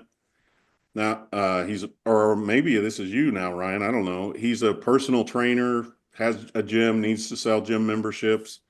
Is that one of you guys? Because he wants to do it. And he's asking me to, but I don't know how to do gyms. So anybody want a referral? Mason used to do gyms. I don't know. can just give it to you, Jeremy. Yeah. Yeah. There you go. Why don't you do it? Well, I mean, I'm trying to figure out how to get results. And I told him, hey man, I've been doing this for a while. I've got 3 clients, but I'm not yet getting them results. I'm not sure. I don't want to waste your money. You're my friend, trying to figure out how to get you results. He may be okay with that, but I wouldn't feel good about it. So I didn't know, like Ryan, if that's where you. Is it just a gym, or is it like a personal trainer gym? He's both. So okay. My thing would be he's probably wanting to do some personal training ads as well as gym memberships. So, dude, this would be so easy. Yes, you should definitely do this, guy. I'll help you. Okay. Well, he's coming over to pick up. He has something here in my office. He's coming up to pick it up tomorrow, and said, let's talk about it anyway. I'm like, let me talk to the guys tonight. I might have some people I can refer you to. So, Yeah, but if I, in all seriousness, here's it, if again, boring cushy coming in, right? So I I would that was say just that. a joke, man. You're good.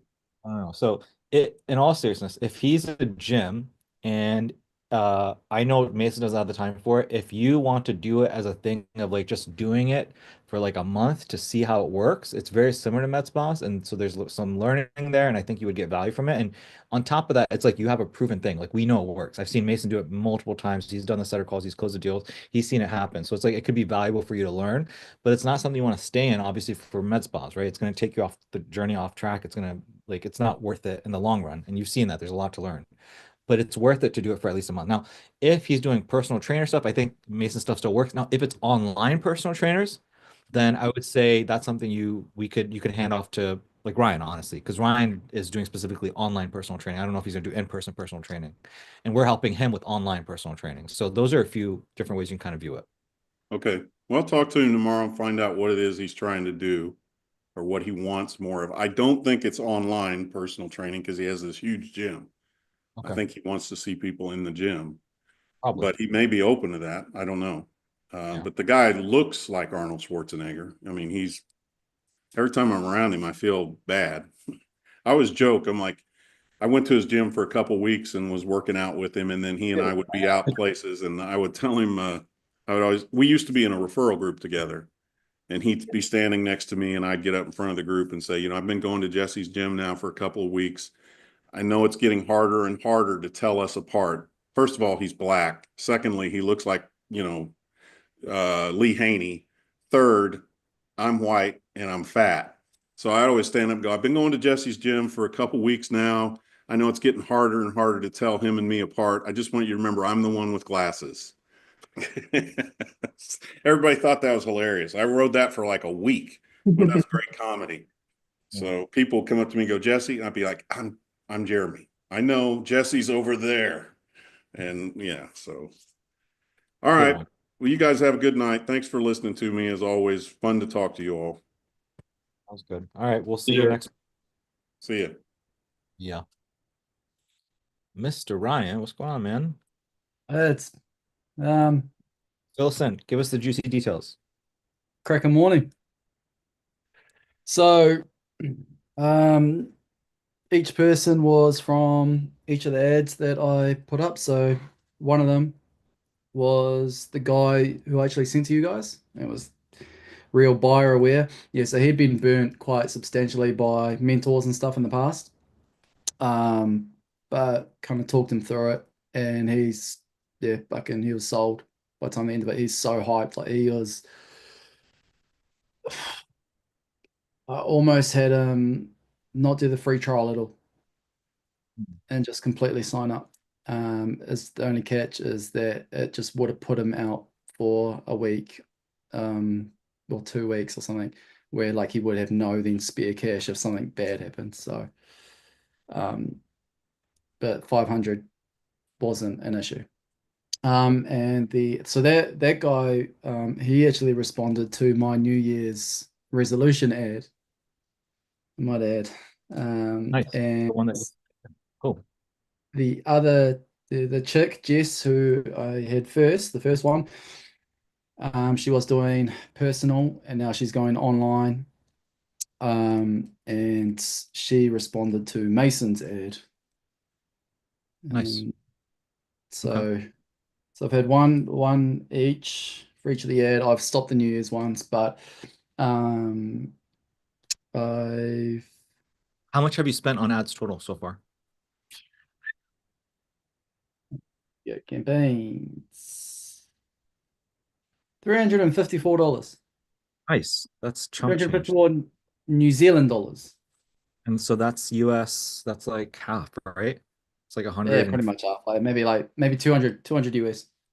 Okay, wow. Holy cow. So $200. So your cost per acquisition is about $100, yeah? 100 US dollars is like cost per trial.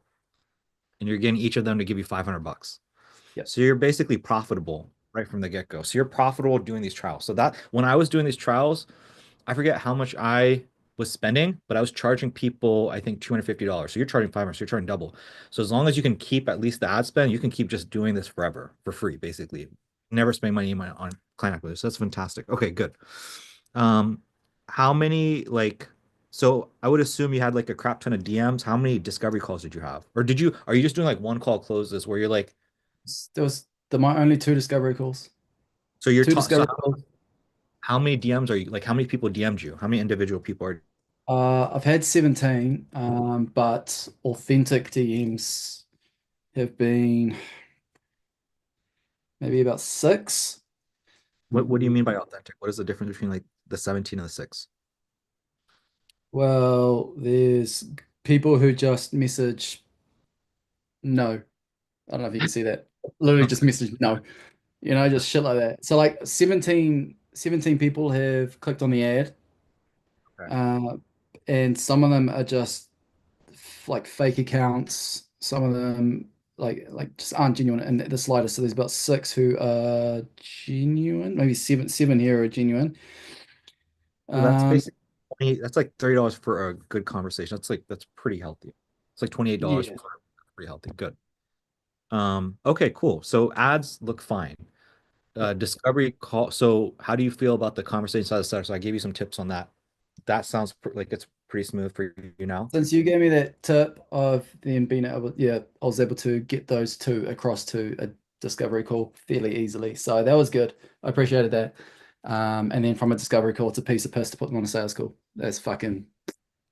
So are you going from a discovery call and then you're pushing that to another call? So you're doing 2 calls, or are you doing 1 call where you do all this stuff?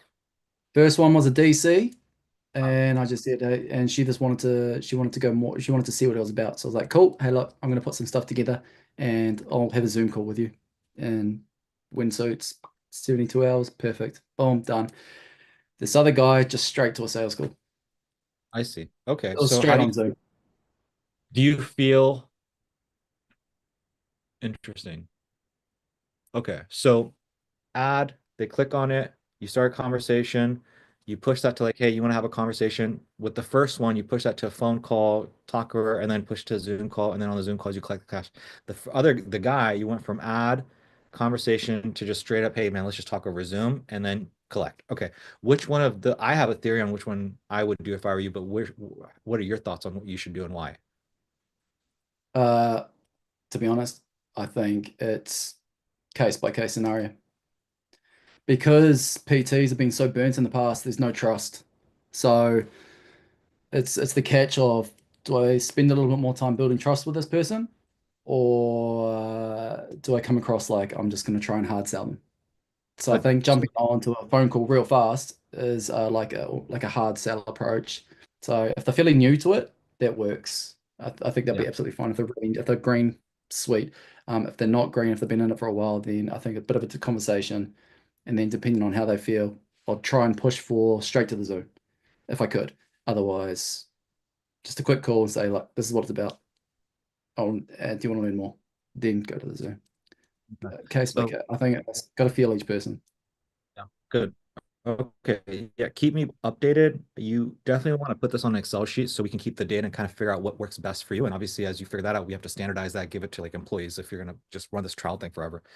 And if we don't do like a different kind of funnel. That being said, what traditionally like personal trainers are doing, did I go over that with you? Like what they're traditionally doing? So what they're doing is they're basically doing the ad, they're doing the conversation, and then again, you can ask Mason because Mason's going to know this more than I do. But from what he shared with me, you're selling the phone call, and you're doing it right then and there. It's like, hey man, I think I can help you out. And if it feels right, you do the call right then and there. It's like, hey bro, are you available? Like, dude, I got like 5 minutes. I got like 10 minutes. I'm like hopping on whatever. You available? They say yeah, and then you do the phone call, and then from there you sell them on doing the sales call, and then on the sales call you do a face to face. So it is a 2 call close, and they do it that way by design. They don't do it like I'll kind of feel it out. They do it that way specifically by design. You can ask Mason. That's been one of the biggest things for them to increase the show up rate to the sales call, because what they were doing is they were like setting, and then they would like send a link. People wouldn't fill it out, or they would fill out. They wouldn't show up to the sales call. Now they have like 100% success rate in terms of sales call. It's because of the 2-step. But I'll let Mason talk on that more. Mason, am I missing any details or? No, not necessarily. I think another thing is the survey form, but because you're just going to be running ads, Ryan, you could also put that in there as well, just to see if people fill out that survey, Kushik, so then they can call those people too. So are you saying the survey is before the discovery call or is it before the sale? Yeah, it's before the discovery It call. doesn't matter. So what I'm saying is if you take that survey and you put it for the link in the bio, they can fill that out and then you can take it as a discovery call if they don't book a direct sales call. So it goes from survey to calendar. If they don't fill out the calendar, that's your sales call calendar. If they fill out the first form, then that's a discovery call to get them to the sales call.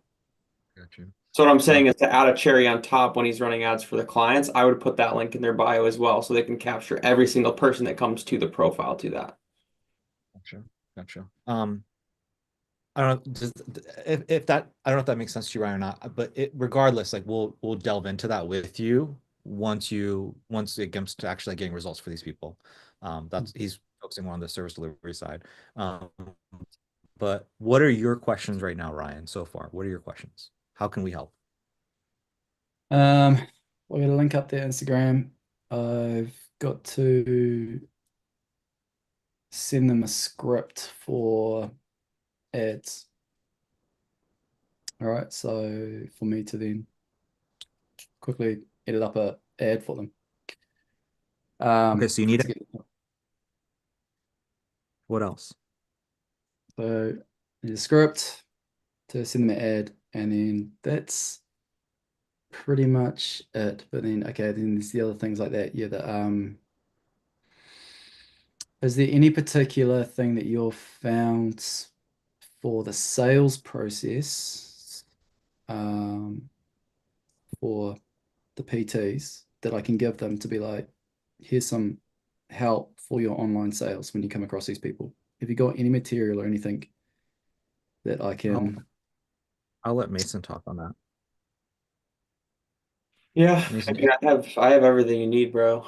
I honestly just gave him a sales call script. I got everything. Bro, dude, any question that you have, I have an answer to. So if you want to give him a sales call script, you can do that. If you want to give him a discovery call script, I'm currently working on one right now for myself, so I can get that done, which I plan on doing tomorrow and send that over to you as well. So you can send that to them. Another thing that you're maybe gonna want to note is if you're connecting, are you gonna use Go High Level or are you gonna use ManyChat to like monitor their messages? I hadn't thought about that. I wasn't going to get them into Go High Level until they have signed up Okay. monthly. So you're gonna use ManyChat as long as you have their login information for that. You should be able to link it with ManyChat so you can send messages out of their account. ManyChat. Yeah. And then one thing that you'll also want to mention is it's their responsibility to send the first message when a follow comes in. Really quick, before you guys continue, what makes you not want to use Go High Level right now? Like what's brewing in your mind? Signing them up to the free trial. Like I know the benefit of them getting into it, but because the ad is situated around running a free trial and it's potentially only 2 weeks, I want to get them the results into their DMs, and like only I could get them 3 sales calls that I could guide them through to get clients. That's enough to convince them to want to sign up with me. It gives me more trust. And once I've got that trust, it gives me more power to be like, cool, let's do this, because this is going to shoot it across, rather than me saying, hey, invest another $97 every month on top of the $500 ads. Like it's adding up initially. So your plan of action is just sold them on this, whatever they paid. You just need them to trust you enough for that, and then you're going to get them such great results that whenever you do sign them up for the full thing, you're saying, okay, so for us to do this thing the right way, you're going to need all these tools. And at that point, because you have buy-in from them, they're going to be open to spending, getting access to Go High Level. I see what you mean. Okay. Cool. Yeah. And it's purely, Yeah, I'm sorry, Mason. I think it's purely because they're skeptical. Yeah. I would say, do it this way for now. And what I've noticed is this. Here's my theory on you. I don't think you're gonna have any issues with sales. Like if you're already 2 for 2, bro, and what you're telling me, this is gonna be a walk in the park. For most people, for what you're doing, the hard part is like what's easy for you, okay? My experience. And here's what you haven't experienced yet. So for you, you're naturally good at sales, you're naturally good at people. Use that shit, right? Use that shit, do a bunch of these trials. I think you're in a really good place. The thing that you're gonna run into that I saw with Mason and people that do trials is operationally it's complex. Operationally it's difficult. Operationally there's a lot of moving parts. So what we need to do is we need to streamline that. So that's why I'm asking you about Go High Level, because I'm already thinking in advance of like how do we use softwares and tech to like just simplify things for you. That's where my mind was coming at. I only want to do this free trial for 5 individuals. I want to max it there, and then I want to stop that free trial ad, and I'll run an ad that you've sent through. The one that Um, typed up and figured out. Yep. And then that way,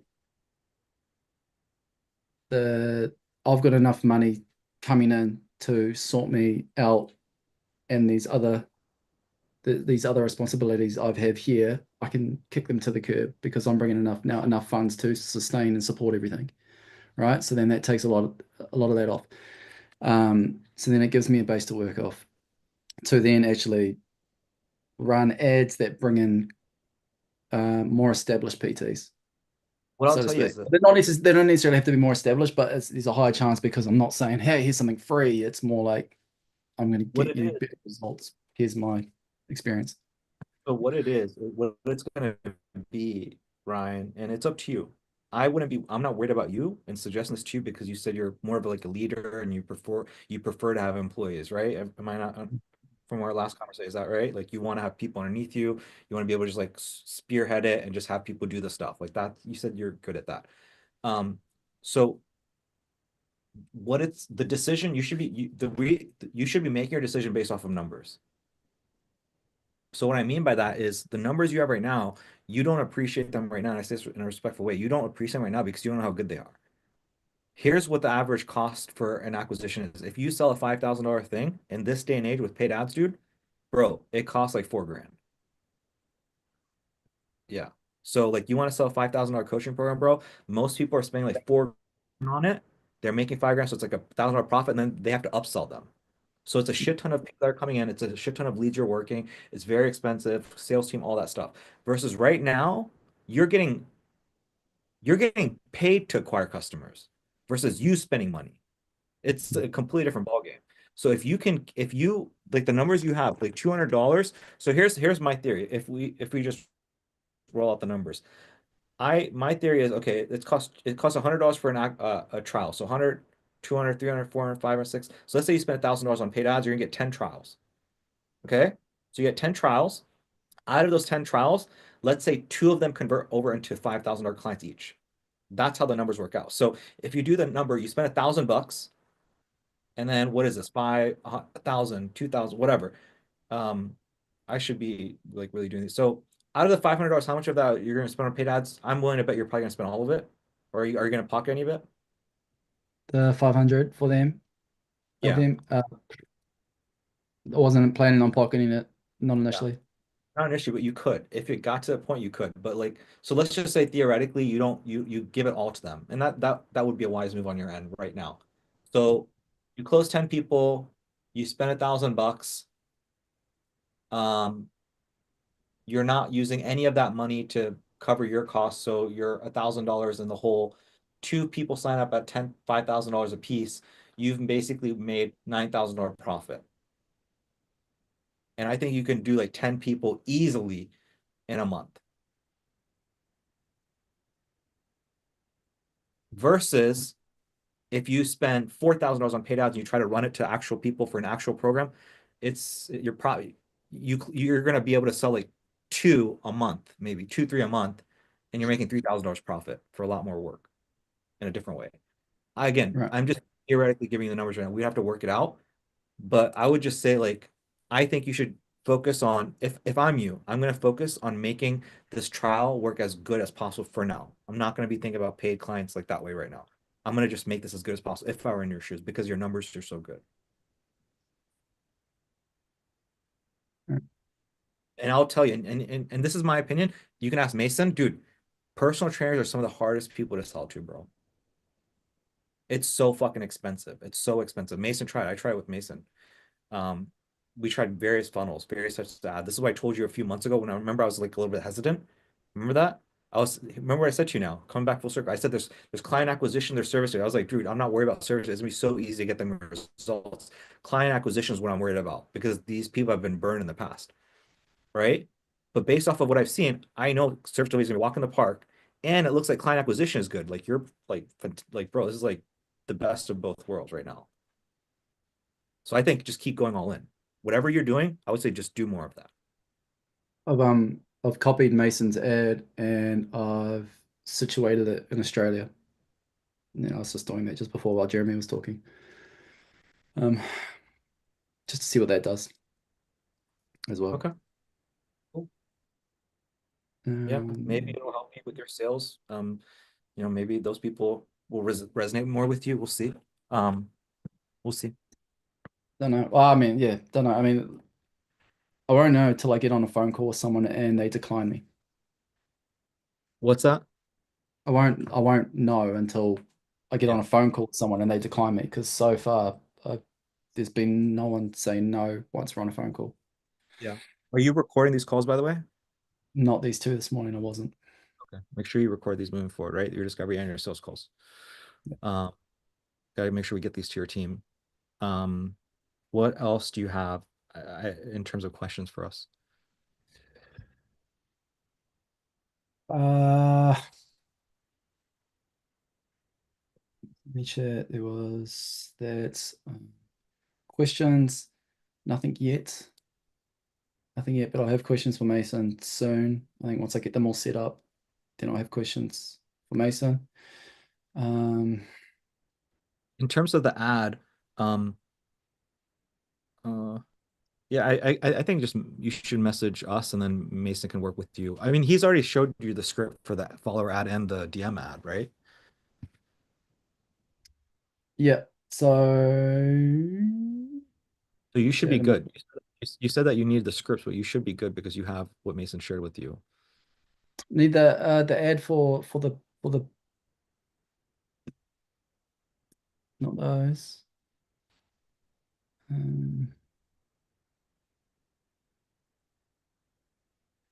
These are the ads for them. So would you say I just need to copy these, Mason, but not specific towards women, specific towards the client PT's niche? Yeah. Yep. Cool. Easy. Piece of piss. That's fine. All right.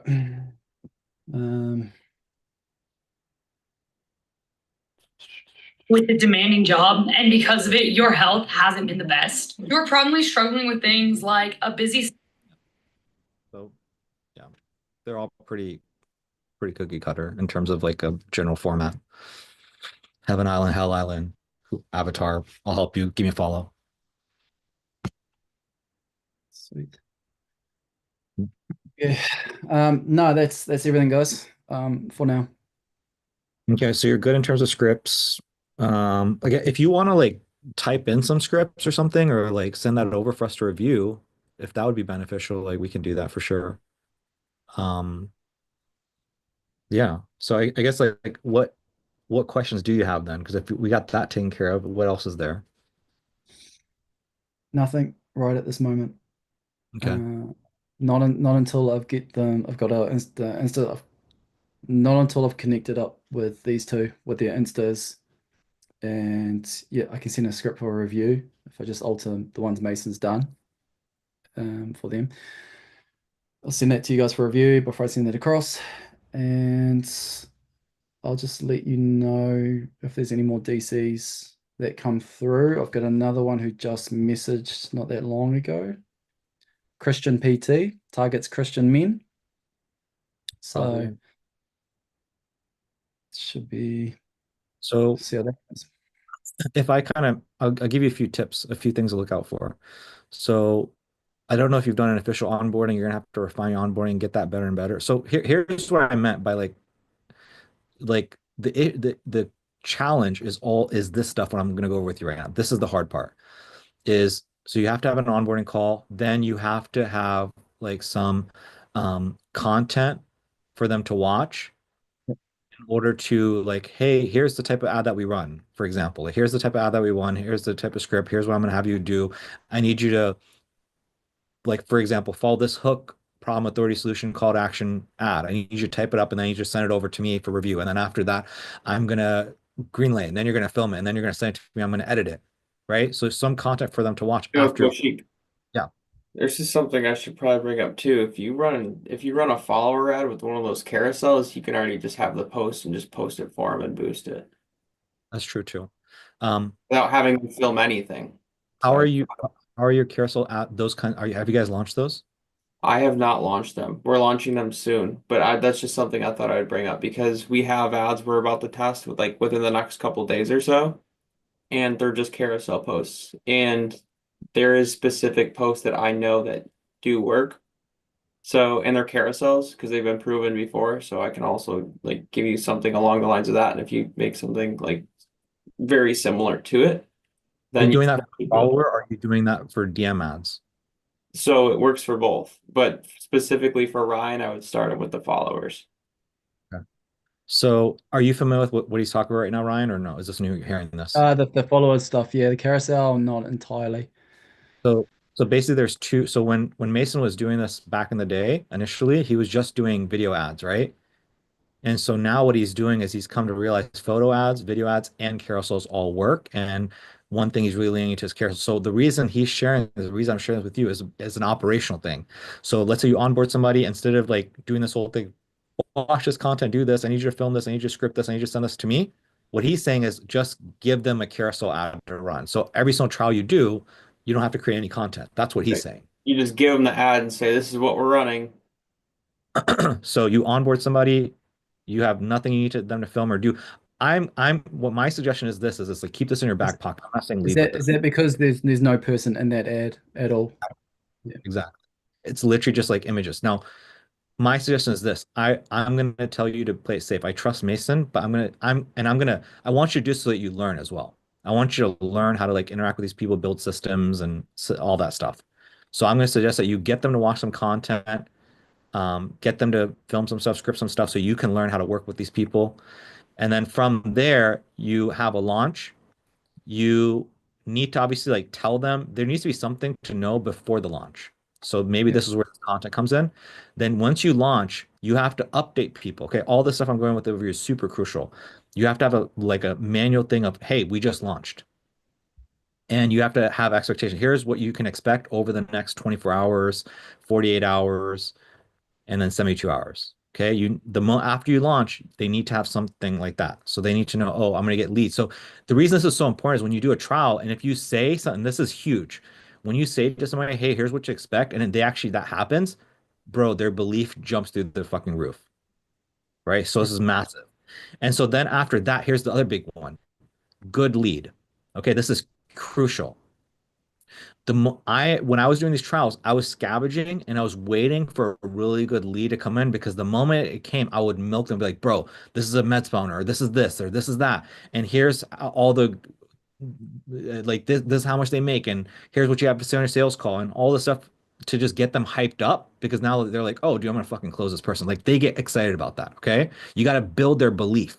So what I mean by that is like, you know how you said like I got 17 leads and some people are like bots, whatever.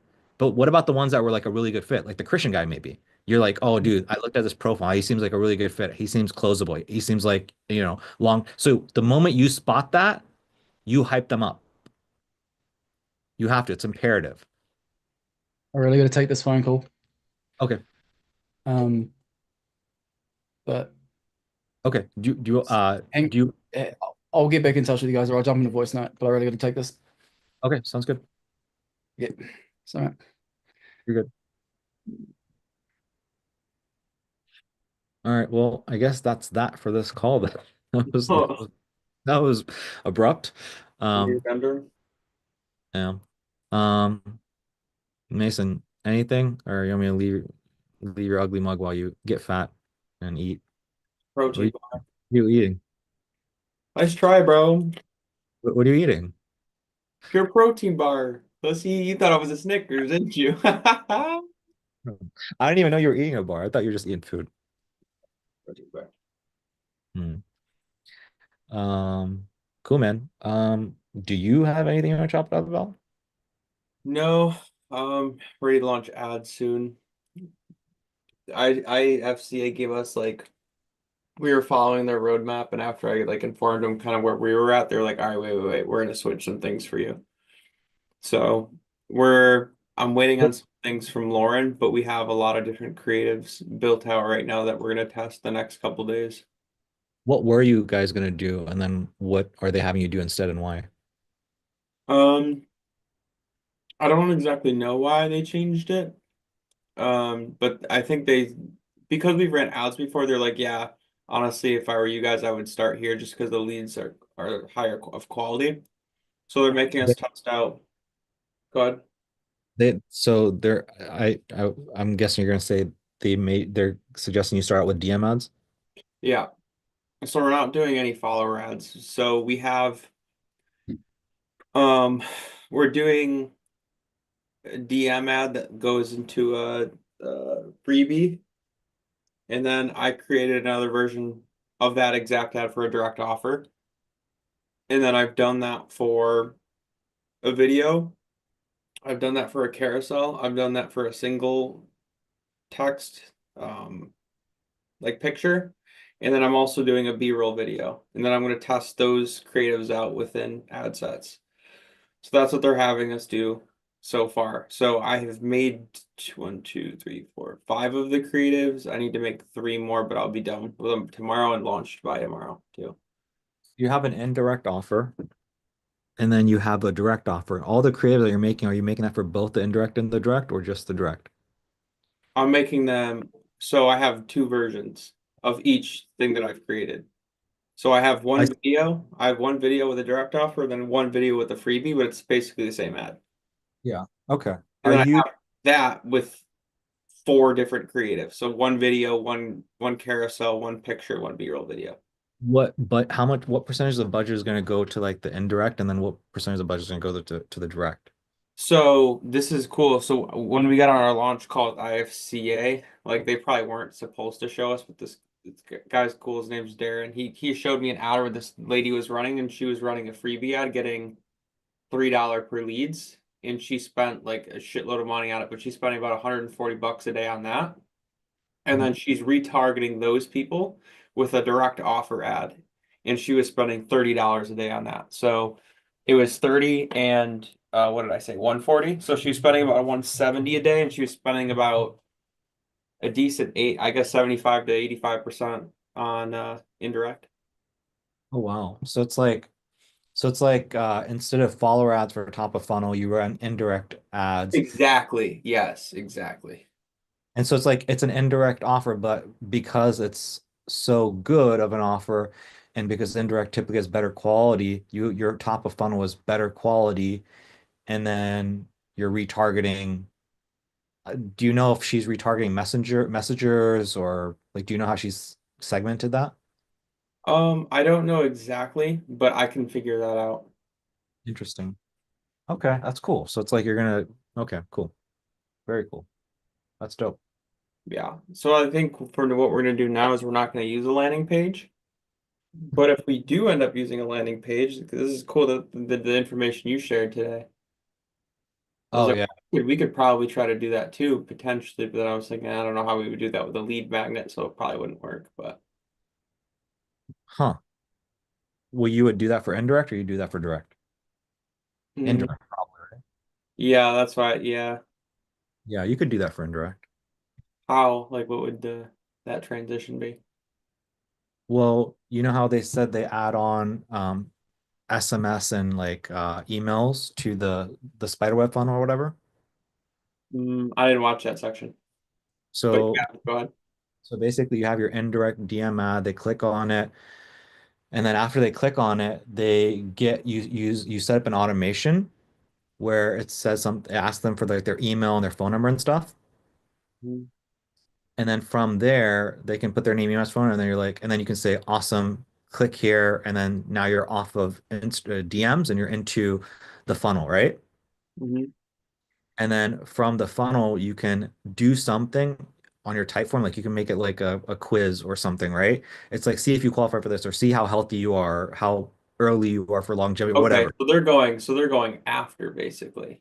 Yeah. So you have them in the Survey DM. comes after. Yeah. And then you get them off social media. They answer that thing and you have some qualifying questions. And then if they go to the wrong place, wrong, you already know, right place, right place. Does that make Mm, sense? yeah, I just don't know how I would do it exactly. Yeah. The only purpose of the spider web funnel is what they were saying within the video was that it's just for the people that don't buy right away. Yeah. Yeah, we've done a pretty decent job of like trying to collect emails and everything. Like I mean, we didn't do the best job ever, but because we never really were collecting emails in the first place, but we have like, like 475 of them that we've collected over time, which Yeah. is nice. So we're like building that with the course community that we have, which we might have like a app for. We're trying to make an app for potentially in the future. But yeah, we have that. And with the freebie, that's probably how we'll get emails as well. And if we're getting them for $3, we spend, 50 a day, that list is gonna grow pretty damn quick. Yeah, for sure. Okay. But we also have we have an appointment setter right now that's because we haven't ran ads, they're just focusing on organic. Is it the same appointment site or is it a different one? I don't know when I updated you last, but probably the same one, I think. You had an appointment setter who you've been working with for a long time. He's in the Philippines and you brought his wife on and Oh, this is okay. So this is a new person then. Yeah. So this how is a did new person. And basically the way that they work is they charge $50 for a booked call. So we're doing the 2 call close right now. yeah. And so far we've closed one deal from them. Yeah. They booked a decent amount. Um, I don't know if it was one or two, but we closed one or two for like a 3,000 or like 3,500 somewhere in there. Yeah. And it came from them, which is cool. How did you find the setter? Like how did you find this person? Because you said that the last setter was like you guys were like thick as thieves, like you guys worked together for a long time or something. Yeah. So this person I knew from Lauren. Lauren introduced us. Okay.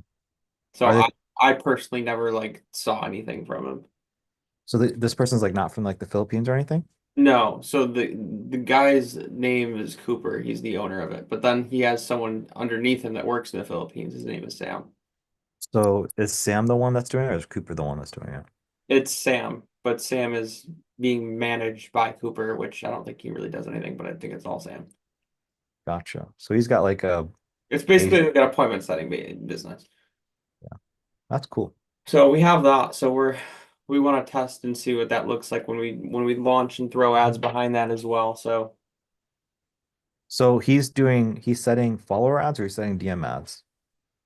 well, because we're gonna run DM ads, he's gonna set DM ads. But because we haven't been running anything, he's been just booking appointments through the earned media that we have. Oh shit. So this dude's like doing organic traffic? Strictly organic, yeah. That's fucking nuts, bro. He's a keeper. Yeah. He's I mean, not all the calls are like super high quality, so we're not like paying for some of them. Still, like I mean, Yeah. organic. But like for example, like I think, let me see. I'll tell you just this month how many is scheduled. It's been 13 days, which is not bad because they're all organic. Yeah. Could be wrong. Maybe it's not that much. Let's see. 1, 2, 3, 4, 5, 6. No, he's booked about 7. Nice. Yeah, And that's throughout the 13 days, he doesn't work on the weekend, so subtract 4 days. So in 9 days, he's booked 7 calls, yeah. which is about a call a day, which is fucking awesome. Yeah. Because if he can do that and I'm paying him like $50 for a book call, dude, like that has to work out. Nice. You know what I'm saying? Yeah. Like if we sell something for 3K and our cost per book call, like that actually shows is 50. And let's say only 50% of like only 25% of those, let's just say make it to a sales call, right? So it's like at least 8, right? 7 or 8 sales calls, you close 25% of that. That's 2. So it's like 6K for 1.5, Yeah. which is definitely worth it. You're not spending any money on ads. Yeah. And only Yeah. half of them that are booked are showing up. You know what I'm saying? You get to talk to him or you don't get to talk to him, Sam? I get to talk to him. Huh. Yeah, he's a fucking keeper, man. Good job. Well, I gave him a lot of the IFCA scripts too, and they're really fucking good, to be honest. Yeah. But I mean, he's using them, so I can't take that away from him. Yeah. Shit. I mean, some of them are good, some of them are bad quality, but I mean, it's going pretty decent so far. So we got that going on, but I'm excited to launch ads again because if the 2-call, it's gonna be good because if the 2-call close is like working and we're booking calls for super cheap and that conversion rate from discovery call to sales call is good, I can see that really helping us out in terms of like ramping up and being more profitable. But then the only thing I see in the near future is like all the discovery calls I'm taking. All of the what? Discovery calls. You do the discovery calls, right? And then Mhm. Lauren does the sales calls, right? Yeah, Lauren does sales and fulfillment. I do everything else. That's crazy, bro. Like, that's kind of a crazy deal that you got going on. I don't know, but it is what it is. If I were in your shoes, I mean, the thing, I don't know. I mean, you seem happy, so it is what it is, right? Like, as long as it's working for you. Did you die? What do you mean? Oh, I couldn't hear you. I thought you died. Oh no, dude. I'm still here.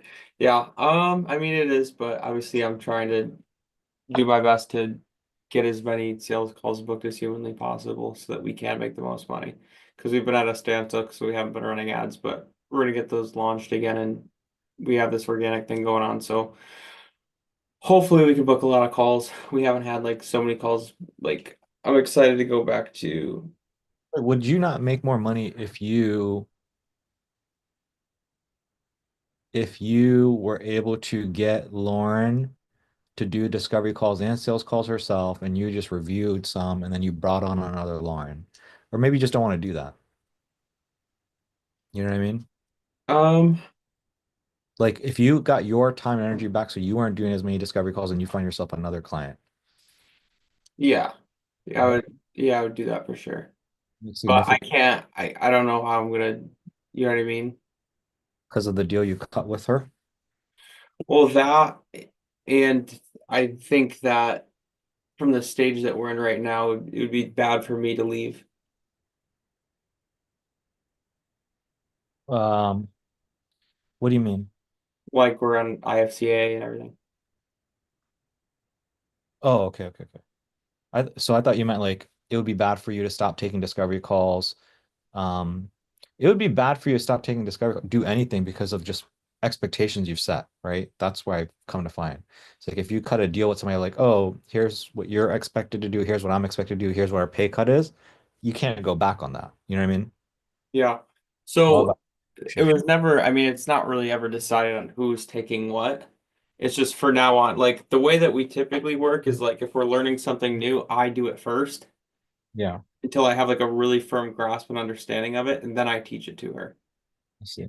So like the deal that like the expectation is like you're gonna figure out the discovery calls and then once that's figured out, like she's responsible for them or you're gonna hire somebody. Is that So yeah, so either she does them or that, or I just continue to do them, which I don't, I mean, I could probably split it with her 50/50, but I still wouldn't want to do like mostly all of them. Unless we were making so much money, it would be absurd for me not to do them. yeah. I would get off of them if possible if I were you, as soon as possible. But like obviously there's like a you guys have to for your new thing that you guys are doing right now, the 2-call close. You have no choice but to do that and figure it out yourself to be Yeah, faster. so it's like we have that, and I have an appointment setter that I'm trying to like. We haven't launched ads yet, so I'm gonna have to manage those guys too. Yeah. Just making sure like, hey, we are doing what we're supposed to do. So I might be setting for a little bit as well, just to make sure that like what I have going on works, so I can teach it to the setters. Yeah. And That then makes if sense. that works, then I'm like, okay, now I can start to get discovery. Like, see what I'm saying? So say that part again. So it's like I'm trying to eliminate one problem at a time. So it's like when we launch ads, I have to make sure the ads work. Okay, the ads are working. Okay, now I have to go into the appointment setting. Okay, now I figured out what works with the appointment setting. Now I have to teach someone and pass that off to them too. And the Right. third thing is like, okay, now I got to take the discovery calls. So let's take as many as I can because I've only taken so many so far, and then I can be able to teach that to someone else. Right. That person, in my opinion, should be Lauren. The sales rep. No, the discovery calls and the sales call should both be Lauren. Yeah, the sales rep, basically. Yeah, yeah. Okay. And so after Lauren is maximized, then if you can get her to train a salesperson, that would be better than you trying to train a salesperson. She would not be able to do that. But here's the thing is like, if you're just thinking about Lauren, cool. I'm talking about like maybe, again, I don't know if you have visions for this, but like if you want to be in a place where you have multiple Laurens, building the skill set of training a Lauren to do that. You know what I mean? Versus if you, I mean, if you sit there and you try to train it, then I mean, either way, you'll be fine. If you learn to train a salesperson, then maybe that'll allow you to train Lauren on how you train a salesperson. You know what I mean? So there's like value in that. Um, you know, I don't know. Yeah, I think when you messaged me earlier, you're like, hey, Kushik, you need to do the sales and this, and I was like, I refuse. You cannot. I do not want the money. Take the money. And so it's like there's like this podcast and like I don't know, maybe you've caught on. It's like I'm just looking for like operators. Like I know this one, I know a few business owners like that. I know a few entrepreneurs where like they're the ones that are in charge of creating the business, putting the money down, figuring out if it's a good model, all that shit, cutting the deal, negotiating, and then they have an operator to run the business. I know a lot of people that do that, and I think that's like an important skill to build. And so that's kind of where I'm coming from when I'm sharing all this stuff with you. So just like thinking about how you can do that in the long term. Yeah, it'd be hard to do it without like multiple Laurens, obviously. Yeah. So, but yeah, I mean, what you got cooking is really good. I like it, dude. I think it sounds fantastic. Yeah, I just need to like I need to give it like another month or two just to see. I think the ads are gonna perform. I like the way that we're booking the calls. I like the scripts that we're using. I like everything. I just want to get to that $20,000-$30,000 like mark so I can take something home and actually be able to use the money to be able to hire like a sales rep if I needed to and stuff along the lines of that. That's what I was getting at. So there's this guy, and I can share you his podcast. The guy is like just insane, but he was saying he creates the businesses, and this is what I was telling you the other day. He creates a bunch of businesses, and his goal is to take home like 15K per month from each of them, and that's it.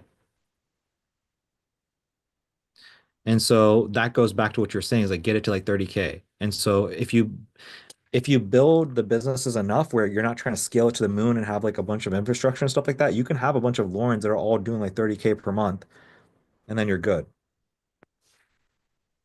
You know what I mean? I'm just trying to get to one as it is. Yeah. You know what I mean? Yeah. It's like I gotta be able to do it.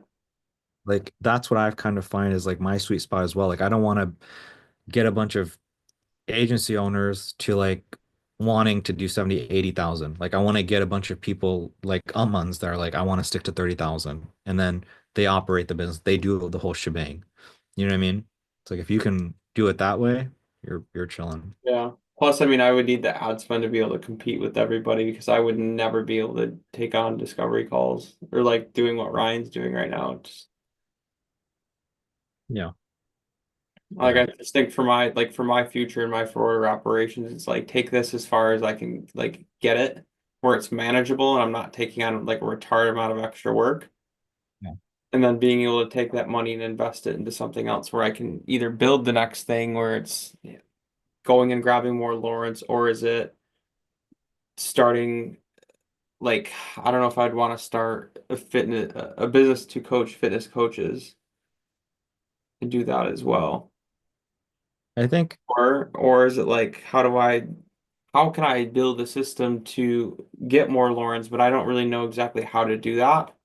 honestly, I it's just do like a fuckload of more trials and shit. It's like I don't want to do that, but at the same time, it's like okay, I can sell my course and everything, but I need to know who the winners are so I can take them to that next level. exactly like if I were in your shoes, literally what I would be doing is I would build it as high as you can build it, which is what you're doing, to a reasonable number. And that's the key, is like to understand like you are in a place where it's like you and then leaders running the business. I'm sorry, it's you and then operators. So it's you, sales rep, setter, coach. That's it. That's your infrastructure. You do not have an infrastructure of you, director, and then people like Jordan and them. Like, don't do that. Just do you, this, scale to like 30K. And as you do it, if I were you, I would be So it's like documenting. don't have a manager of people, just have the direct places. It's like I'm gonna have Mason, I'm gonna have Lauren, I'm gonna have an appointment setter, and then I'm gonna have an assistant coach, and maybe like Exactly. an editor. So it's you, Lauren, uh, Appointment setter. whatever. Yeah, yeah. You have an appointment setter, you have a closer, you have a coach. You have, and yeah, a salesperson, whatever. And that's the infrastructure. You get to 30K per month. And I think with 30K per month, there's like 10K you can take home easily. Yeah, Right? agreed. So do that and document this whole process and everything. That's why I'm telling, like, that's where I agree with you of like, you're doing these discovery calls, you're doing train the setter, you need to be like, So there's I'm beauty. seeing it. I'm seeing it, right. So you do that. And then the goal is now you're going to get yourself another loin. The way you're going to do that is the skill that you're missing is what Ryan is really good at. Right? Like he's really good at that. But like he's not necessarily like we don't know how good he's gonna when I say good at, I'm talking about just like talking to people and closing deals. Obviously you're good at talking to people, but like he's just like a natural salesperson, right? But how good is he going to be at running the trials? I don't know, because that's going to require operational, like how good you are at operations. So if I was you, I would do the thing with Lauren, and then you're making enough money where you can just do trials, and maybe you have the 10K that you have coming in per month, you can spend some money to do these trials more efficiently. Mm. And so now if you have now imagine you have like so you do that for a little while, you're going to be in that phase. Now imagine you have like four Laurens. You have Lauren 1, Lauren 2, Lauren 3, Lauren 4. Now you can hire a director to manage all of them. Okay, I see what you're saying. So step one, build it up with Lawrence. Step two, do the trial, get more Lawrence, go into grunt mode. Once you have those, you're gonna be in between a rock and a hard place building those 3, 4 Lawrence out. Once you have enough and you say, fuck it, that's enough stress for me. Now you hire one person to manage all of them. How would I find that person? That's a good question. That's gonna be your expensive 6-figure hire. I see. It's like hiring someone to just do it for me and manage it like someone would run and manage properties. But You you find gotta pay them good enough because that's how good they are. And so you're running the business completely different than Jordan Duggar and those people were like they have a bunch of those people And I versus just you have have one. person. You have that one $60,000 per year person. Everybody else is like the reason I like that is like Lauren doesn't cost you money. This Lauren doesn't cost you that Lauren. Nobody costs you money. Versus the reason I don't like Jordan stuff and those things is like you have like a fucking $70,000 not 70 let's say theoretically they're spending $40,000 a month on payroll. Yeah. So that means that unless you make 40,000 a month, you're like losing money. And a lot of these businesses are that way. If Right. Yeah. if I look at my business, for example, I got an Aman, I got like, let's say multiple people. Aman doesn't cost me any money to run him as an employee. He just straight up makes money. He never costs me money. And so likewise, if you have a Lauren and another Lauren, these people don't fucking cost you any money. And you have a team of like 40 people, if you think about it like that way. You just have one person that costs you money at the very top. Yeah. So what we're like I created this calculator too, which I thought was kind of cool to kind of predict what we can shoot for in terms of revenue. So if we spend 5K on ads and our cost per like discovery call, right? Let's say is like $75, which I think is pretty reasonable. And the show rate, let's say, is like, so far it's pretty good. So I'll say like 70%. And then let's say I take 60% of the sales calls. I close 30% of those. It'll tell me exactly what everything will look like. And I can add it like a setter fee, like 7.5%. And then it will give me, basically I spent 5,000 to make 25, and now I know what my 50-50 split is. So that's how I can make 10K per month. I just have to spend 5K on ads, book this amount of discovery calls, book this amount of sales calls, close this amount of deals. Yeah. So I thought that was kind of cool. That's pretty cool. Yeah, really like help simplify it. Yeah. And I So that's think what we're trying to do. and the thing that people get fucked up is they think that and you can do that up until the 30,000, right? And then where people get fucked up is they try to have like these directors and all these people, and that's where the numbers get fucked up and people don't know how to calculate it. And now they're like stressing out making 200,000 a month and then like loot like walking with like 5,000 or profit. Mhm. Like do this to 30,000, you're gonna be good. What do you mean do this to 30,000? What we just talked about, which is like these numbers, what the way you're calculating the numbers, it makes sense at that level where you have one setter, one closer, one loan, whatever. It stops working when you have like directors above them. That's when the numbers get fucked up. Yeah, but I'm not going to do that. That's what I'm saying. As Oh. long as you don't, what I'm saying is that's where most businesses go wrong. They get fucked up.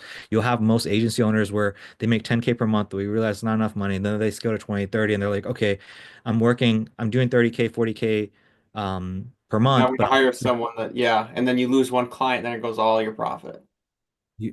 so how you get to 30, 40K, but then now you start hiring people, and then now you have a director that's working, and now you're like, okay, I'm at 70, 80,000 per month, and I'm walking away with like 2K, 5K, 10K, 5K profit. Funky at that level. 30K is like the sweet spot. This is why, like what you see in front of you is why people keep saying 30, 40K is like the sweet spot. Yeah, that's what I'm shooting for. And I think as soon as I hit that number, as soon as I break 30, I'm just gonna take all the information and go find more Laurens. There you go. Boom. Exactly. Yeah, because if I can do that, then it's like, okay, I have this 10K coming in every month. If I can scale it even higher, like why wouldn't I? And kind of make that like my focus, like for what I'm like, this is what I mean. So,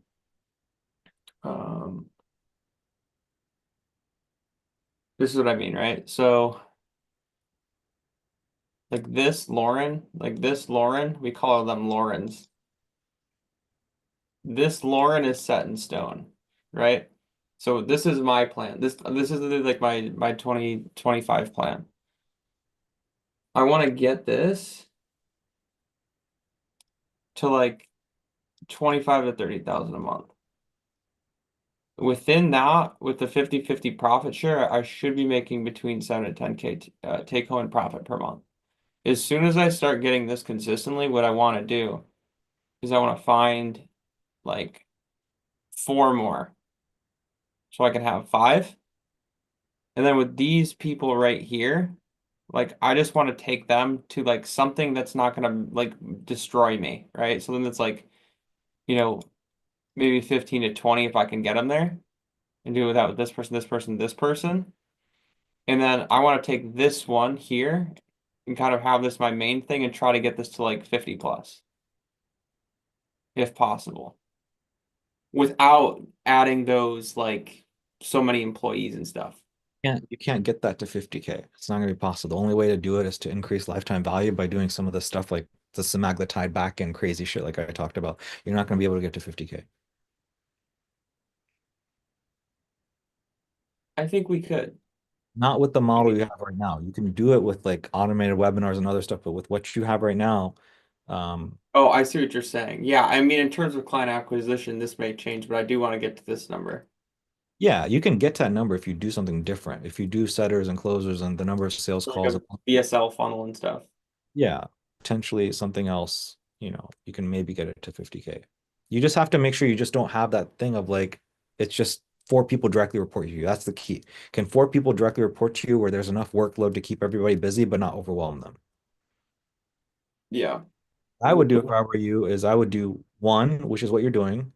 And then I would do 2, 3, 4. So one, which is Lauren, and then I would get 2, 3, 4. If you're there, now look, you're at basically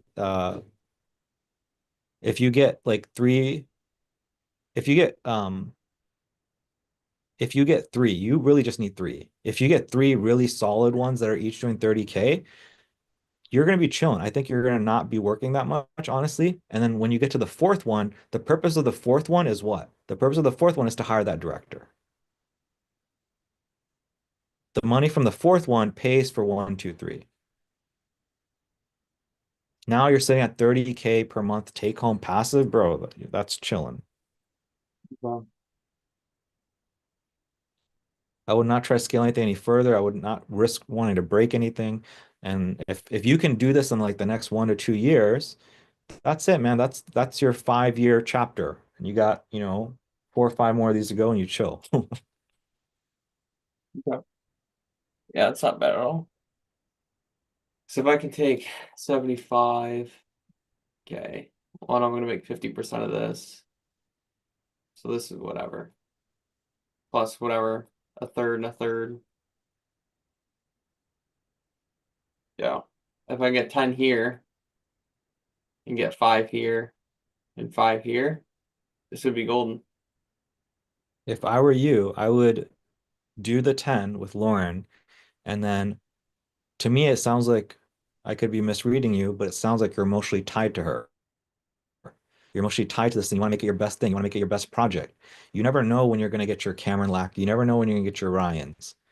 So I would not view it that way. I would say 10, I would say 30 is my baseline. And then 2, 3, 4, I'm not moving on until they each hit 30. If they don't hit 30, I cut them.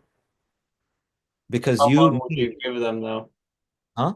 How long would you give them? I don't know what that's going to be for you. I don't know what that criteria. Like, for example, I look at somebody like Riviera, I look at somebody like Jorge, and I just gave him like free opportunities. And now I'm like, fuck, it's I'm doing it because I'm learning shit. But like if I was like crying for money and if I was really stressed, I would cut those guys like immediately. So you're gonna figure that out. So the phase you're at with Lauren, here's the thing. The reason it's good that you're doing the discovery calls, the reason you're doing this, again, I don't like it from a perspective of like, oh, it's got to be fair. I like it from the perspective of you're building skills because you're going to figure out how long it's going to take you. So it's going to take you. Like right now, you've been working with Lauren for like, I don't know, a year. So Yeah. it's going to be like a year and a half. Like, let's assume that the rest of the 30, 50% of the year, because you have everything for IFCA. Okay, awesome.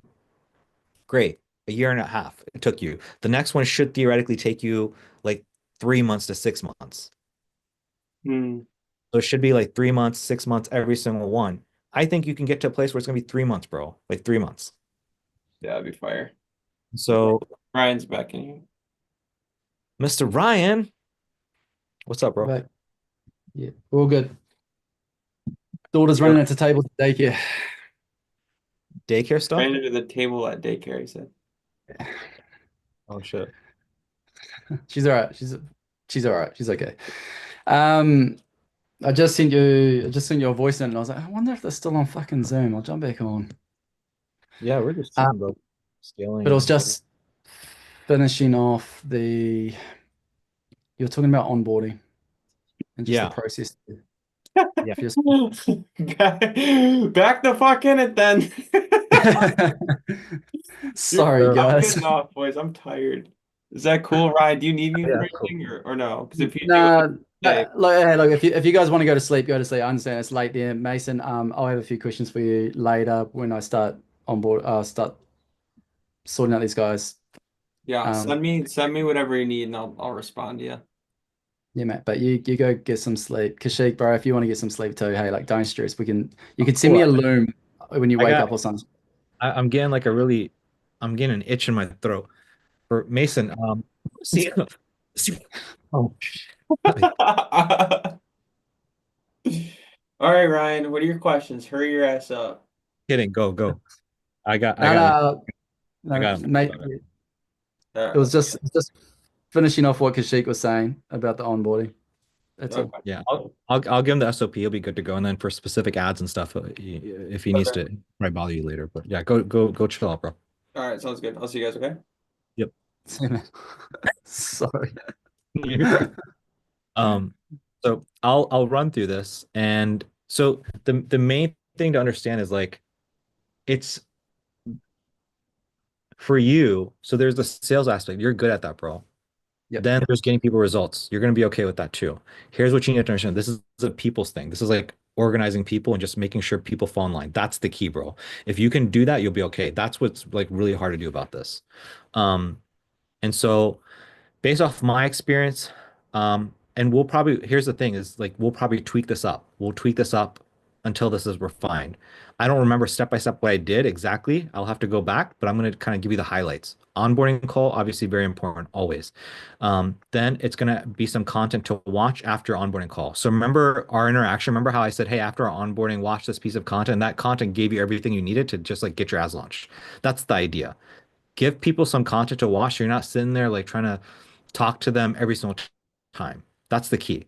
Just give them some content they can watch so that they give you everything you need to that. So I would say like get everything in terms of ads that you need. And then have like a place within the content for like the setter calls and the sales calls. So the sales calls and the discovery calls. You can get that from Mason, but they need to have some kind of training, like a portal. But one piece of core content to do the next thing. What else was I saying? So, you know, before ads launch, you need to notify them and they need to have some kind of like expectations of like what's going to happen. So here's what's going to happen within 24 hours. Here's what's going to happen within 48 hours and so on and so forth. And then the next thing was like when you have a really good lead. So this is where we left off. Is when you have like a really, really good lead, you need to hype them up, bro. You need to hype them up. They need to believe with all their might, like, oh my God, I'm going to close it. I'm going to make so much money. Right? Like, how did you feel? Right? The reason you sent me a message today is like, bro, I see the opportunity. I see what's happening right now. If I don't like work with you and Mason, figure this shit out, like, bro, I'm like literally losing thousands of dollars. That's the same feeling here. You have to create this feeling on them. It's key. And then you have to like keep giving them support. And so what I think I would do if I were you, if you can make this happen, okay, this is the part I didn't do. I don't know how long you're gonna do a trial, but I would do something where like they have to show up on Mondays. And you're just doing sales training, you're just fucking helping all these guys in a group setting. And you're doing the kind of stuff I was doing, like sending the voice note. You said that voice note really helped you. You're doing shit like that. Okay. And then like before the sales call, you're gonna have like an official sales call. Maybe. I don't know how things are gonna work out with you. But you're gonna tell them like, okay, here's what happened. Here's what happened. Here's the pros, cons. Here's basically what's next. So you're reminding them of all the success they had. You're reminding them like, yo, here's all the success you had. Here's all the cool shit you did. Here's basically what's gonna happen next. Okay. And you're gonna see that in my video to you, my 3-month video to you. You're gonna see the exact same thing. Here's all the cool shit we did, and here's all the cool shit we have to do next. And so what's gonna happen is like, okay, I can see that what Kaushik said did occur, and then I can logically see how this is gonna happen next. And so what's gonna happen is just it becomes common sense of like, okay, well, I want that next thing. And because of all the evidence and everything you've given them, it's like maybe you help them close 1 or 2 deals within the trial. So when you say to them, hey, so we helped you close 2 deals, maybe the guy that you had a conversation with, his goal is to get to 10K per month. Let's just say theoretically. Here's when we're going to get to 10K. So right now, the very first month, we already did $1,000. Here's what we need to do for ramp up for ad spend. And here's what we need to do next month to get you that 10K goal. So no, again, he sees it. And then you have your sales call. And this is when you're going to close them on the actual thing. Now, I know some people, by the way, where this step, they avoid it. This is not something I did, but some people avoid it. And how they do that is, again, they just like text them like, yo, bro, like it's very casual because you built such a good relationship with them during the trial. You're like, yo, bro, so that pretty much wraps it up.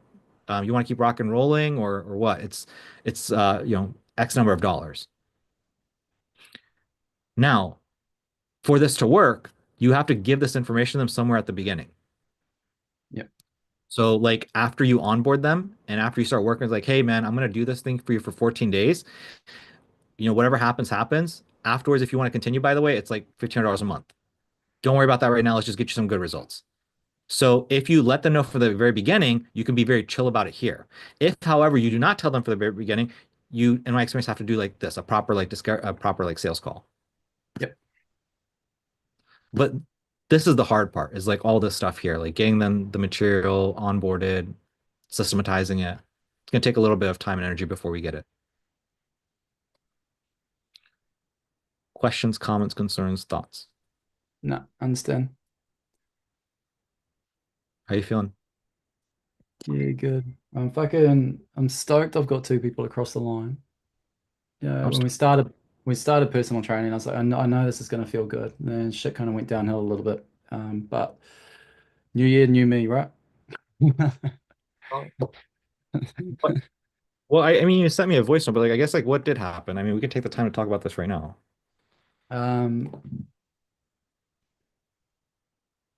Yeah, so obviously there was the part where I got swamped with everything else in my life going on, which turned to shit, and I told you about, and you said, stop cutting Give me me the- out. I need education. Yeah, That's give the me. first. Let's do it in terms of time frame because I want to understand because I felt really fucking lost with you, bro. It's like we were super chill, and then what happened? Walk me through it so I understand what happened in your life and the time, like the time period, if you can. If that would be very helpful for me. Fuck, Jesus. Okay. So we started off sweet, decided we're gonna go on mortgage brokers. We started cracking into that, and then from there, I got swamped with everything else in my life, and I needed to prioritize the things that were bringing in money and the things I needed to keep bringing in money because they were sustaining our life during this time. So they kind of had to What be were like, I the- couldn't cut them what out, were right? what were those things and how much were you making from them? So, well, there's the media production company. I couldn't even tell you, man. Like, so there's my family's bike shop, which gives me like $850 a week. There's Key Media, the media production company, which was so off and on until right at the very end, right till fucking December, where everyone was just like, "We need shit done before Christmas. Can you do it?" And I was like, "Yep," because money. And then there's the social media I was doing for Coast to Coast, which is the ultra endurance multi-sport race. How much did you make from your key media, and then how much did you make from coast to coast? Like each of those months, November, December, January. So Like, Coast to Coast is only $500 a month, but I can't drop it because I've got a contract up till the end of February because the races start of February, and in January I turn over 2.5K for it, and in February I turn over 2.5K for it. All right, and then after February it kind of cuts off, and there's nothing left to do with it, and I'm just gonna cut it there. so you made Um, 2K per month for 2 months from that. no, this January and February I'm making 2.5K each month, but prior to that, every month I was only doing $500 a month for them, just looking after their social media. 2.5K December and January. Okay, December and January. Okay. And then from key media, how much were you making? Like in November and then December. December, December was 6.5K. November was like 2K. And prior to that, not really much at all, a few $100 here and there. Okay.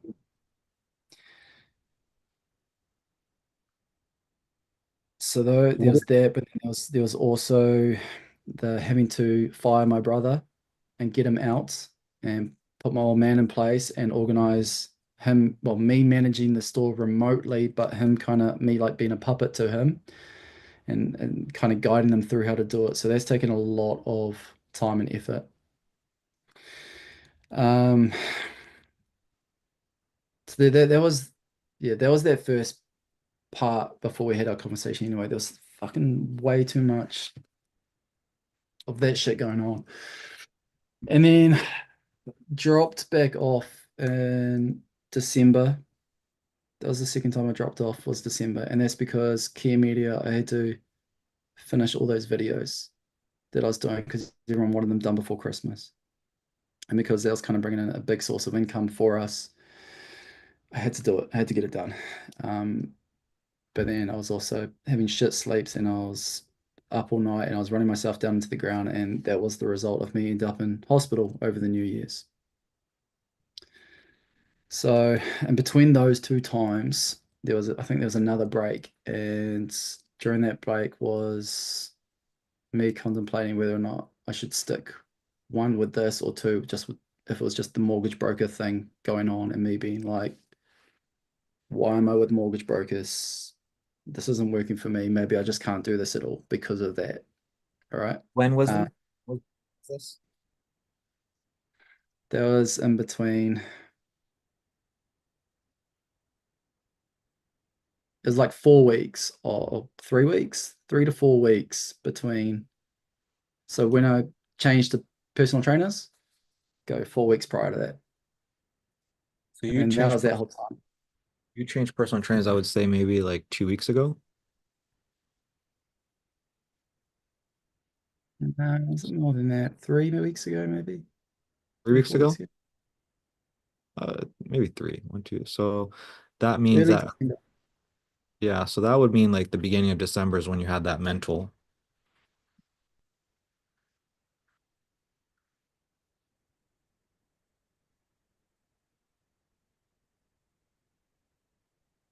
There's Okay. there's a lot of turbulence going on in my life because then that's just the work side of it. And I've also got the 2.5, 3-year-old. And then getting the house ready for my partner's family to stay for 2 weeks over the Christmas break. And there was a lot of contemplations and a lot of doubt going on too. So there was things hitting me from all angles during that time. I was struggling mentally. There's emotional struggles, there's relationship struggles because of the stress, there's financial struggles. There was a lot. And I wasn't able to shut off over that New Year break or have a break. I think there was like, mainly because I ended up in hospital, like I just couldn't shut off, which is probably the reason why I did. Like there was nights, maybe over 3 days, I might have got like 5 to 6 hours of sleep type situation. So it was pretty, yeah, pretty much from taking on when we decided on mortgage brokers through to now she's been in fucking turmoil time. And I hate that the fact that this sounds like excuses too, because I'm like, I understand you're over there and be like, no, you're just making excuses type situation. And I mean, to a point, maybe I am, but at the same time, it's just I haven't been able to cope mentally with it through it. Now, coming into this year, the shop's more settled. I'm not having to look after it as much. Yeah. So that's a fucking massive bonus. My brother's gone and found himself another job. My old man's kind of settled in his position, and it's more just key stuff that I need to be on the phone with about. My partner's had a raise, so there's more income coming in there, which helps. This coast to coast stuff is almost done. We've got 4 weeks left, and then that's pretty much all done, all sorted. I'm feeling a lot better about PTs. I can have discussions with these guys and feel confident. It was easy.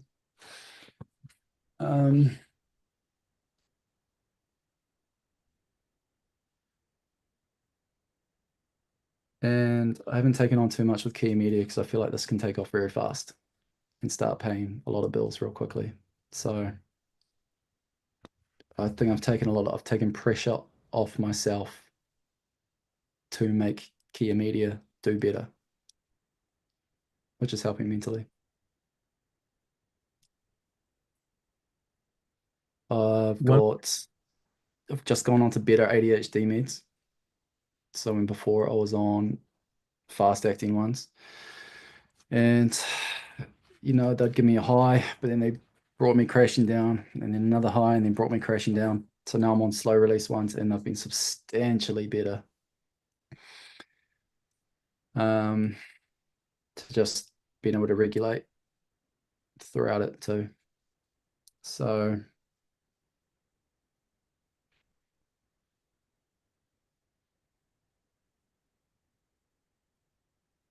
I think there was also a period in there too in the middle, where I think I was embarrassed to come to you and Mason because I hadn't achieved, it's the tasks that you'd set in place as well. So there was like embarrassment. It's like, oh, why do I need to? It's not why do I need to come to you to talk to you, because it's like I haven't even done the last thing I haven't been able to achieve the last thing you've told me. Like I don't want to come to you and be like I haven't done it because it just feels terrible. So I would always wait until I'd achieved it before I came to you for the next thing, which admittedly was definitely a wrong way about it, because you could have said something or changed something which could have changed my mindset, or it could have made it an easier process in what way. I could have broken it down differently. So there's reflection there on that.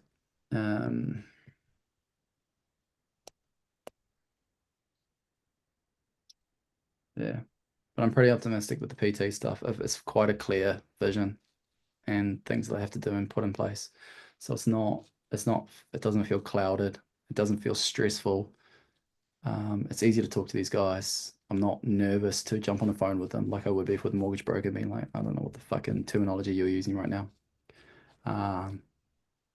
Like I can go into so much depth with these PTs and they just be like, yeah, I know what you're talking about. And it's like, yeah, I know what you're talking about too. Type thing. And you just have to laugh about it. 'Cause you're like, well, people who don't specifically know bodies like we do would have no idea. So it's easier to talk when you're passionate about something.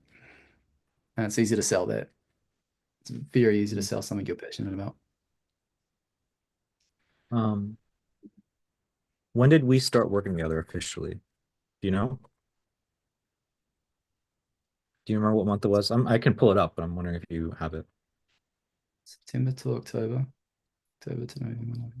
End of September. So end of September. So October, November, Right. and December. Okay, so here's my question to you. Rough estimate is fine, okay? And I would assume the numbers you've been giving me is New Zealand numbers, New Zealand dollars. What I want to know is give me an average estimate of the amount of revenue that was generated. So from the bike shop, from the key media, from coast to coast, on average, if you had to take a minute, because I want to do this exercise for a reason, how much money came in? Not how much was spent, how much came in. Again, I have it written down 800 per week from the bike shop, from the other thing. You got 2.5K that came in December, and then 2.5K for another month, and then $500 a month, and then you have the media, which 6.5K in December, 2.5. If you can give me just a guesstimate. $5,000 a month. So 5,000 a month. So basically about 15K came in, yeah? So 15K came in, and then how much was spent? So food, groceries, overhead, life expenses, how much was spent? All of it. Oh, all of Literally, yeah, all of not over. Hard to put it in place because there's like particular things I've had to buy as well, like other little bits of camera equipment and stuff, or like just random bills have come up. How much would you say went to like camera equipment out of that 15K? If we try to divide it, how about this? That 15K, let's Okay. try and maybe divide in a few different buckets. So there's camera equipment, there's like food, there's emergency things. Okay, so I would say what about like if you go $700 a month, $700 a week, 700 a week is my outgoings to live, to survive. But then on top of that, you've got fuel, you've got food, food, and which is probably 300 a week. So there's $1,000 a week right there. And that's probably what it covered most of it. And then some camera equipment would have been what was left over. Okay. So we're probably doing 4K a month just to live.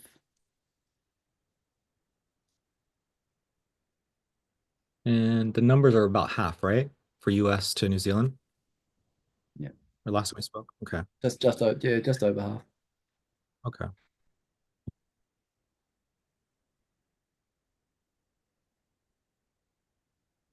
Is there a difference between, I mean, you've been consistently making the last time we spoke about 5K per month, or no? So it's like these 3 months are very similar. Like it sounds like you went through a lot of like turmoil, right? But I have your stuff pulled up. I just don't remember off the top of my head, but like I'm pretty sure you were making about 5K per month before we started working together. And I remember when we spoke, you said you didn't have really anything saved, right? And so what that tells me is that before we started working together, and then these 3 months, you've done the same shit. You're making the same amount of money, you're spending the same amount of money. You're not doing anything different, bro. No, I'm not. There was just it was a. I was hoping what we're doing here would have generated more income, but obviously we took the wrong. Well, we took a learning path. We had a choice at the start to go either PTs or to go mortgage brokers. We chose mortgage brokers, and it didn't play ball. Okay, maybe if we'd chosen PT back then, who knows? Hindsight would be in a different position right now. But then at the same time, I don't know because I was in such a mental state. It might not have played out the way we wanted it to at the same time. So there's unknowns there, right? And it's not enough money for me, not even fucking remotely close. So, which is why I want this to work substantially, and why look the fact that I can jump on a call with someone and sell them on this, and them essentially be happy to sign up properly, but just wanting a little bit of You made in proof. in one day you made $2,000 your money versus you fucking have been busting your ass to do 5K your way. I know. Bro, science. Believe me, I know. I fucking know. And for the last 6 months, I've been thinking to myself, I was like, why the hell am I working so fucking hard not to turn over any money? And it's because of the roles I'm doing. I haven't built Kia Media up enough to, like, it hasn't been around long enough for me to just live off it and build it up further into an empire. And it can't. It won't. I'll max 200K, 220K tops, and that's it. And that's like years down the track. My family business, the only reason why I'm still attached to that is because it is just that, a family business, and my parents want it to live, and I'm the only way that can happen. And we've put it in a position where it's safe now, at least, which is good, because now it's slowly doing this. So it's going on the right track. We moved the business it was going heavily down like this too. So sweet. And the social media thing, like, that was more of a headache than it was ever worth. And it was more of a passion thing back when they asked me in like May, I think they might have asked me, is when I started doing this shit for them. And it was basically just like a year long. And I was like, fuck yeah, I want to do this because I can do a documentary on it and, a full media production with it and all this. And I had all these grand ideas, but I lost passion for it. So Yeah. I haven't lost passion for media production. I still love making videos and stuff, but it's not that, or agreeing to that in hindsight was a mistake. It was more of an opportunity at the time. So I can't wait for that to be done, because that's a pretty substantial thing off my plate, mentally substantial. It's not like time invasive, but it's mentally substantial. The bike shop is, a lot of that's off my plate substantially, thankfully. But I just need to keep turning over some more funds, so then this can become my sole focus. So so I don't know if this is the right call for this, but like I really need to understand your financial situation. Like I need like what is spent, what is made, so I can empathize with you at least. I'm not saying like I need to at least like try to fucking understand what you're going on. Like I'm taking your word for it that like make money, I spend it. Like when you said to me last time we start talking, I was like, how the fuck does this guy spend so much money?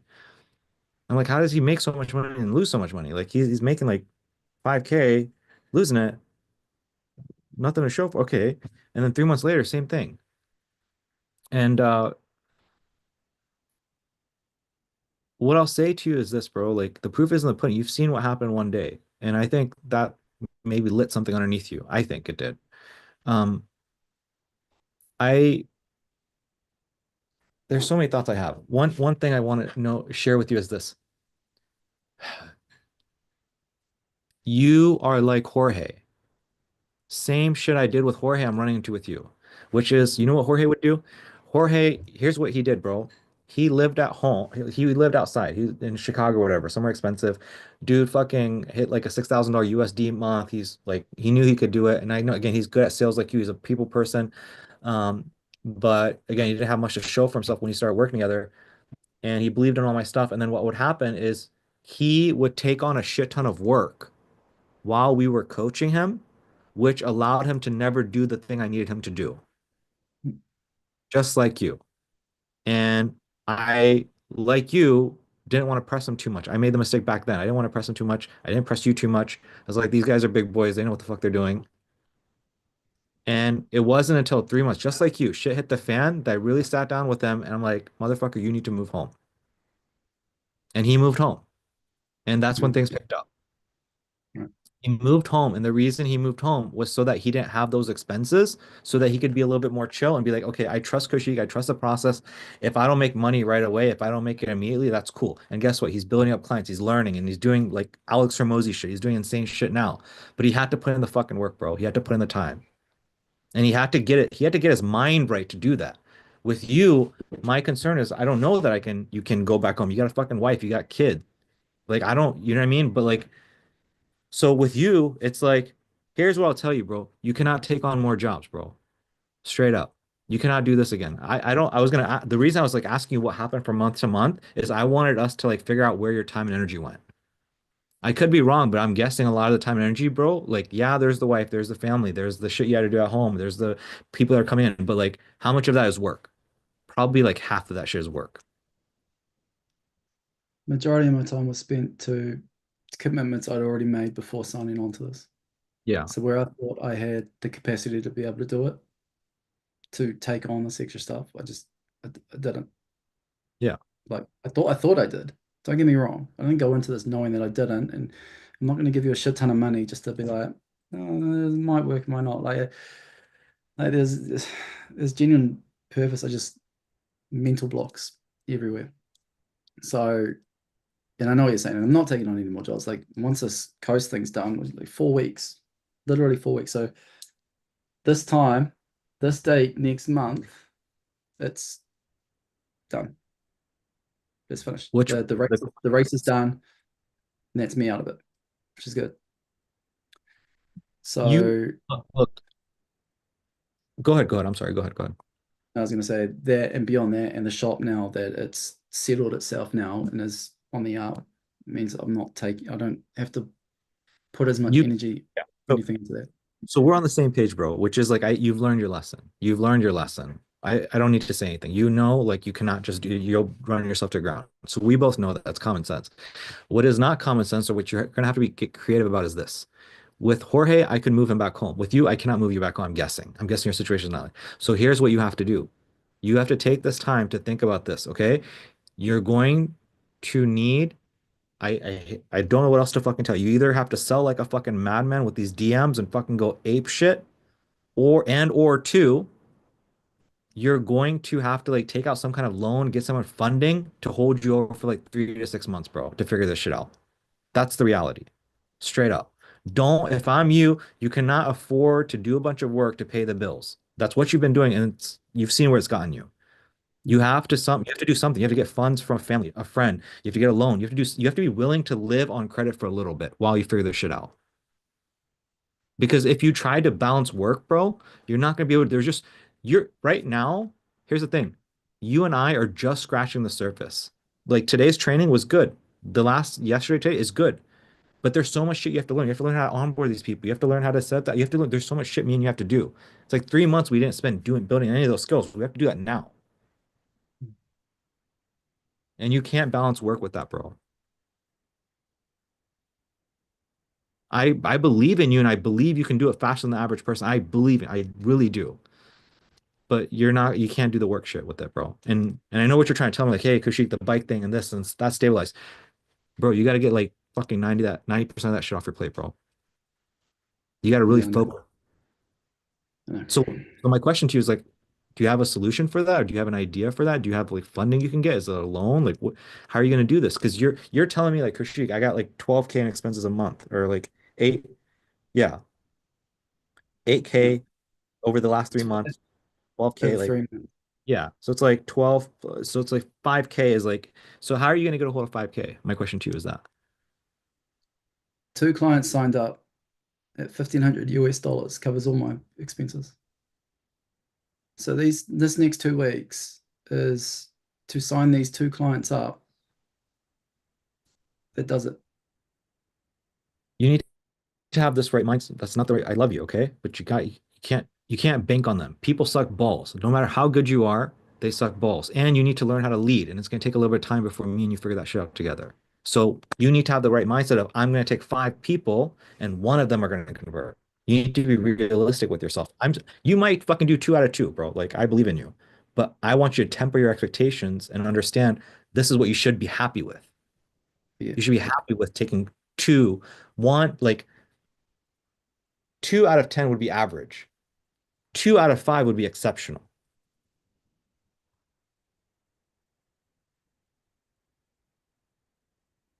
So what I'm trying to get at is this. You cannot, I don't think the right mindset. And I'm putting my foot down now. I'm being a little bit more aggressive with you because I love you, but you need to view this from a place of not making money, which you are, and from a place of learning.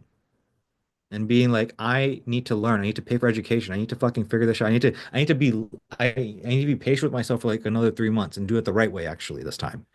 And break even. Yeah, break even. Like be able to break even. Like these last 3 months that you did where you broke even, you spent $5,000 making money and $5,000 living. Or you could spend $5,000 on this getting clients and use that $5,000 to pay your living expense and you just learn for free. That's the better mindset. So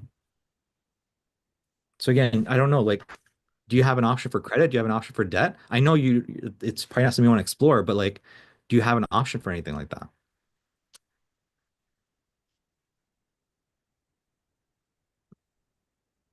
There's potential. There's potential. I'll just have to look. I'd have to assess, go through banks, shit, savings. If you can, bro, if you can like just get access to, here's how much I believe in you, okay? I am not just blowing smoke up your ass. If you can cover like 30 days, a month, okay, where you're not worried about the fucking bills. You're not worried about the fucking bills at all. Money comes in, doesn't come in, it doesn't fucking matter. You're completely detached from it. And then you go all in on this. I think I think if you can just commit to that by month 2, you're going to be pretty chill. Like where you want to be of like, you're making enough money to cover your bills within like 2 months.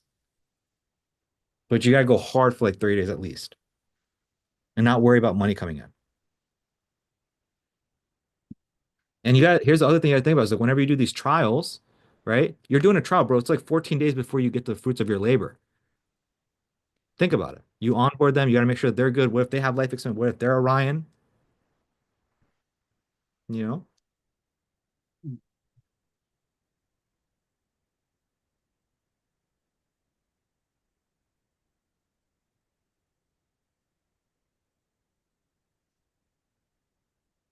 The number one thing you can do is figure out how to borrow some money. That's it. Like straight up. Straight up, that's if I'm in your shoes, that's the number one concern. And I don't know if you believe in me and if you believe in the system enough, if you believe in yourself enough, but if you do, that's all you should be doing. Get yourself some float money.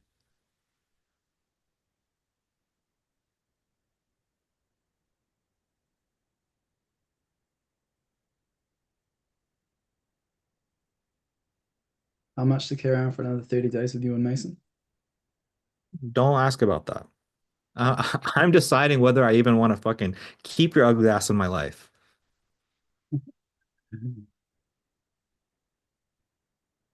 I'm not even like the numbers I'm asking you about doesn't even like I'm not even taking into account my fee right now. I'm just like worrying about you. I haven't even like thought about that. I didn't think about that until you brought that up.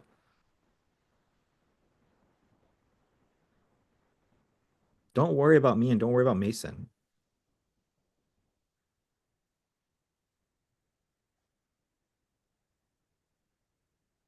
Here's your homework, okay? I want you to figure this out, or I want you to spend some time figuring this out. And I want to like the more information you can give me about your life expense, like this entire conversation, all I'm talking about is your life expense. That's all I'm talking about.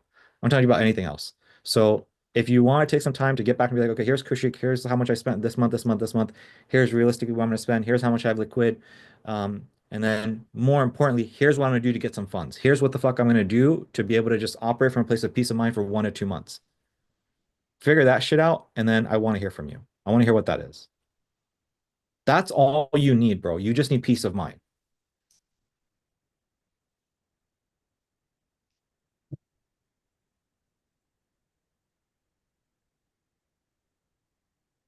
What's bringing your head? I know I can see like the wheels turning. What's going through your head? Well, there's 4 weeks where I'm sorting out this race. All right, so you got 4 weeks of that, but it's not. It's like a social media post a day until the actual race, and there's like 3 days where I'm there with the race, right?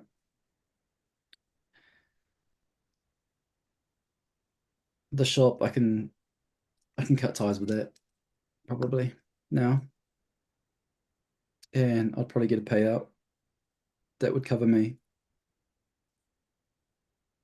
for about a month and a half. So between those two, that's my living sorted for 2 months. Okay.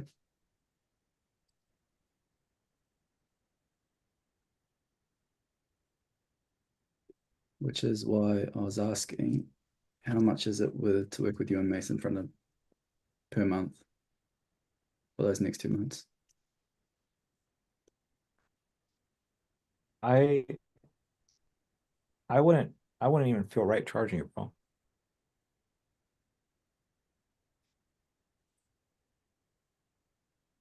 Yeah.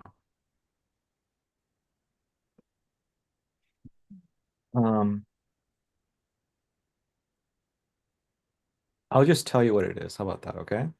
I'll tell you what it is. I'll tell you what I typically do. I didn't want to have this conversation with you. You didn't want to have this What I- conversation. Why? Huh? Because you didn't want to carry on? You didn't want to carry on with me? Is that why?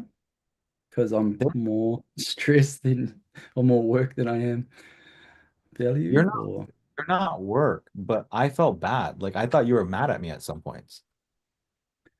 Not mad.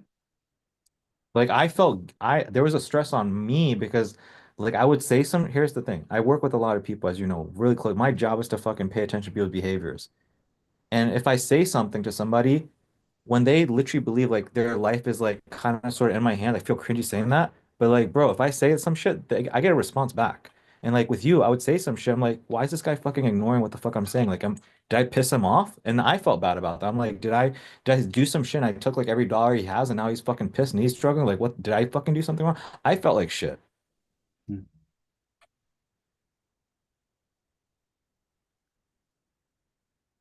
I didn't like that feeling.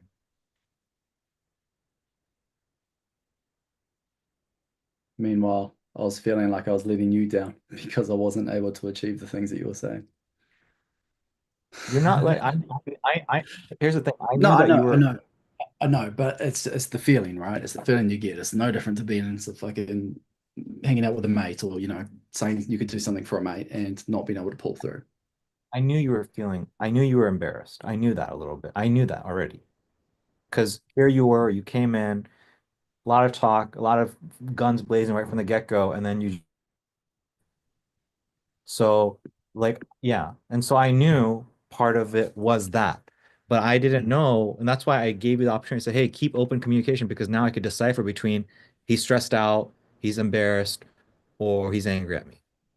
And so I thought I built that connection with you where it's like, okay, we're bros and you can just be open with me. Then I know you're not mad. And I know if you can be bros with me, then you can be okay to feel embarrassed around because we have that connection, we have that bond. But because I don't hear anything, now I'm like, he's got to be angry. I hear what you're saying. Definitely get it from your point of view. Um,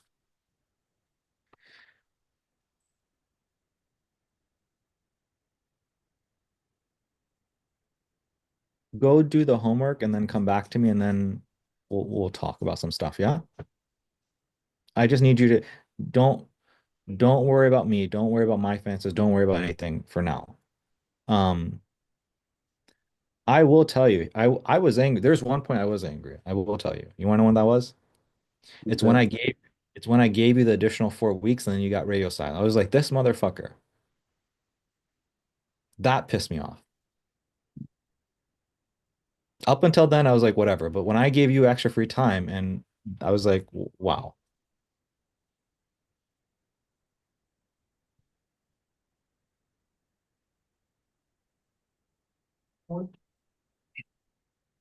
But that being said, we're cool now. Don't worry about it now. I think we're on the same page now. And I understand you have a lot going on, bro. And that's what it was. Um, here, here's what I want you to do. Again, I just want you to do that research. Do that research and see what you can do. Can you straight up, can you get funding or no? How much Yeah, would I that think funding, like interest, zero interest? Can you get anything 0% APR? Is there anything that's 0%? What would it uh cost?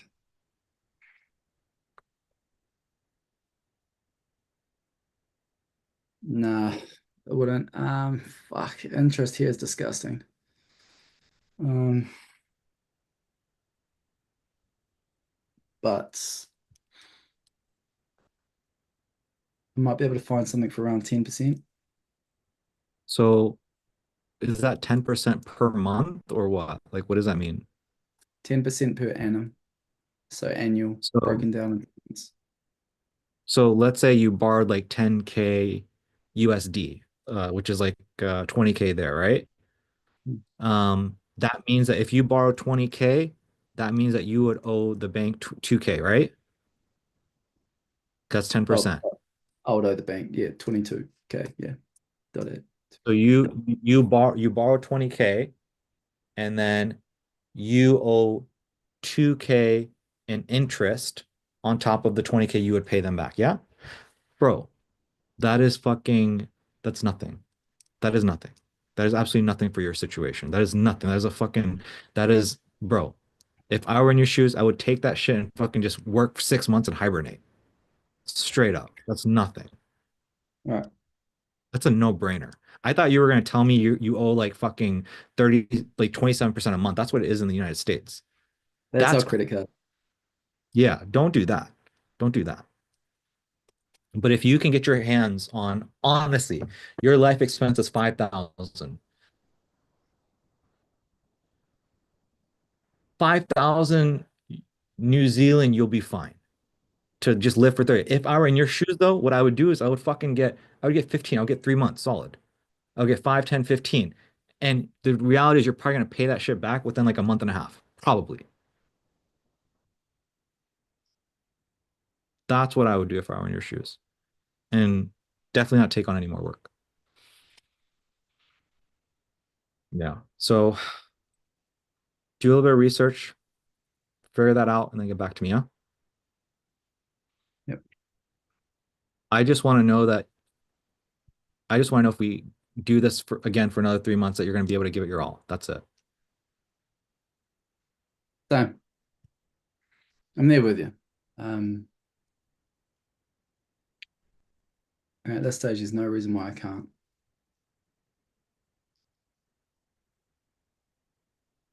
Okay. Anything else you want to go over, bro?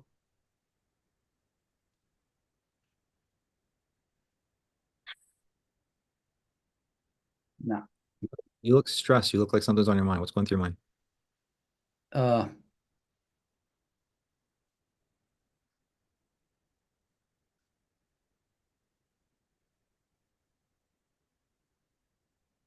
No, no, not. Of course, I'm stressed because it's still money you got to find, still money you got to produce, and still the, still the position you got to put yourself in. Um,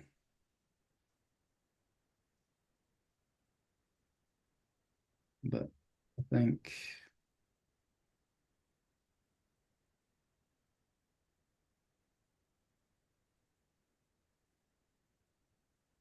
that's probably all the discussion that needs to be had at the moment.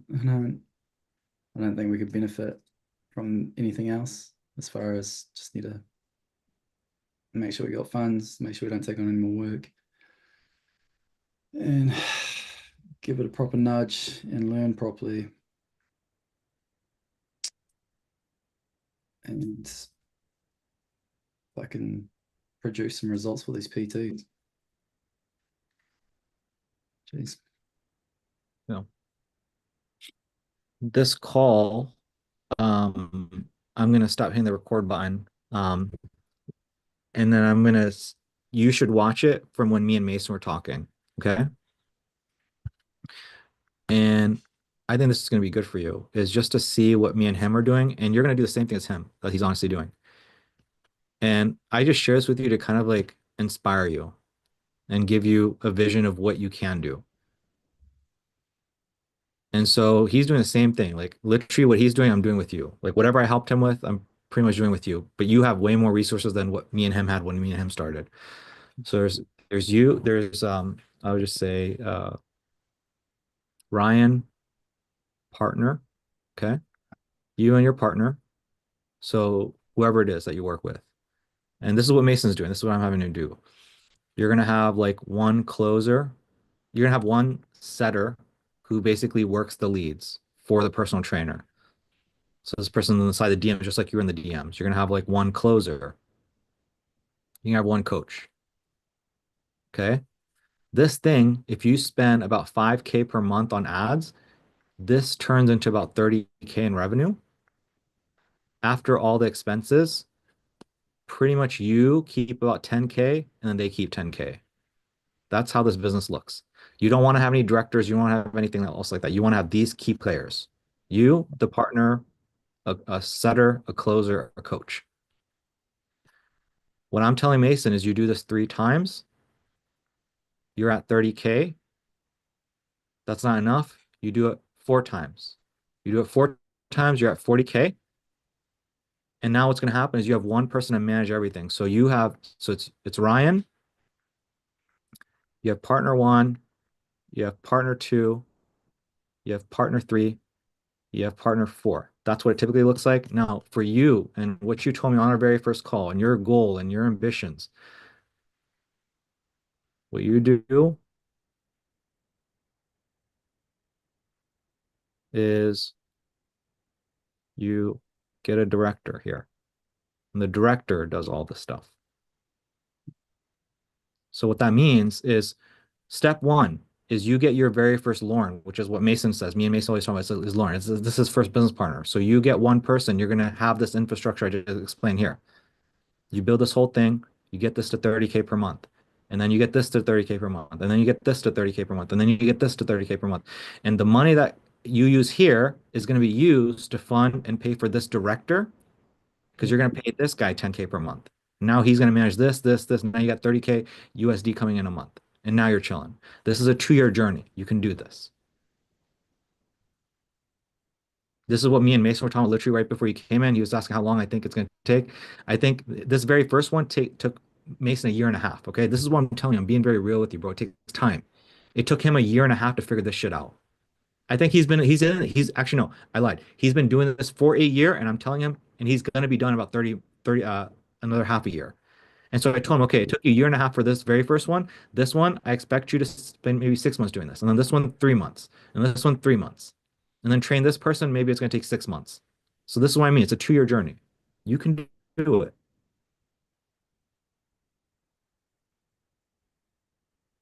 That's the numbers, bro. That's how the numbers work. It's very simple. Just gotta commit to it.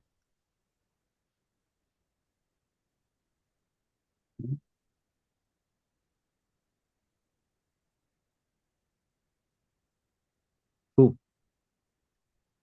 Anything else brewing in your head, bro?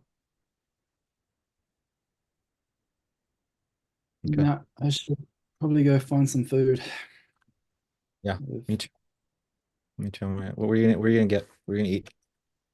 I think we're gonna do Thai. And Yeah? as soon as the missus gets back from work, might take the dogs to the beach and throw out a long line and with some takeaway Thai or maybe some pizza or something, and just debrief on the beach, chilling. Good. Yeah, relax, unwind. There's a lot today. We went over a lot, so it's a lot to think about. So, Mm. okay, cool. All right, bro. Well, in that case, I too, I haven't eaten like in the last 7 hours, so I need to go get some food. But I'm gonna be waiting to hear back from you. Okay. Once I hear back from you, I'll tell you what the game plan is based off of that. Okay.